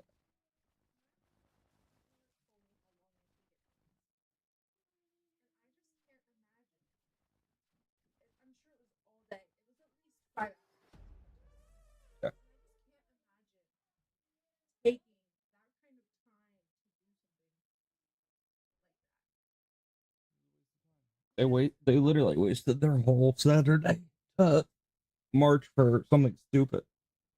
that won't It's not even people are there and they don't even know the reason they're there. Like they're just there to be there, not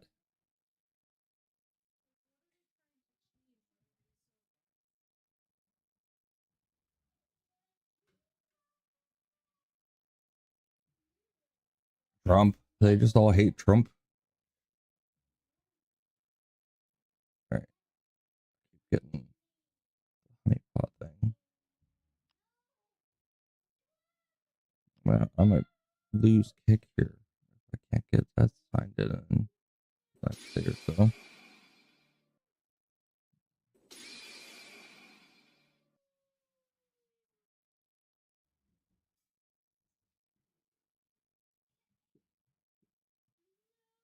Try it on Edge.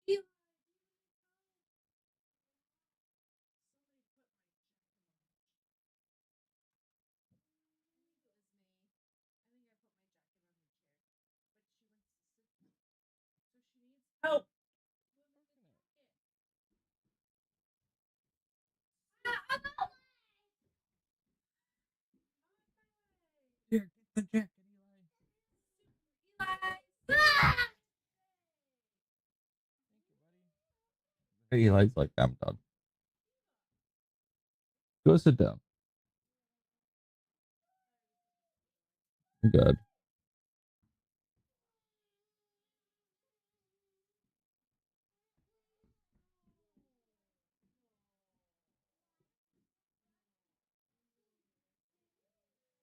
So apparently Kick is down.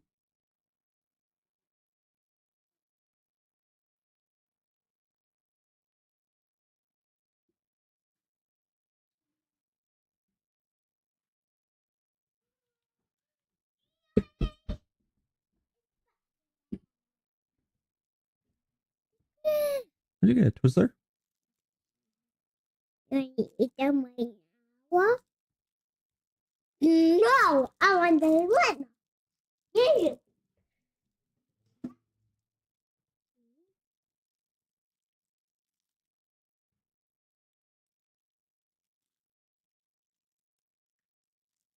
Oh, some orchid. Oh, some orchid. Yeah, they're all candy.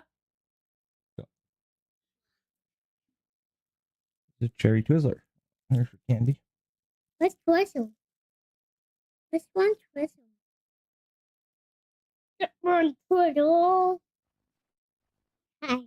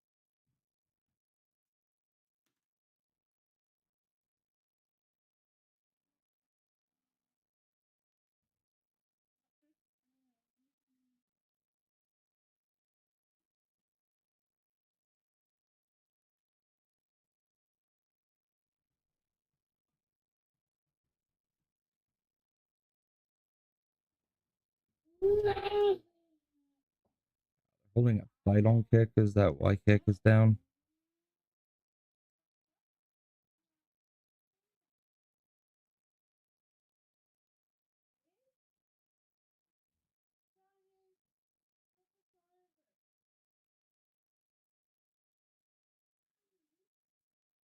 Oh, I mean, I guess I'm still technically streaming to there. I just can't change anything, so it is what it is.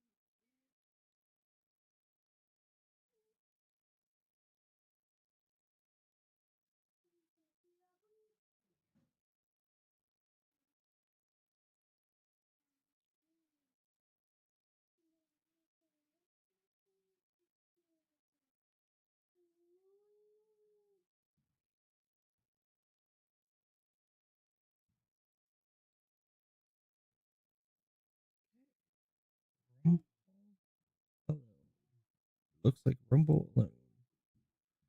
Because done with Twitch now. Because Kick is not working.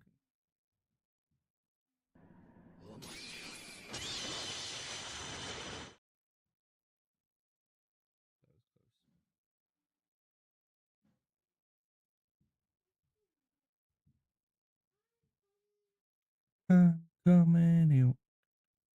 Da-da-da-do-do-do. Let's play some games.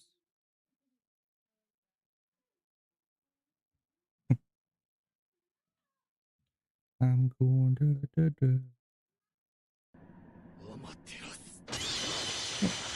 Rivals.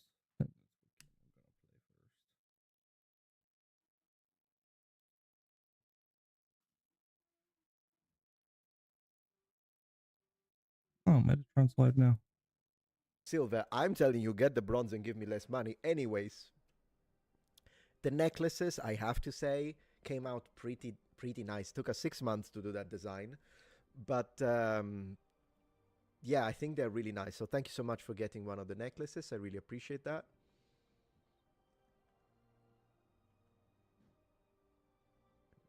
Too many tattoos is a turn off too. So I don't like tattoos. I don't have any tattoos. So I personally don't like tattoos. But then again, if it's, it depends on where it is. If it's a tattoo on the face or the whole neck, yeah. If it's a tattoo in an area that you don't see all the time, that you can, depending on what sleeves you wear, also in a professional environment, that way you have an option. Then, and also it depends what the tattoo is, to be honest, if it's a turn off or not. My wife does have some tattoos, and that's okay. I did tell her, you know, as long as you don't do this, and that, I don't care. It's you, so it's okay. And but yeah, some tattoos, like when they are like the entirety of the body, some guys are into that. Some guys are into that. They're like, oh my gosh, these tattoo girls are so hot and whatever. Fine, okay, that's what you like. I'm not a big fan of tattoos personally. Yeah.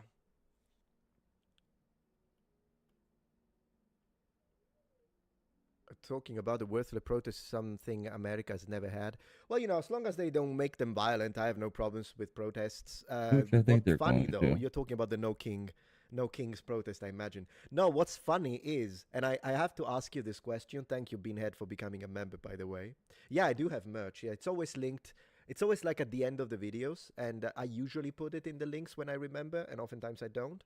But yeah, I do have merch. We can have a look today. But I wanted to say this: when it comes to the No King protests, you can protest, you could do it civilly, and I have no problems with you. But it is gonna be hilarious if they do it in England. Like, you hear me? You hear me? I actually heard an Irish friend of mine who was like, "No, yeah, I want to go to this protest." And I'm like, "Yeah, go." But if they do it in England, man, if they do it in England, it's gonna be absolutely hilarious. No King's protests in a country with a king. What is he gonna say about that? Is he included? Is the actual king included? I know it's hilarious. It's the actual king. So let me get this straight. Protesters, imagine protesters in London, right? Protesters in London who are all gonna protest, well, we want no kings. And then they actually have a royal king, like the actual king. I wonder if that's included. Or when you say kings, you actually mean people that are not actually kings, because last time I checked. I don't know. What do I know? Let me know. If you live in the United Caliphate, let me know. And it could be fun. Also, because now they have the king, they don't even have the queen.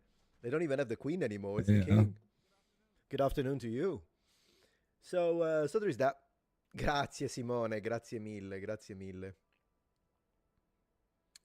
Try that in Thailand. Oh, I don't know. I mean, when it comes to, like, particularly Southeast Asia, I noticed all the situation that happened in, was it in Nepal or Guam? I don't remember now, but it was a mess. The government actually collapsed.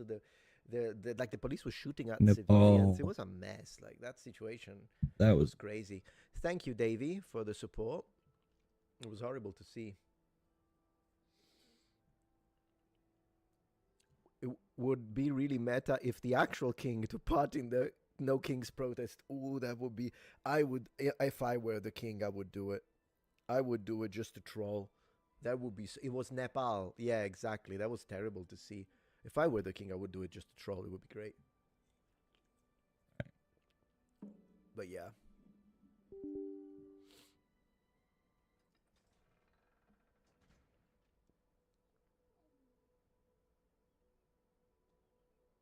Have you seen the new Bella Ciao from Valenti? No, I didn't. I don't even know who Valenti is, to be honest with you. Yeah.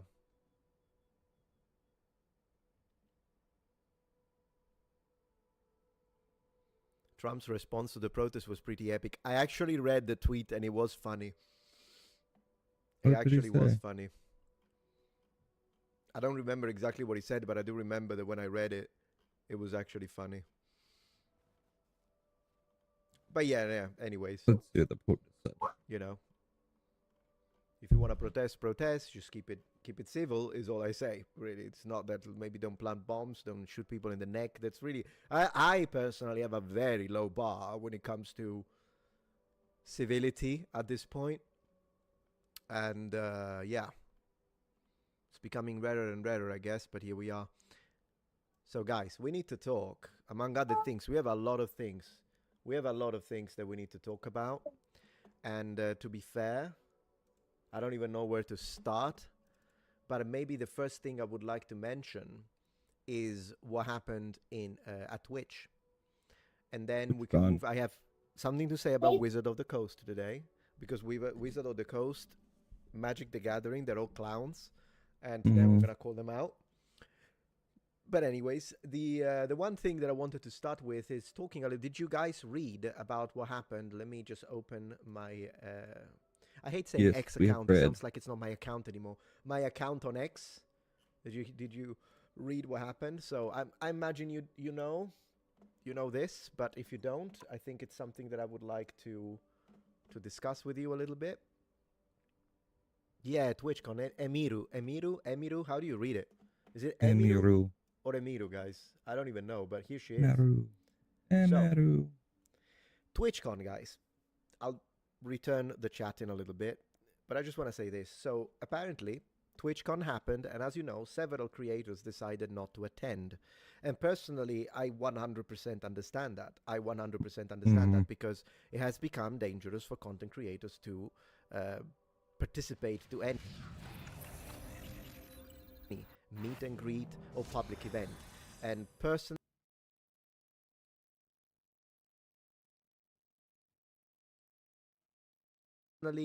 I wouldn't go.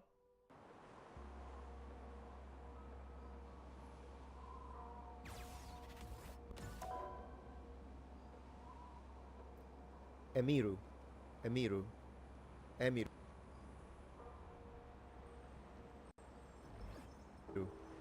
I haven't got a clue. I'll mispronounce it. I'll mispronounce it the whole time. Is it Emiru? Okay. Let's do it. Let's do it this way. I'm gonna pronounce it, and then you tell me yes or no, and I'll just say one of the two. Emiru. Let's see if it's yes or no. So I don't mispronounce it the whole time. You say yes. You say no. Great. Okay. Oh, you're all saying no. So it's Emiru. Okay. Emiru. Kind of more Japanese sounding then. Emiru. So Emiru is correct now? Emiru? I'm going to say Emiru, and if it's wrong, it's your fault, and I'm going to blame you. I'm going to throw you under the bus. I'm going to follow, what's her name? The Moroccan one. Man, I'm terrible with names. Pokimane. I'm going to follow her example, and I'm going to throw everyone else under the bus. So you all will be blamed for it, and I will take no blame, no responsibility. Oh, this is a cool Scarlet Witch Emiru one. then. I Emiru? No. No way. No way.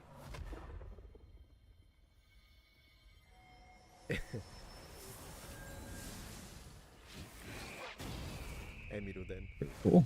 Maybe Raphael. Thank you, Raphael. Welcome back to streams. Thank you. Hope you'll have something to say about the Black April, Man Bun Splinter, and I haven't got a clue what that is. But thank you for the support. I got it right. Then it's Emiru then. Okay, cool. So, anyways, apart from talking about throwing people under the bus, which is again something that it's not my specialty, so I gotta watch more Pokimane to really learn how to do it.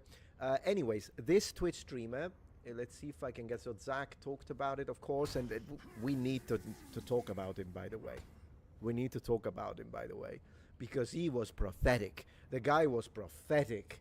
He knew it. They didn't listen, and I'm gonna tell you why they didn't listen. Anyways, let me see if I can find the clip. Yeah, here we go. I have it. I have the clip. I'm like, let me see if I can find the clip. I reposted it, and I already forgot about it. Anyways, watch this. This is what's up. This Here's is what I was talking about, love.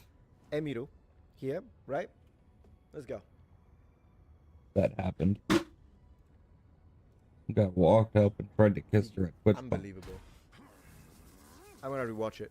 I'm gonna replay it. Not paying attention. So look, she's here, and this absolute Yeah, some guy walked up to this girl and grabbed her and tried to Clearly, kiss her. SA, Like, just walked up out of the her, crowd. right? But I would like you. Okay, there are a lot of things that we can say about this. The first thing is she could have died. Like, this isn't. Let's not. Like, I don't know. In fact, if you know, guys, let me know. Let me know in the comments. Do they do any weapon checking? Do they do any like? Is there any metal detector when you enter one of these events? Because if the answer is yes, I mean, if the answer is no, he could have easily had a knife and she would be dead. Look, he definitely has enough time. Look, so he's getting closer. He's moving very fast. She's very minute, by the way. He could probably break a neck.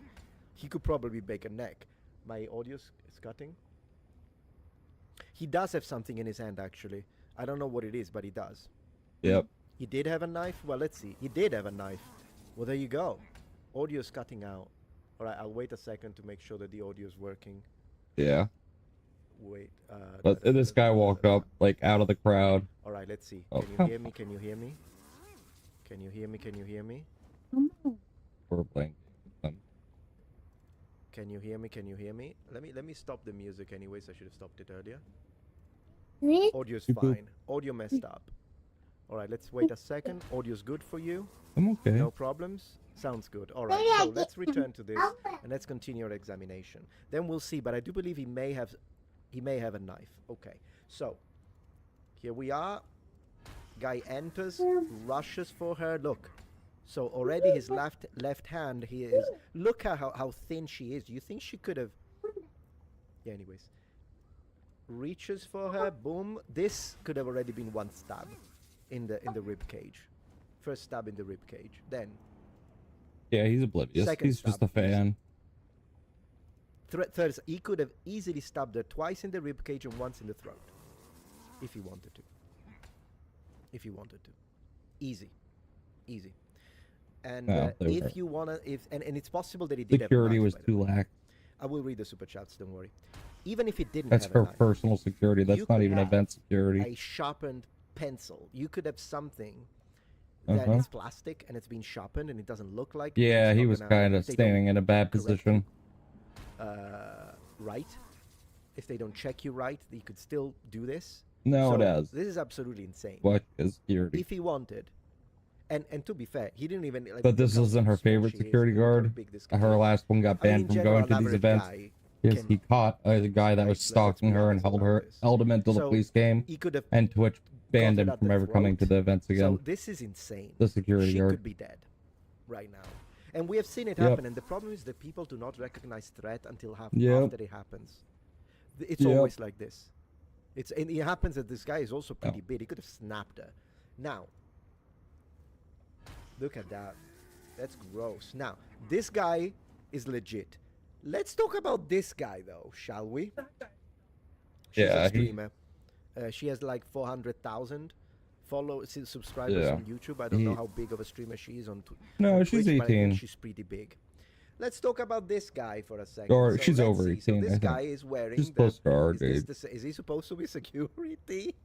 Yeah, the blue hair guy. And people are gonna be like, "Why did you have to point out he has blue hair?" Because he has blue hair. What do you want from me? Anyways, let's go. So, what is he doing? Nothing. Nothing. He definitely saw him arrive.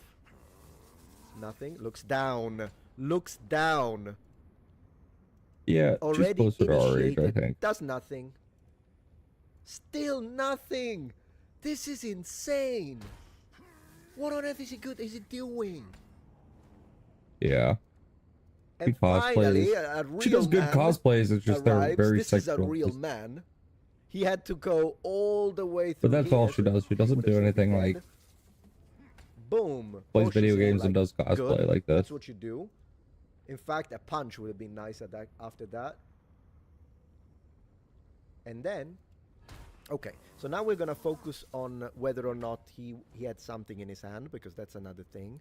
Yeah, either he didn't notice anything, which means already what the heck are you doing there? Why are you wearing this? Or he didn't do anything. It took I don't know him which a one it while is. to actually like Maybe he's kick a him out and coward, ban or him. he's an inept. It's either Like inept. he said, it was a few or hours. coward. And they told her Up to he you. was banned and Either, caught. not great. They need to press Particularly if charges. you're doing this, why the heck are you standing next to her? What's the purpose then? She What is the should. purpose? Anyways, we can see And then now, she should then sue, he like Twitch pushes for him and not this guy having just enough walks security. out. No cops called, nothing happened, and Twitch, as far as I know, only banned this guy for 2 days, but we'll have to double check on that. Anyways, let's have a look at, so he has been pushed, there we go. There we go, what did he take? What does he have? Look at the hand. He has something. This could be a knife, which could be why this guy didn't continue. So this is, do you think it's a knife? Yeah, they let him walk. Yeah, I don't know. If the blue-haired guy is just a fan, was here Absolutely and got wasn't... that. It's just that he's wearing this, though. So does everyone wear this? Because that's the only reason why I'm complaining about this. Although then again, if you're a fan and you see a girl being attacked like this, scream at that point, say something, you know, if you're not... Do something. yeah, sure, this guy could take this guy out, I get it. Not everyone is a boxer, I get it. But you could do something about it. You could yell. It's not like he has that been I'm lately asking, since we're Charlie not said. asking him to taekwondo kick him in the head. I get it. But yell? You know what I mean? Anyways, is this a knife? I believe it could be. Yeah. Yeah, for a second there. Sorry. I think it is. Look. And then he's still holding something. Can't really see it because these phones are bad. And then Yeah, messed up.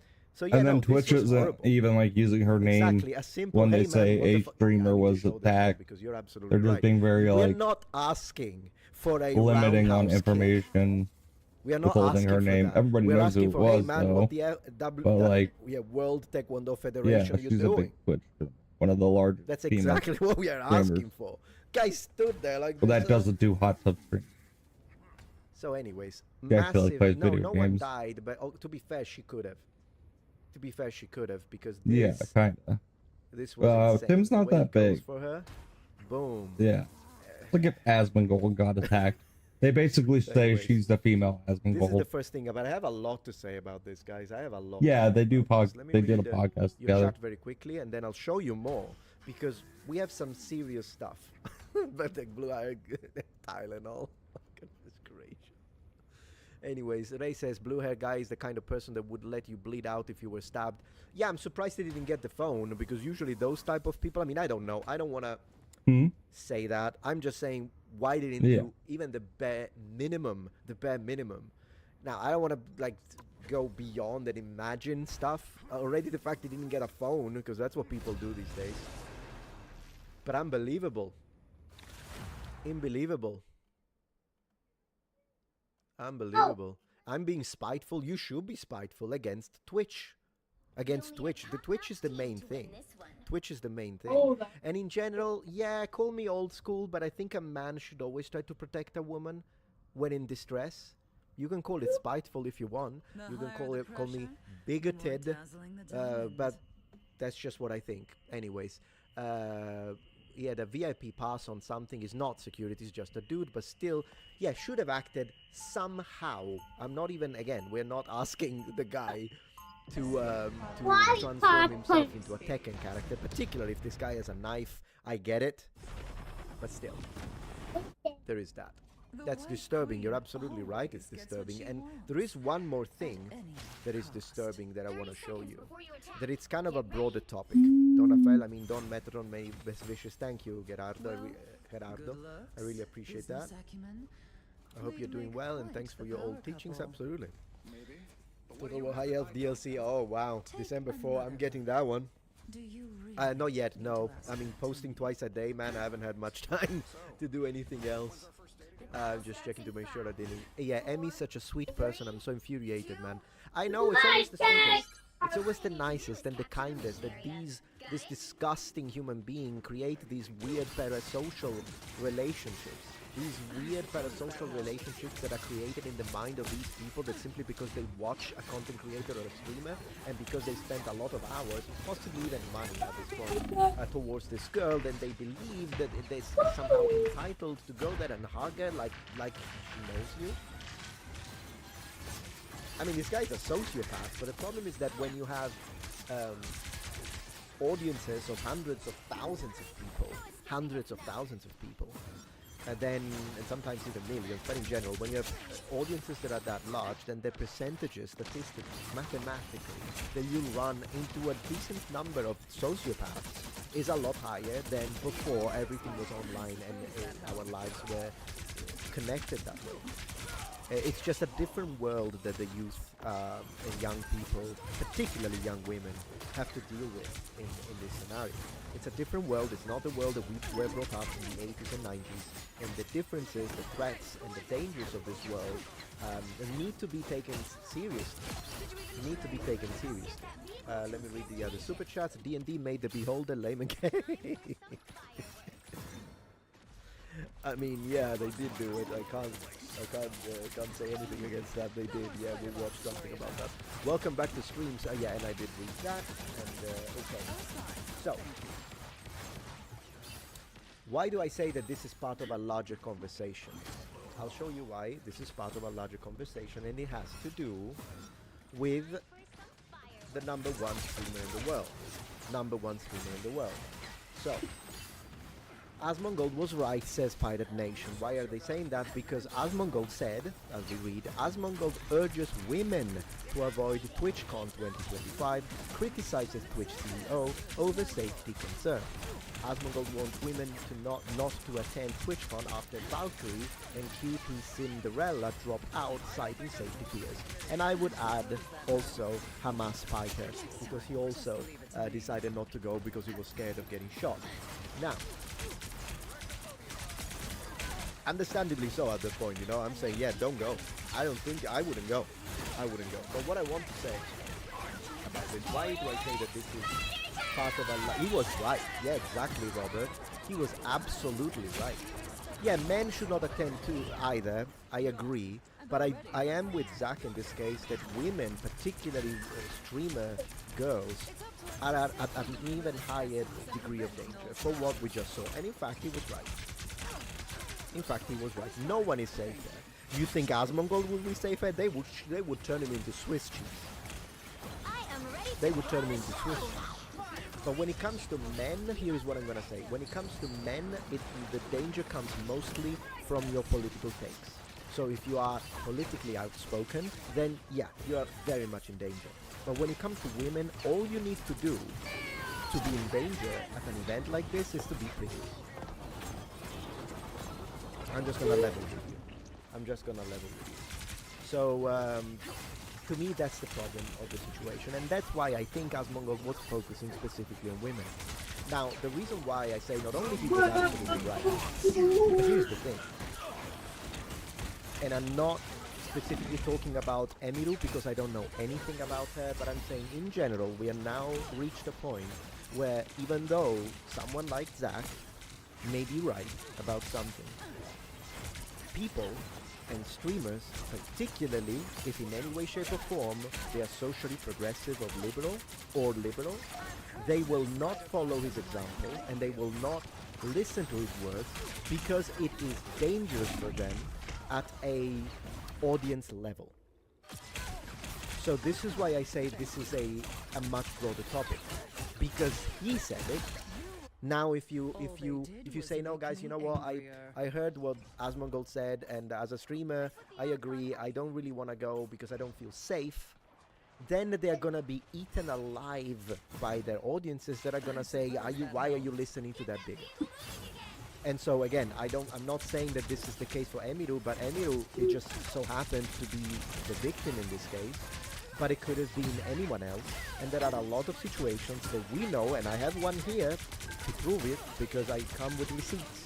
We are in a situation right now that even if someone is objectively right and they're giving you a good piece of advice, you're not supposed to ask them for advice or even really message them, because you're gonna get backlash because of the type of audiences that you have cultivated specifically in the cozy and rainbow space. For instance, Valkyrie, look at this, 4 days ago. Why is Valkyrie apologizing to her fan for DMing Asmongold? I want to read your reaction to this, just in case any of you was thinking, nah, Metatron is exaggerating, it's not really happening. Here it is. Yeah, I think Amiru Tectone, very, very likely, so that's why I'm saying. In this case, I don't say that it's a situation with Amiru, but we do live in a reality now, in an internet space, where you have to apologize because you dared send a DM to Asmongold, since Asmongold is politically in a different position than you. No, I haven't heard of those books, Max, but I'll check them out if you give me a title. This is where we live now, and this is not the only situation. Besides, she was asking him for advice. Right now, I don't remember what it was for, to be honest, but her audience was literally cannibalizing her. And this is not the only case. Dean Withers, he's like a TikTok slash... yeah, he was during one of his TikTok live streams. He had a reaction. He's liberal. He's a liberal, but he's a good kid. He's a liberal and a good kid. And he cried during his live stream because he reacted live to the assassination of Charlie Kirk, and he cried. Look at this. And I'll be honest with you. I've seen some people on the right saying it's fake. No, it's a live event. And the tears looked real. If people record themselves crying and then they edit it and post it, then I'm happy to say, you know what, I think that's fake, because they had plenty of time to refilm it. And I'll be honest with you, when I made my video on, and that's just my choice, I'm not here to shame anyone who decides to record themselves and post themselves crying. I don't do it.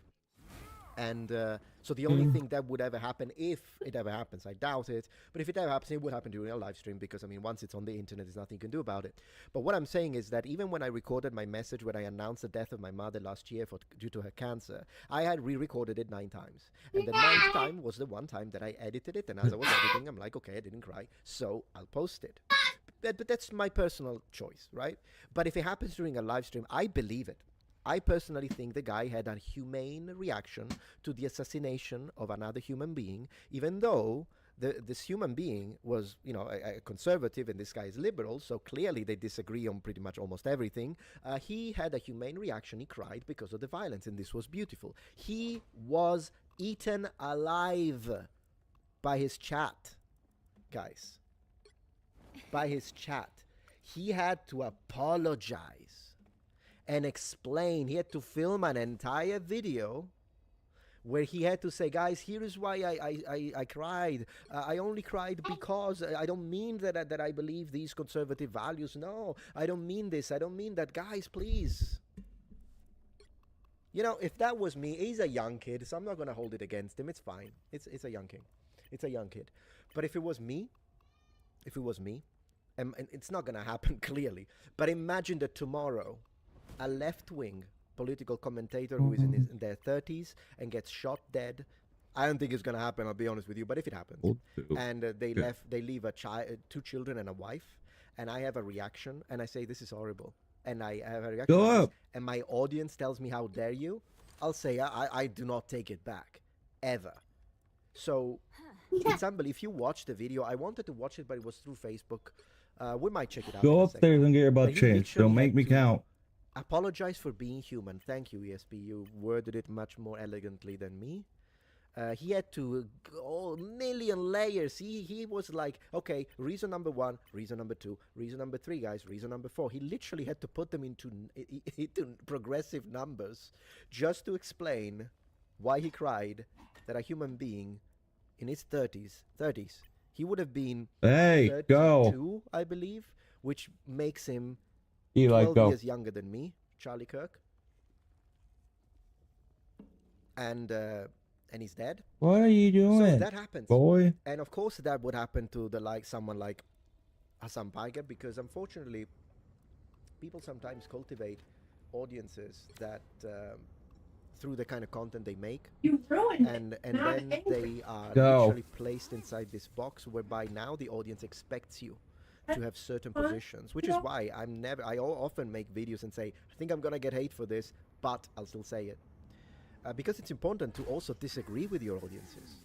You have to be able to do, because at least at that point, you know, as the audience, that I'm not just pandering to you, that I'm just sharing my opinions, and if you disagree and you're civil about it, you might change my mind. But when people But put I highly in this doubt it. situation, like happened with both Destiny and Hassan Piker, now they have to continue to cross the line more and more, because they created a self-feeding machine that feeds on extreme takes, and then you have to go more extreme, Alright. more extreme, and then you are in this position where you have to apologize for something like this. It is, it's terrible. That's what it is. Years ago, when the cancel culture nonsense started, it was rapidly determined that you can never apologize to the regressive crowd. Yeah, sure, never bend the knee to the mob. Absolutely. And when I say mob, I don't mean my subscribers. You know exactly the type of people that I'm talking about. That's why, I mean, you'll never see an apology from me if I don't believe that I'm in the wrong. I did apologize once, and that was, I have a video where I said I must apologize, and that was because I misread as a sponsor. I had a sponsor on this channel, and it was the one about, what was it called? I don't even remember what it's called. The one about perfumes, and the products were nice. My wife liked them. So we were sponsored by them. We did a few sponsorships, and then we found out. I did my usual due diligence, and I noticed there were no controversies. I always check for controversies. There were no controversies, no problems. The sponsors, the products, high reviews. So I'm like, you know what? I'll do it, because it's fine to have sponsors. But I guess what I failed to do was to thank you.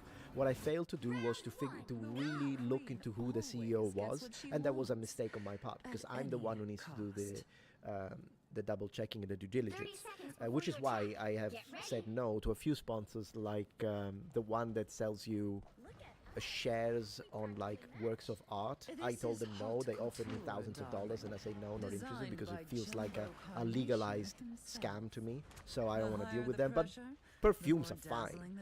Problem is that she was a complete lunatic, and so I severed all business interactions with them. And they were sponsoring me on a monthly basis, so they were paying me a few $1,000s every month. I severed that, and I made a video when I said I apologize for this, because she's a complete nut. The kind of stuff that she was pushing, and I had known. But I should have known. That's the thing, right? So, but you should never apologize for stuff like this. You meant it, keep it. Keep your position. Stand the ground at that point. Thank you, the hotline, for subscribing. Tier 1, I really appreciate that. Was Asmongold right again? Yeah, he was. Absolutely he was right. Absolutely he was right. So that's the situation, really. Let's see if my books give the finger to the mob. Absolutely. That's great. I love your books then, Max. 100%. I've seen creators do that. And then once you bend your knee once, you're under the control of the mob.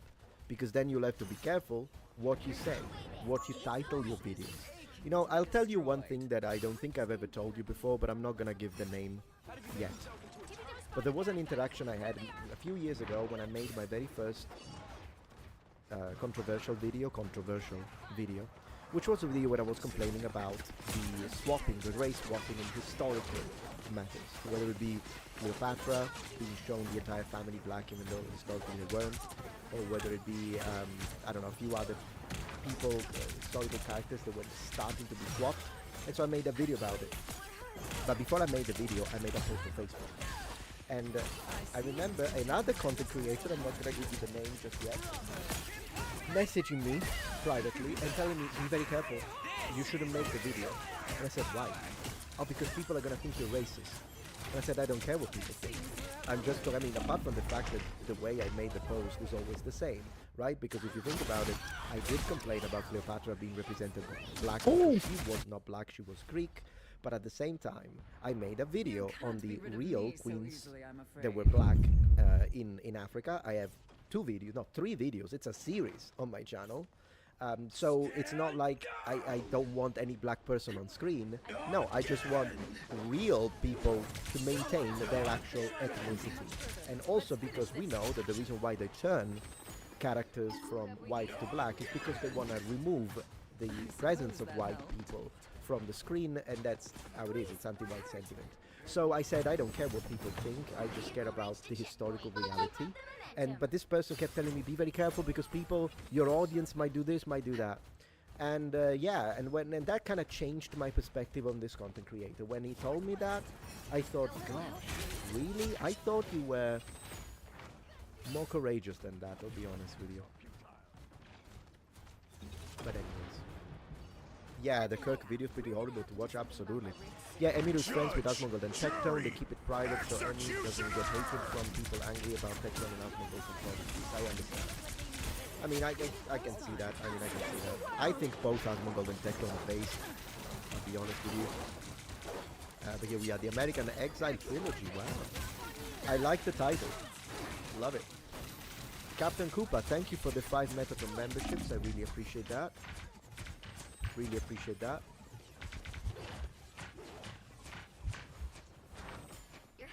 Thank you, Mao. I appreciate for being a subscriber for a long time. Thank you so much. I appreciate that. So, this was like the first situation. Let me see if there is any other section about this. We can, oh yeah, we got this one. We need to talk about Where this are as they well. doing? Like, seriously? What are they doing? Oh yeah, look at this. So, this is a post by Grams, and he said, Twitch gives Emirus Assaulter a suspension from Twitch.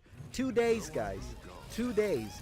Streamer Emiru was assaulted at a TwitchCon meet and greet when someone jumped the queue and grabbed her, forcing security to step in. Twitch confirms via Zach Lassie. The person was removed from the venue and banned indefinitely. So is it true? I don't know why then Grams is saying 2 days if they say indefinitely. Right, and that's good. That's good if they're banned indefinitely, as long as it's not like they're banned for a weekend when they don't work. But was this person a creator then? Did they ban the security guard? No, please don't tell me that's true. Oh, it's a joke. Okay, it was joking. Yeah. Okay, it was a perma ban. Okay, cool. So it's good that it's a perma ban, but we should have had like the police involved. The security should have secured, neutralized the guy, and then the cops should have arrived, and then she could have pressed charges. That's what I think should have happened in that situation. Because once again, people die because of these parasocial relationships. And that's why I think Asmongold was absolutely right when it comes to the idea of not participating in these events. It's just you can't do it, unfortunately. You can't do it. It is too dangerous. He should be in jail. Yeah, I agree. I mean, there should be something about it. Particularly if he had a knife. If he pulled out a knife, then 100% this guy belongs in jail. Unacceptable. Absolutely unacceptable. I agree with you. Twitch banned her personal way. So you are telling me that Twitch banned her personal security. But why? Because they didn't do their job right, or because... So is this guy her personal... You see, I get confused because you tell me that this guy is not her personal security, and yet the personal security had the same thing on his neck. Oh, because the guard touched the guy? Oh my gosh. Okay, so this is true. I'll have to double check it. Okay, it's not that I don't believe you, I just am into the... I think good policy, if you will, good habit of always double checking, and if I haven't seen it myself, then I will say allegedly, okay? But if it did actually happen that allegedly the guard, this macho man here, this good man, There's good man here. I mean, look. Anyways, yeah, you're right. This one has a yellow thing, and this one is a green and blue. So maybe you are correct. He's the security. He's just a muppet. But I'm just saying, if this guy got banned because he did his job and protected this girl, Twitch is gone. I mean, at this point, I don't know. They're gonna ban me because I'm saying this on Twitch. Good riddance at that point. Ban me. Ban me all you want. I disagree with banning the security guard. If this actually happened, is insane. Absolutely insane. If that's happened. If that happened, it's absolutely nonsense. Because you know what that does? What that achieves, if that's true, what that would achieve. Why are you being so loud? Keep your volume down, please. YouTubers and No screaming in my ear, now buddy. are going to be in a position where they're going to have to think twice if they push someone. They should push someone. They should have punched him in the face. The right heroes could make all That's what the I think. The higher the pressure. Yeah, I have had a Kick account actually. I just haven't had time to set it up, but I'm considering of, because as I say, I multi-stream. So basically I would add another thing here on the right, and I would be streaming on all 3 platforms simultaneously. The connection I think is fast enough here because, as I was saying, we upgraded it, and so I'm thinking of starting to multi-stream on Kick as well one of these days. Oh, they banned the previous security guard, not this one. Any idea why they did that? What was Kick the it context? down. Doesn't work right now. I don't even remember if I have a Rumble account or not. I think someone at Rumble contacted me directly. They told me, hey, do you want to come and join? I believe they did contact me. I'll have to see. Because I do believe the more widespread you are, the better, because keeping all your eggs in one basket is always dangerous.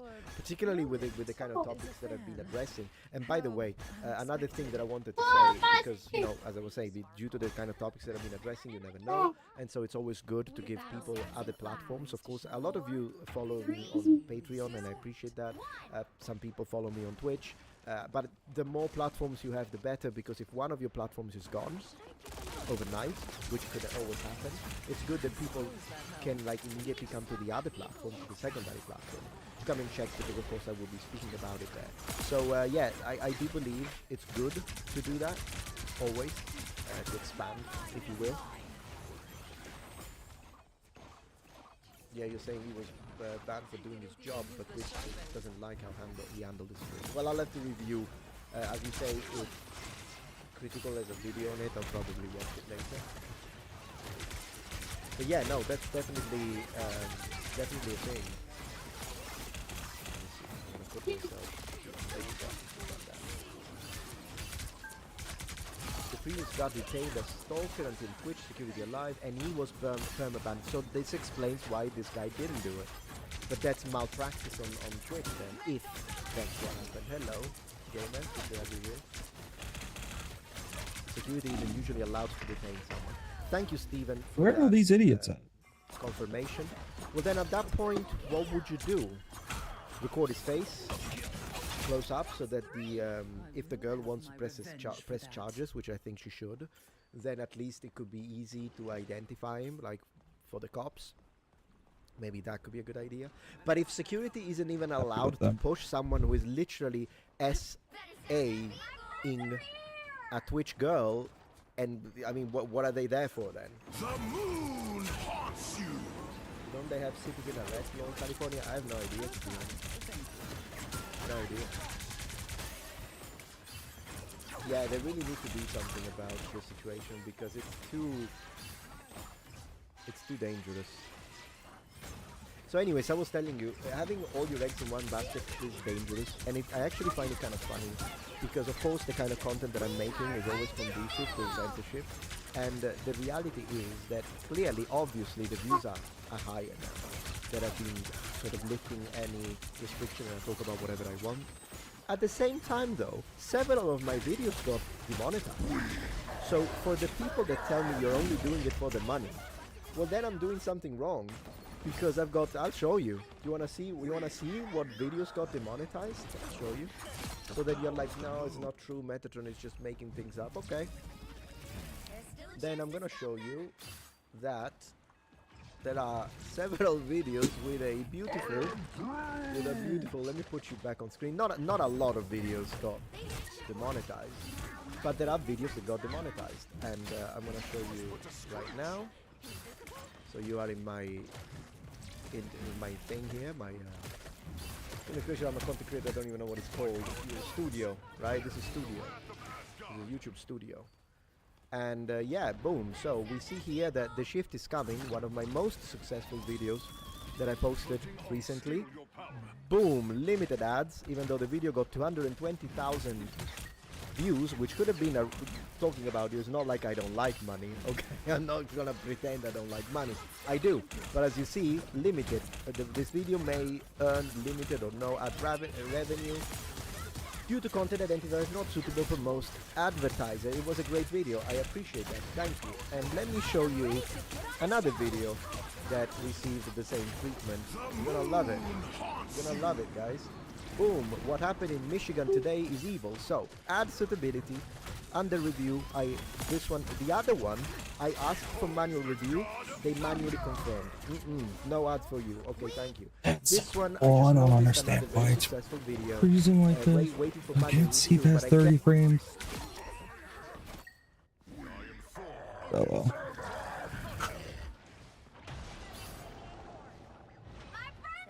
Seeing me reading sometimes.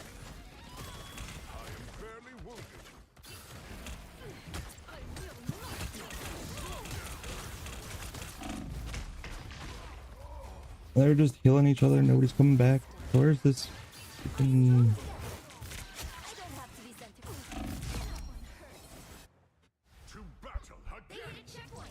Yeah. Might be a good time to stop them. Limbo stands with you! Shields up! Tis best to destroy the ox if there is time.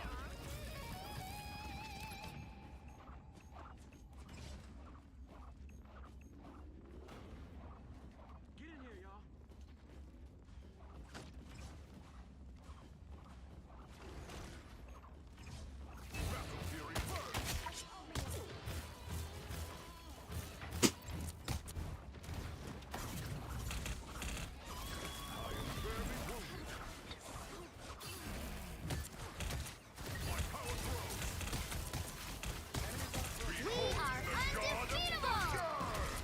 No. The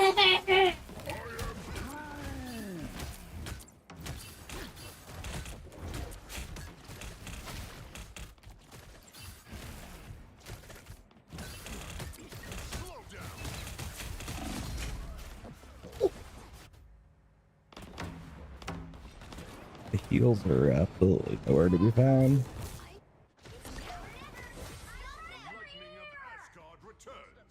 Saving the world.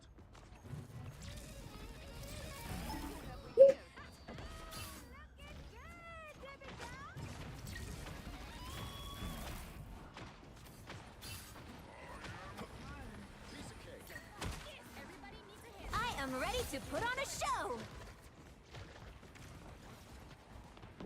Sorry, you made this one.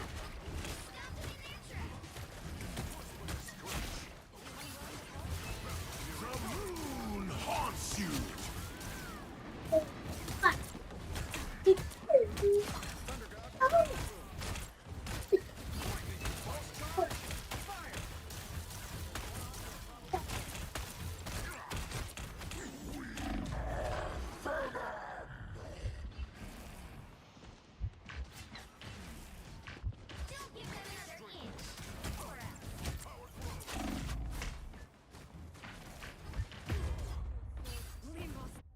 Heals would have been nice, but whatever. I'm trying to keep him at bay. So. The lightning of Asgard returns.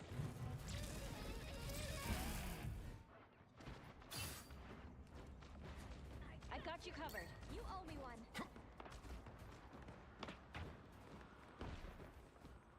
We've got trouble.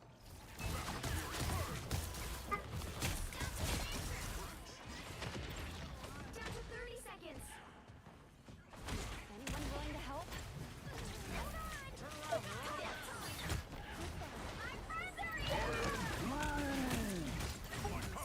We are undefeatable!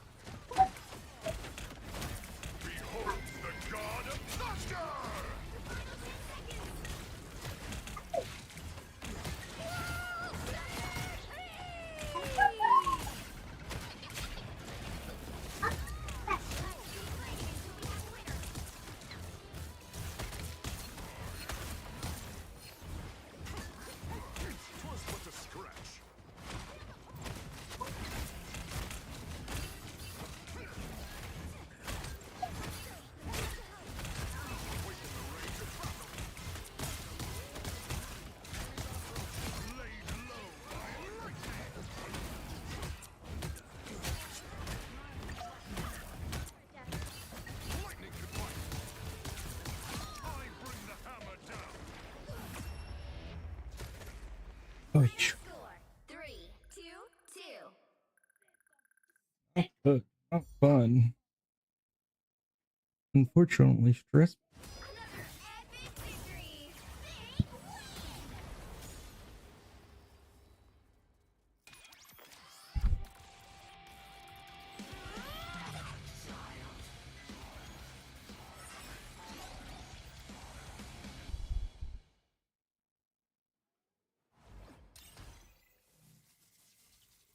Hey, bronze.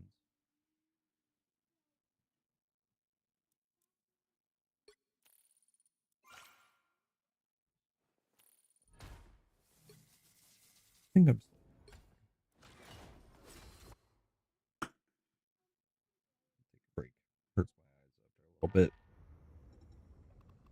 Get back into it in a second. Grab some food.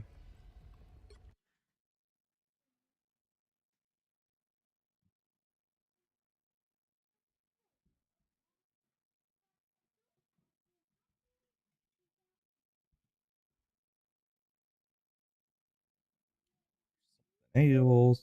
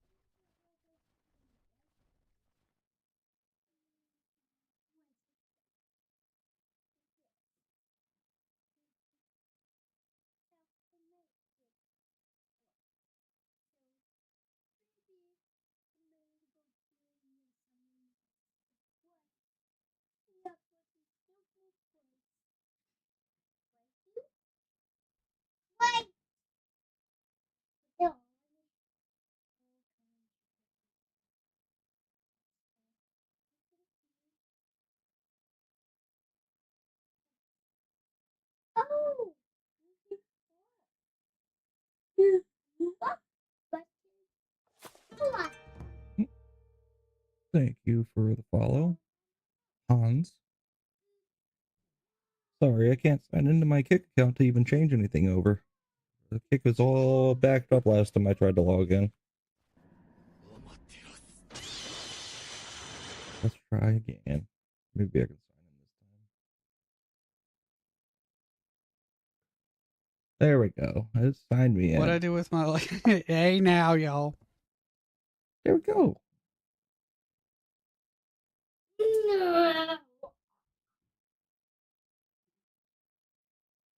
Yay, top dashboard. Don't worry, we'll be getting back to some more Marvel Rivals in a minute.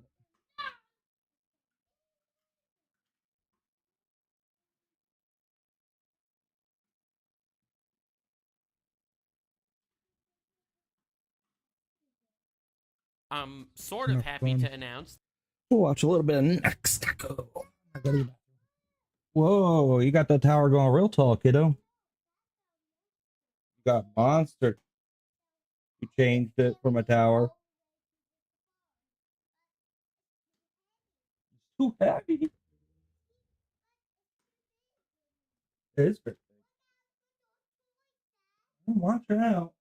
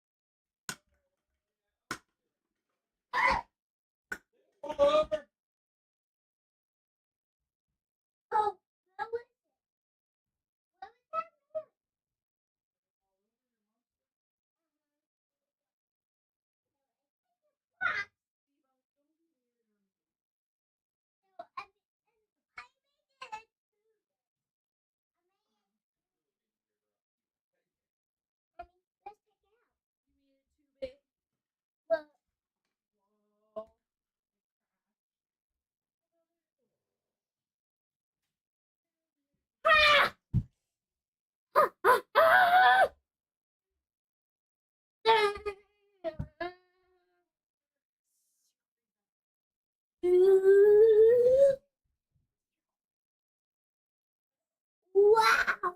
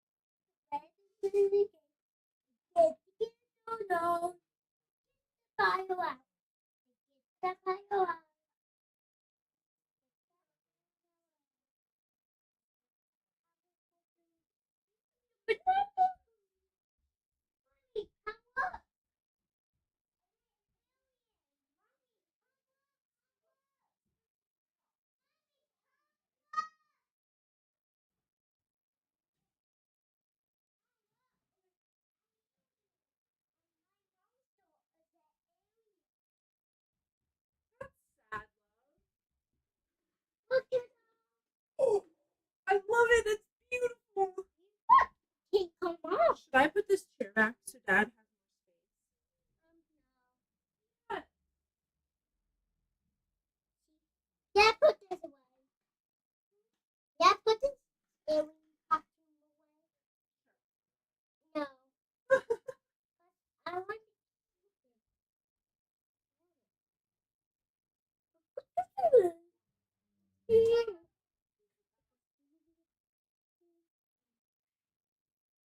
keep this.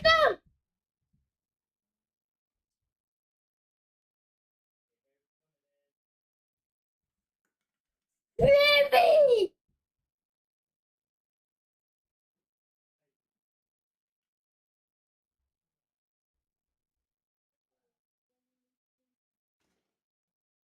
God! It's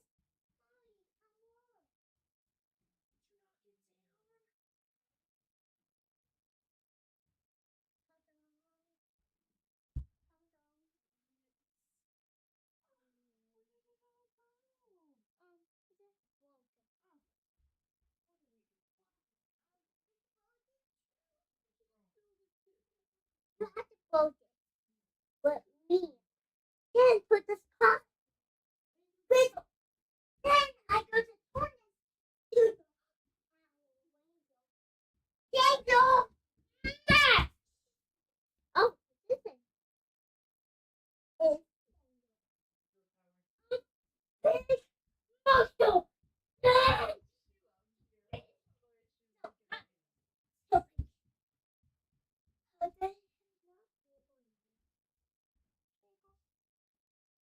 You are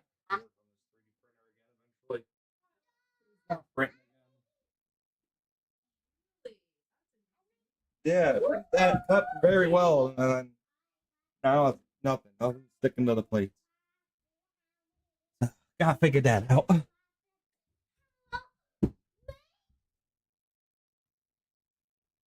Yeah.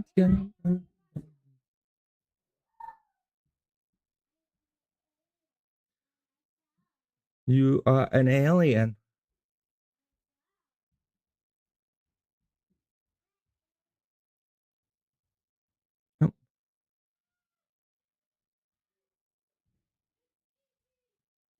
That today's the end of Twitch. Twitch, everyone's favorite platform for terrorists and dog abusers, is absolutely destroyed, and it's completely over. They're never coming back from the weekend. Terrorists and dog abusers. Proven to have shocked his dog, according to the vendor of the electric collar, as well as a giant crash out. How he's totally manufacturer caught him.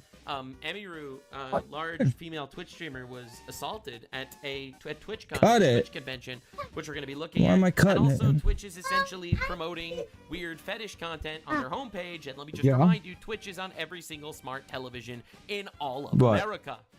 So today we have a massive deep dive to do, and we are going to be destroying them completely. I have some information that is not really roller super public, skates that I am going to be making public. Because I really think it's time to fight back. Put water in this cup for me? We are not dropping the microphone, and we are absolutely going to fight back against the degenerate, honestly, radical, leftoid vice Yeah, you can dump it out. culture. And we're going to be destroying all of that. First, obviously, the most tragic No, I'm not painting the dino. I'm going to paint this snowman a little bit. on stage at TwitchCon, and not to point fingers here, but this is TwitchCon's fault. Obviously the assaulter, but also TwitchCon. So let me first show you the clip, and then I'll give you the context, and then I'm going to destroy your mind. So here's the on-the-ground journalism that people come to expect from the Nuxanor channel. Look how nightmarish this is. Dude just walks up there. Yeah. We can look. Yeah, obviously that's disgusting. And if you look at really closely, the last 2 seconds of the video, well, you could probably do like yeah, we could probably find some rollerblades or something somewhere.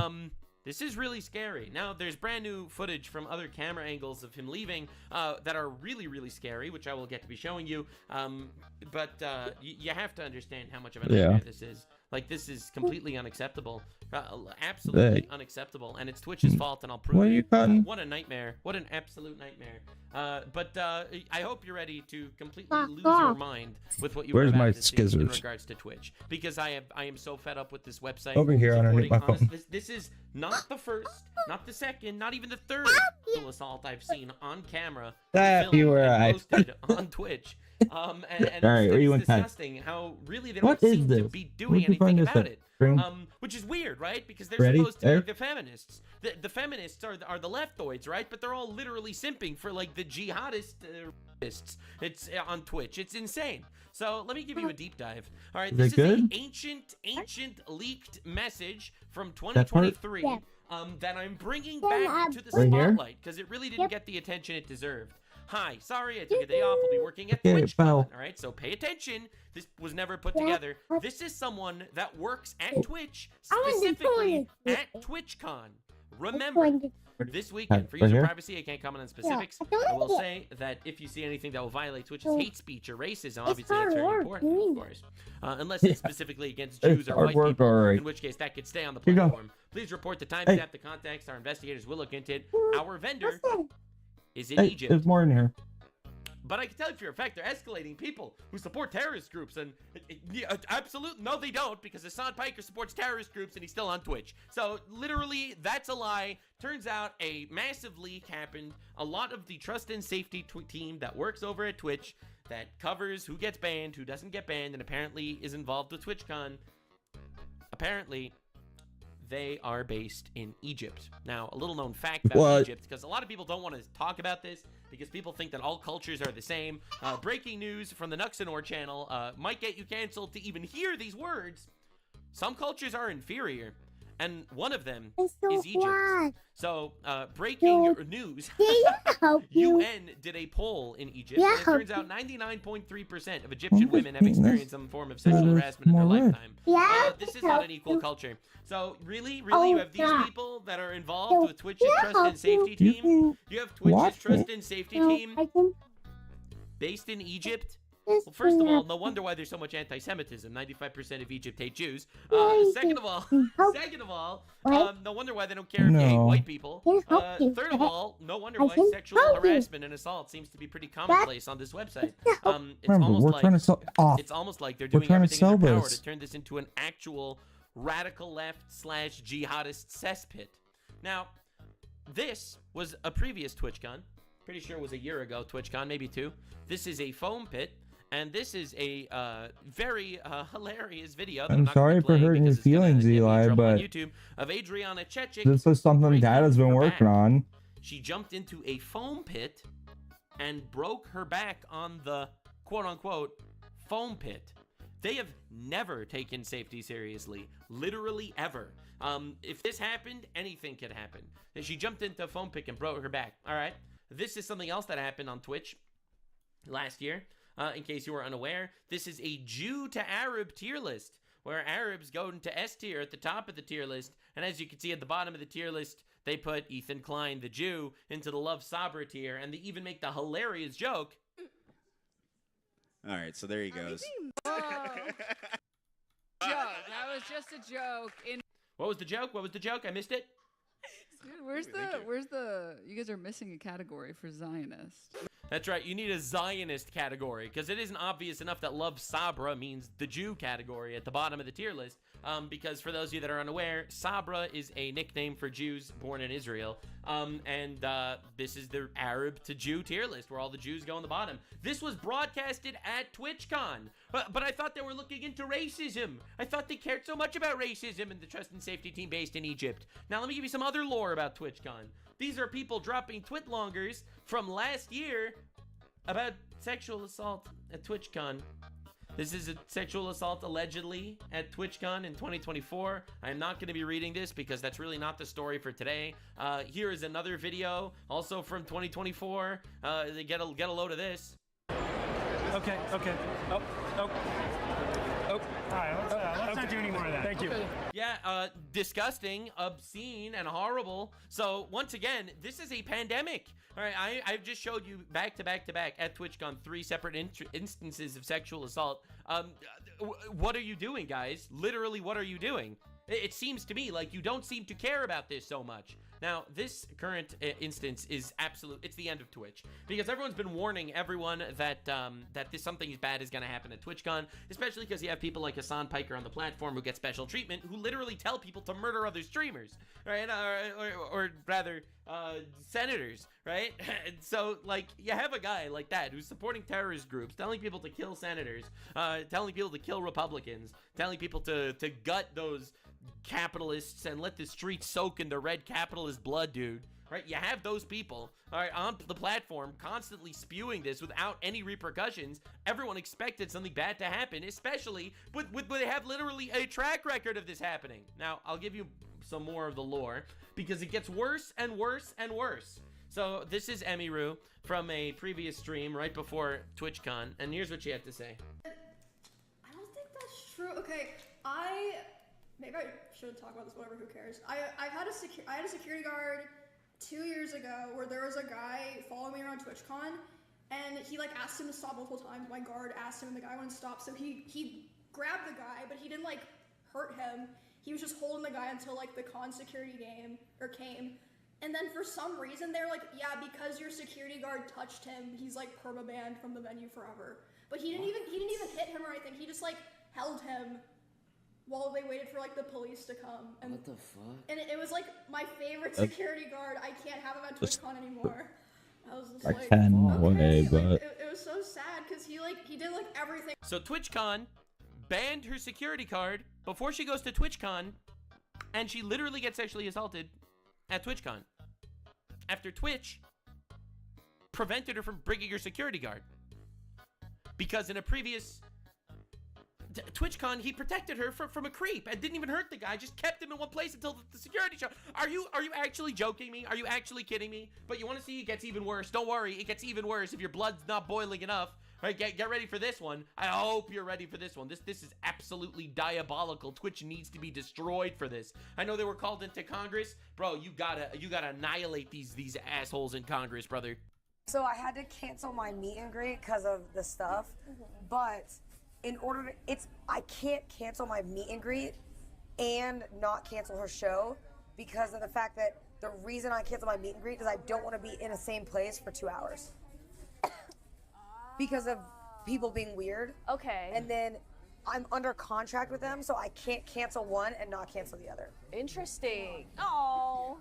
So I'm sorry, I kept my meet and greet because I wanted to keep my show.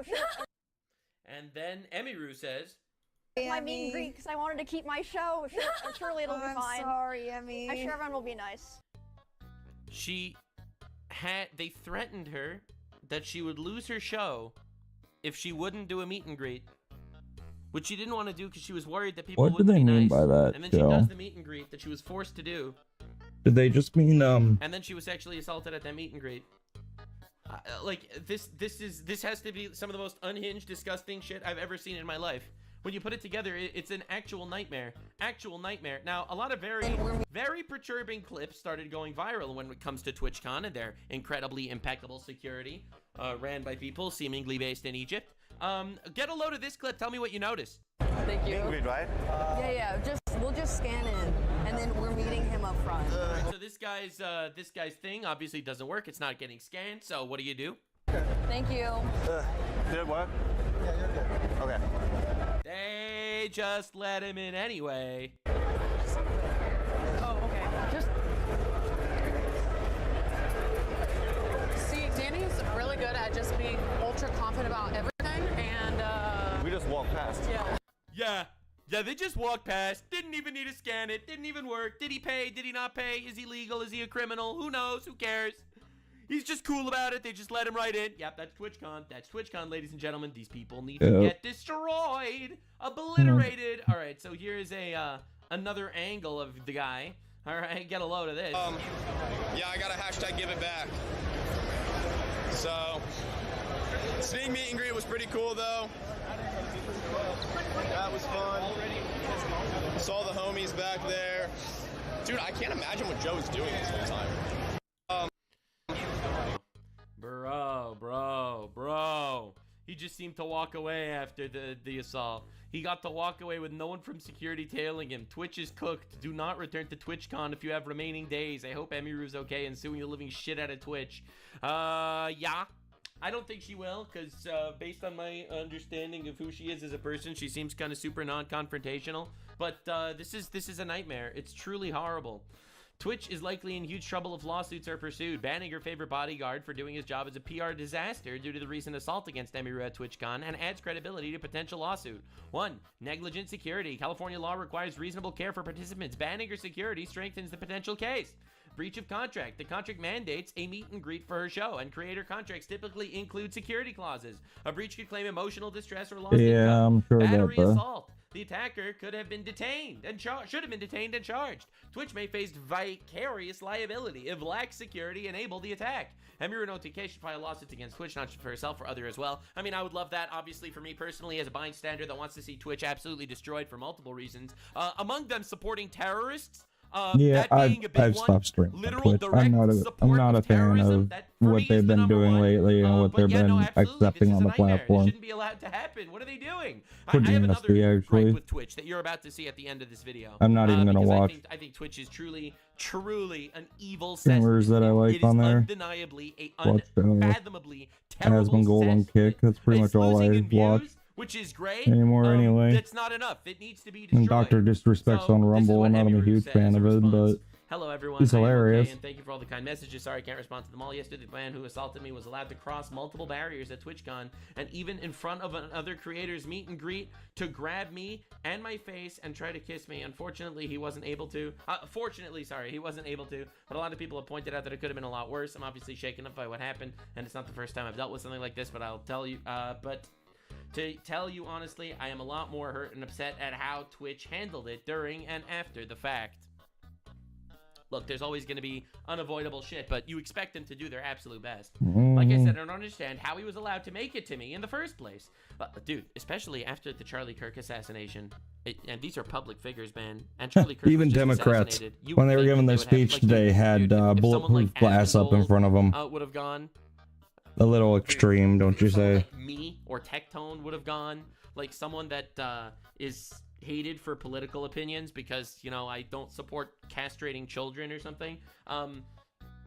We like, you don't understand. Like, this could have been this guy could have stabbed one of us so easily. Like, forget guns. The guy literally was holding a knife. He could have just run up to us and stabbed us. Like, do you understand how easy it would be for that to happen? Especially after Charlie Kirk's assassination. Political tensions are super high. Left-wing people are basically constantly yelling about killing right-wing people. Like, like it's truly horrifying. Unbelievable. The security in the clip who reacts is my own security. Unbelievable. It's true, my favorite unusual security guard was banned for holding a stalker's arm to bring the police at a past TwitchCon. However, there were at least 3 or 4 other TwitchCon security staff in the area who did not react and let the guy walk away. As you can see in the clip, since they don't even appear in the frame, lol. The woman who is walking with me away is my own personal manager, and behind the booth, the only 2 people who were checking on me and comforting me were her and my friend. None of TwitchCon staff came to ask what happened, or if I was okay.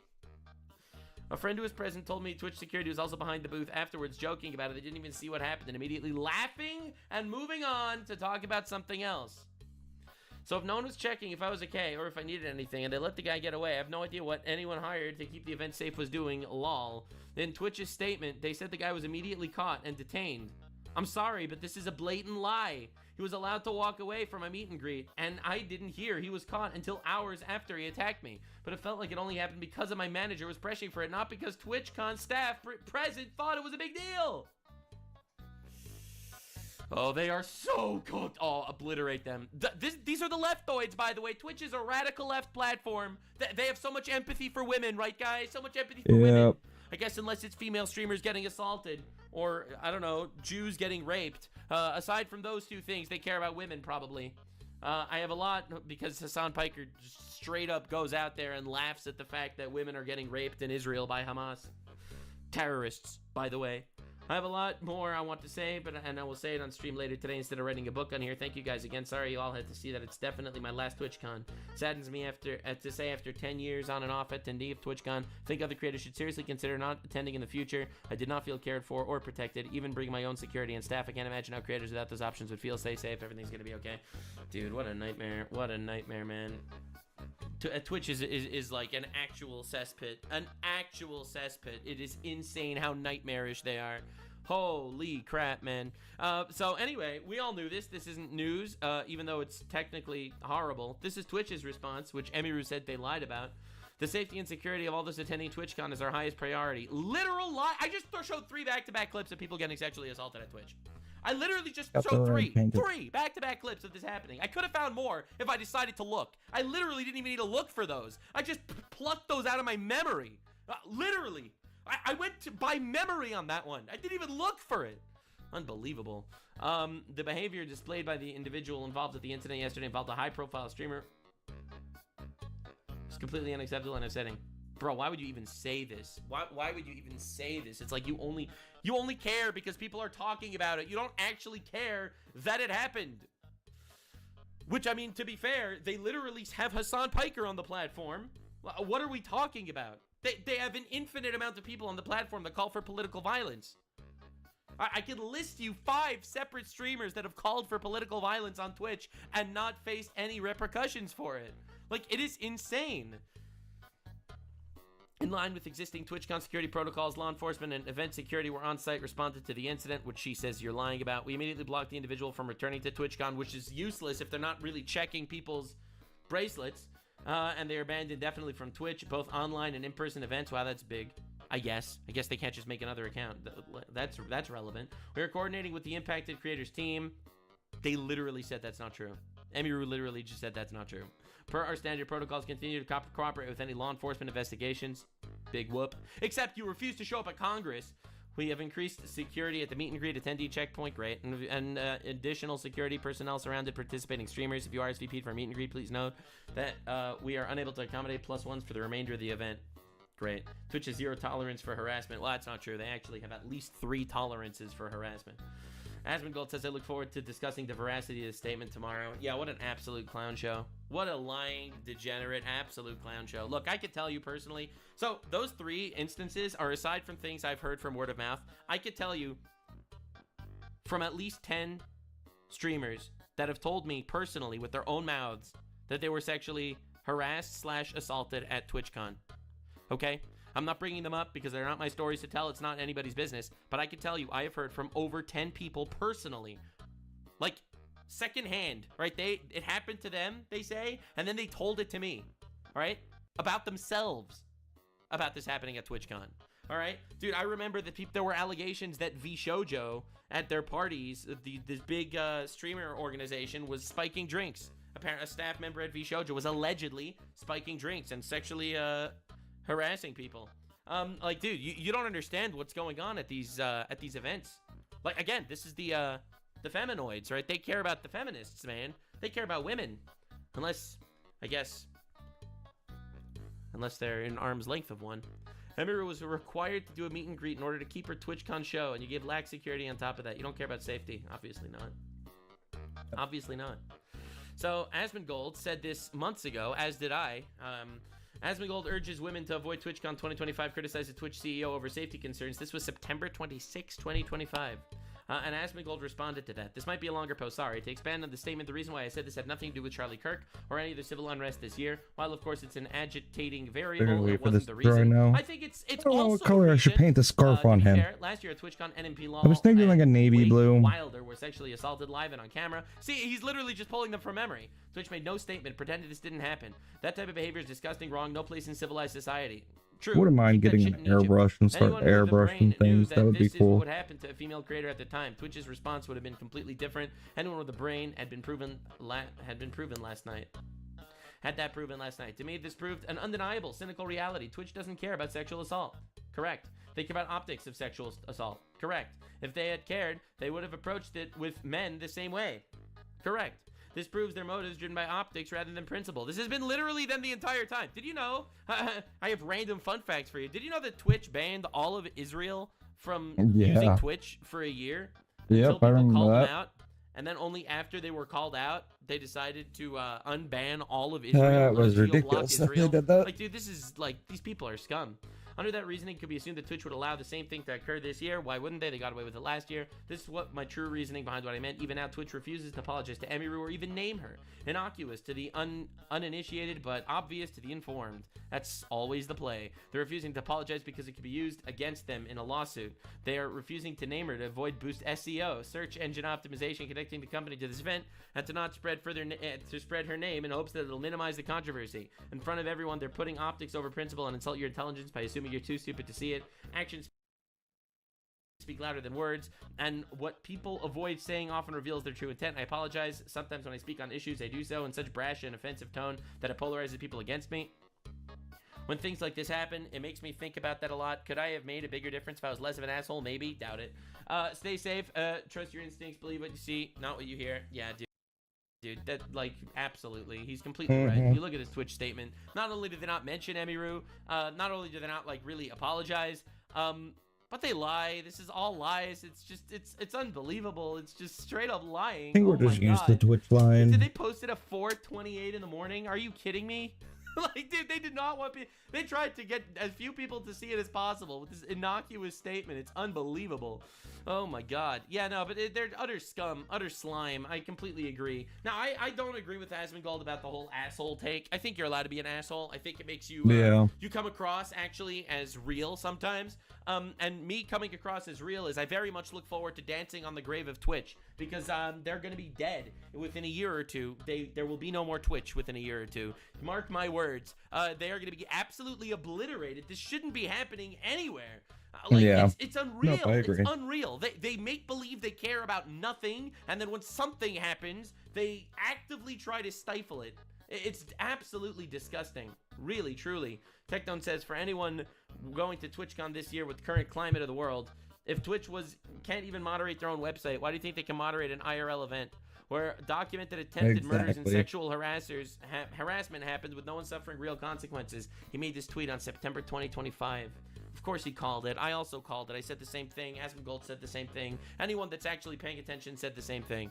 Obviously Twitch didn't care. They just wanted to sell tickets. So this is what Tectone said in a video he just released. At TwitchCon, you are not safe. Yes, guys, can you believe that a website that feeds off of parasocials, and then they say, hey, all these women that you think that you're dating because you're tier 3 subbing to them, yeah, you can just go meet them in person. And we banned all the good security guards because they did their fucking jobs. What the fuck? It's insane. I'm so happy people are waking up. By the way, I doubt this is even going to be a real story in the mainstream media, even though a Amazon-owned company, Twitch.tv, with millions of users on it every month, like, the fact that this is happening, and it's not like a mainstream story, is insane. That all this keeps happening again and again and again and again. Like, dude, they're obviously running defense for the radical left organizations in the country. They're still doing it.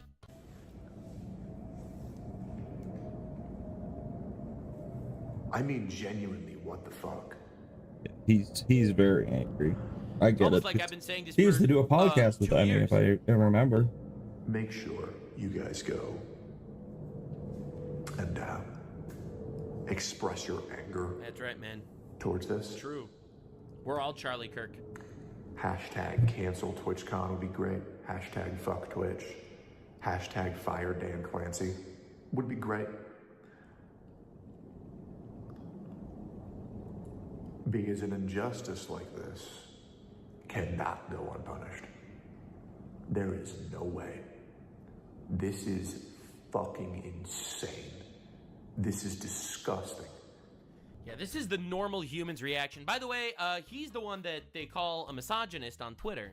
Again, everyone that's called a misogynist for being right-wing are the ones that actually want to protect women. That's something I've noticed. Obviously, it's not a 100% basis, but it's something I've going noticed. nuts. I paid attention, and it's like, yeah, I'm a misogynist because I want to keep women safe and protected from deviance. And they're like, wow, you want to protect women? What a misogynist. It's like, see, we believe in women being powerful, so we're going to strip them from their security guards. We're really cool about this. I am beyond furious that such a simple It's a nightmare. issue could have been solved if Twitch got their head out of their ass and did. Yeah, so for me, what's actually sending me and really, really fucking with me is the fact that Charlie Kirk was just assassinated at a public event. Yeah. Twitch has public figures, and they had the most minimal security detail of all time. For me, that's what's absolutely sending me. Like, I knew Twitch would be incompetent because they have a history of incompetence, and I trust people based on patterns. I believe in patterns. It doesn't make one racist, and it does actually make one informed. The fact that this just happened, and you have Twitch streamers calling for each other's deaths on the platform. You have sexual harassment happening at every single TwitchCon, basically. And they don't decide to beef up security. It's insane. It's almost like they want someone to get killed. Pretty weird, huh? Imagine wanting someone to get killed. What are they, a left-wing party or something? The right thing for fucking once, but they didn't. They fired the security guard because he did his job. Yeah. And this is what happened. Twitch, you're fucking with the wrong people, and you're promoting the wrong people. Karma's gonna come around. A lot of people think that karma isn't real. Oh, karma's real.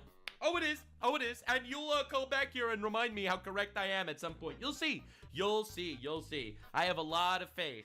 I have a lot of faith. I keep thinking back about how, in the Bible, it talks about how the Egyptians were drowning all the firstborn Jews because the Egyptians heard a prophecy that there would be some that the Egyptians were drowning all the male Jews being born because they heard a prophecy that a boy was going to be born that was going to free the Israelites from Egypt at the time. So they were drowning basically everyone.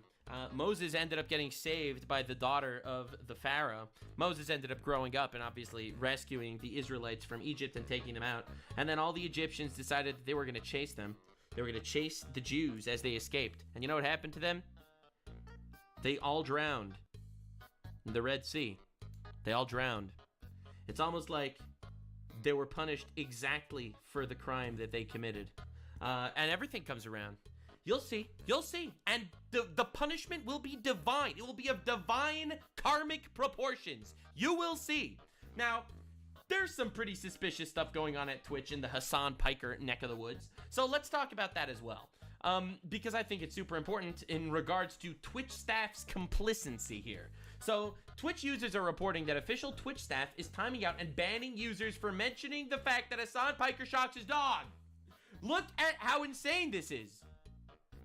Alright, so here you have a Twitch user. This is not available in your region.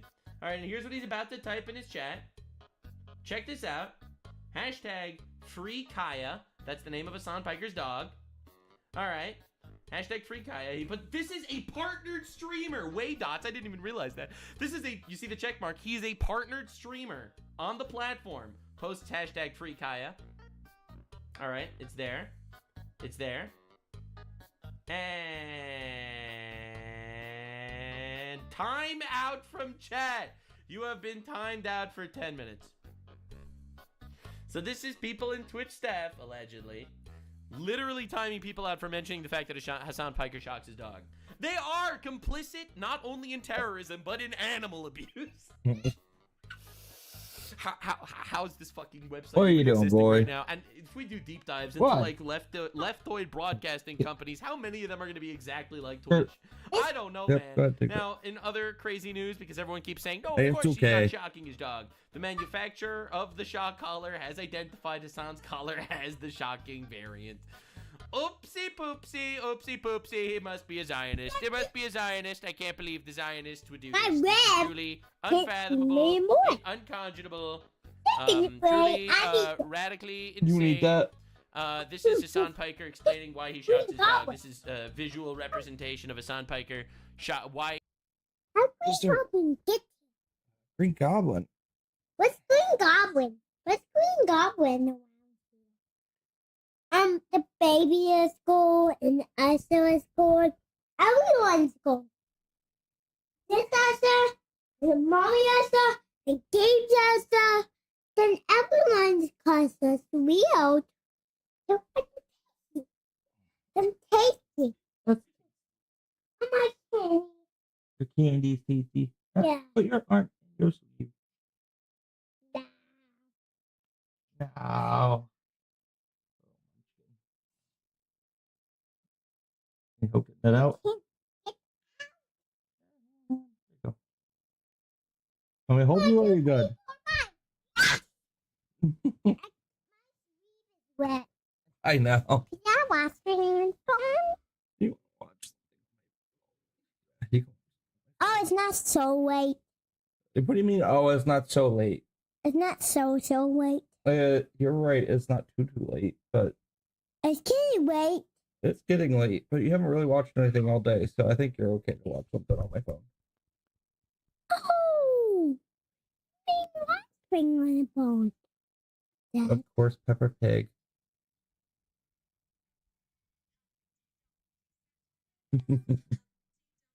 All right, let's see if we can.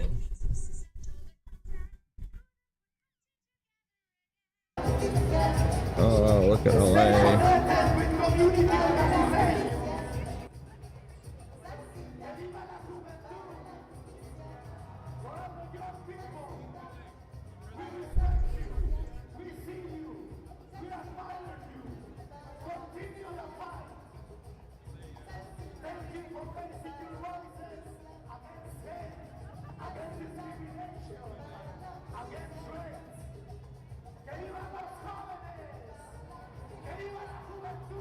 I just don't want to see this person dancing the whole time.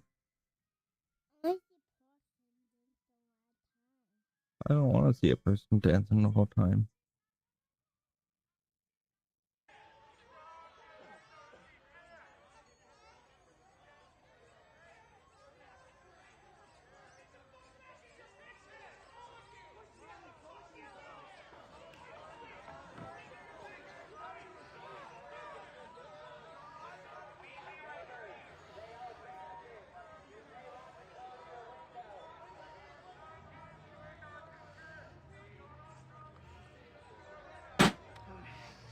Knocked over my king.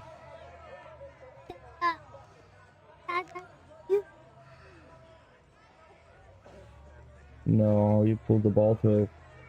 I can't.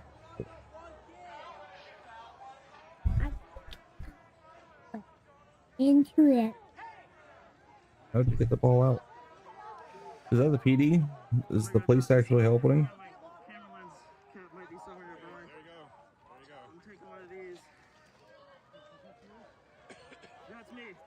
Idiot. Stand behind the blue line. These people here. Like it.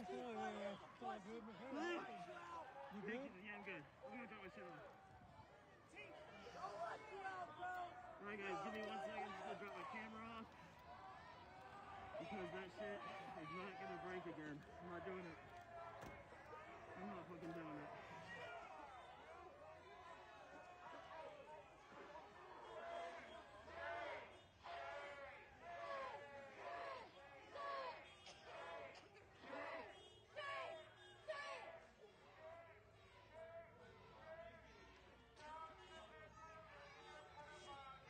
Retired Marine. Oh, nice.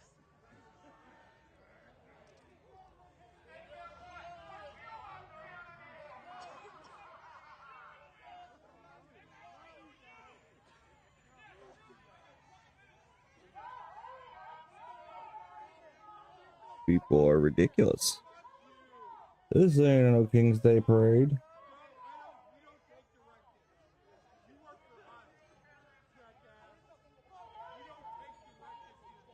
I like the language these people are using. They're really polite and nice.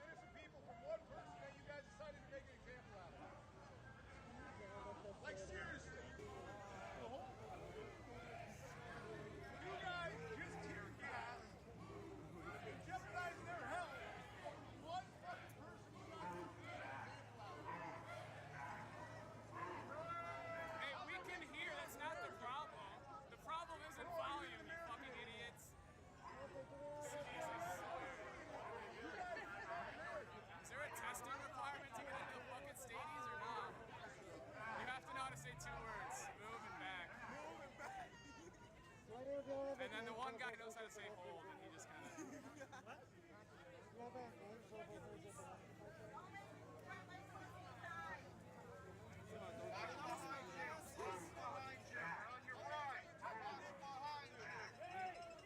Illinois, LA. I'm just trying to get groceries. The Safeway is right up the street.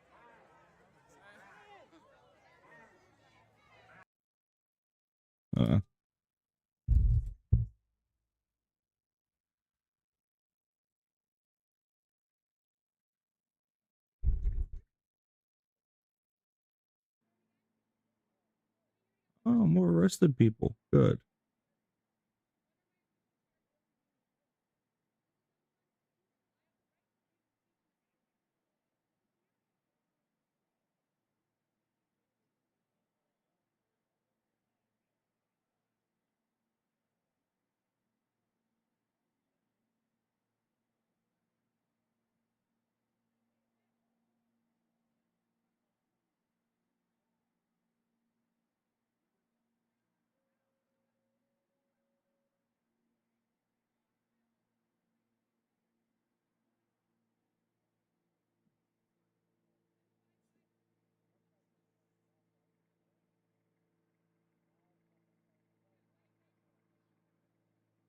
Are they putting cuffs on her?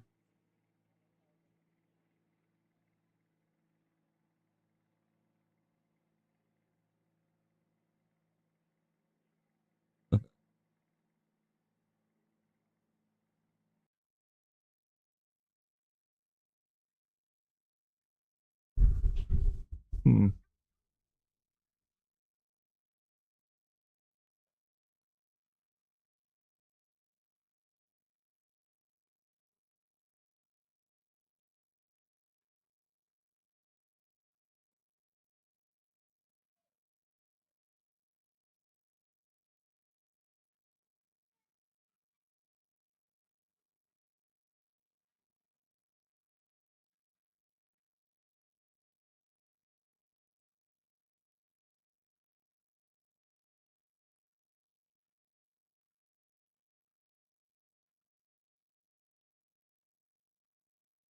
It's late. Everybody cleared out of these protests.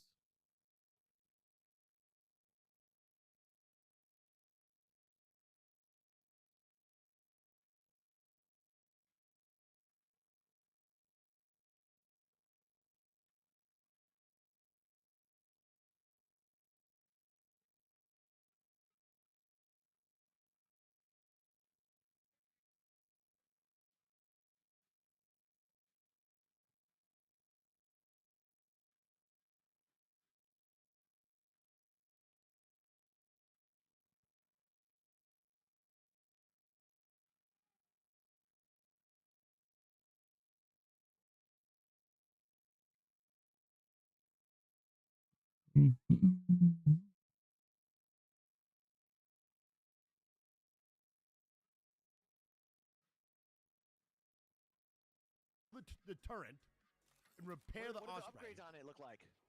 Oh, the upgrades. Let me see.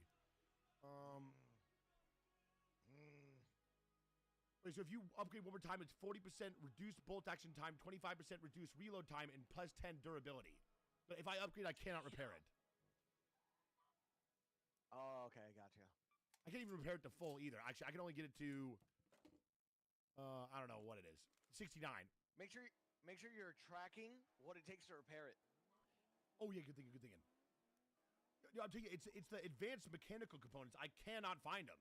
I cannot find them anywhere. Advanced mechanical components. Nice, thanks. I think I know how to get those actually. Really? Where? Yes. We need to kill Peanut butter.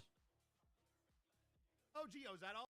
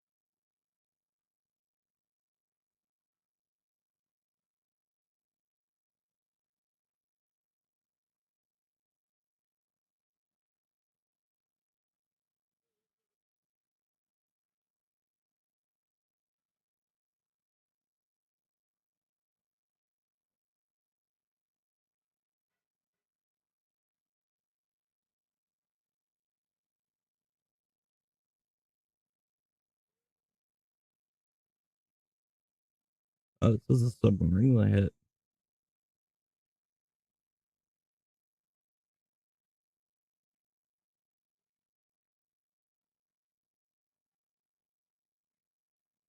Yeah, I don't know many people that have a submarine.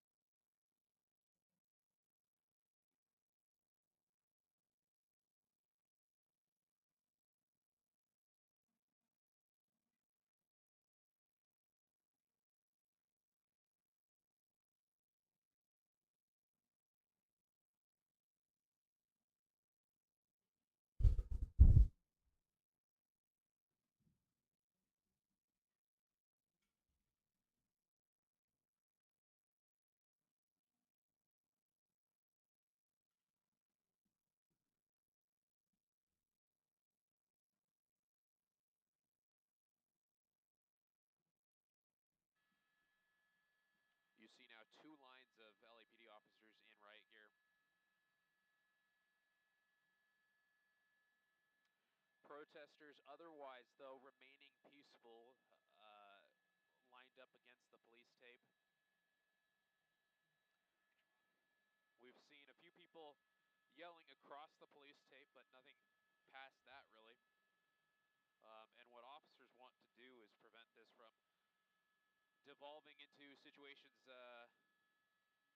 for instance, that we've seen a couple of months ago when there were protests that had to be dispersed with less than lethal ammunition and tear gas.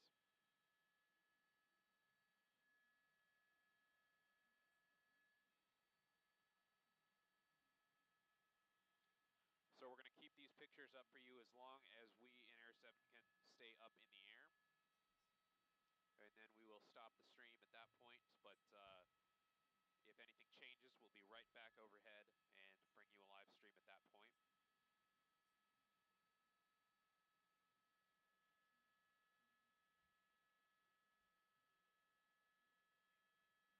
Yep.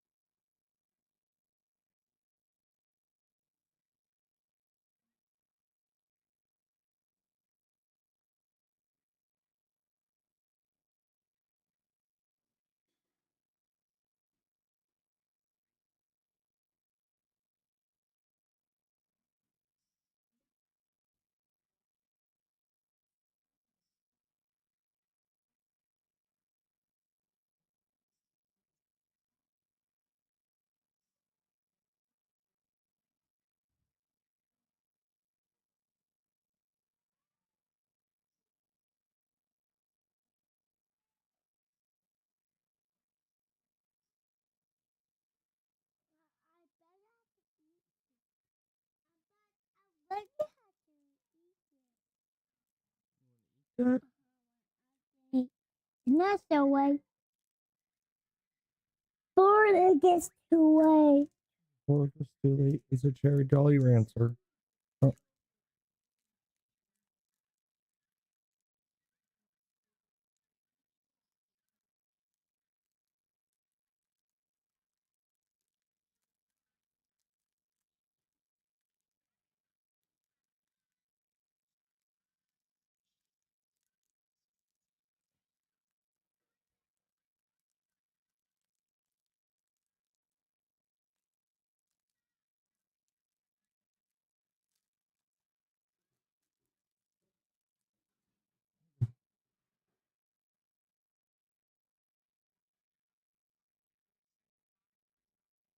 Jolly Rancher. Squibby, squabby, squab. The square Jolly Rancher. Oh, listen.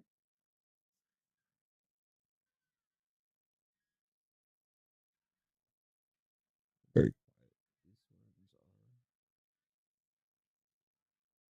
Well, I think I'll call it here on the stream.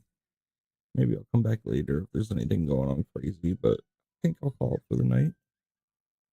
I've been live for 6 hours. It's good enough for me. Hopefully it's good enough for all of you too. But alright. Well, thank you for turning up, and God bless.